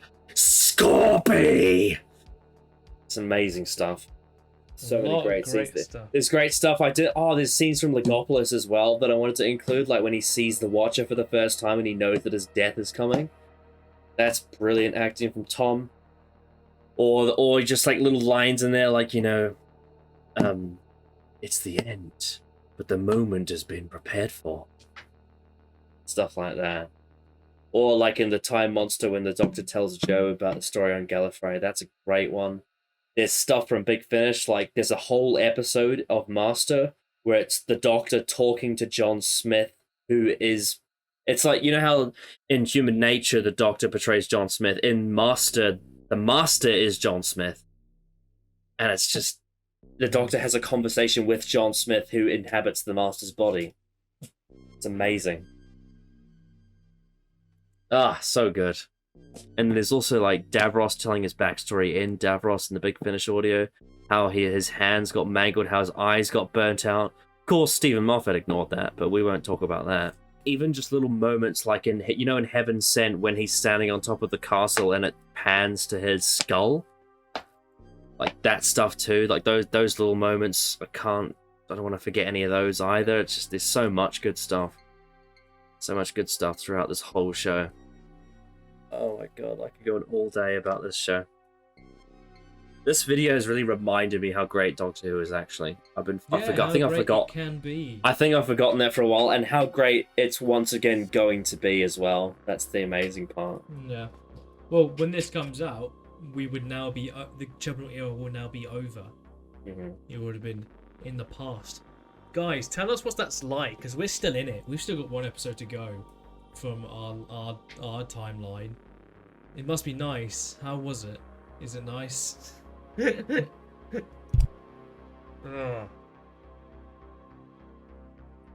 Yeah. So many brilliant scenes. Yeah. Oh, I forgot about as well, Individual like, scenes. when the Master steals Mrs. Dad's body in The Keeper of Traken, that's another great scene. A new body at last. A new body at last. That's a great scene. Oh man, everything. This fucking show is so good. Especially the Welsh one, the Welsh show. The Welsh, yeah, the Welsh version. Yeah. Oh. No, it's just cringe crying, isn't it? Oh yeah, of course. You know what's crazy? Some of the things that we have in our lists are some of people on Twitter's least favorite Doctor Who scenes. Yeah, that's crazy how wrong they are. That's kind of insane. I think at one point, like back in 2016, I heard Dylan say that "I don't want to go" is the worst line in all of Doctor Who.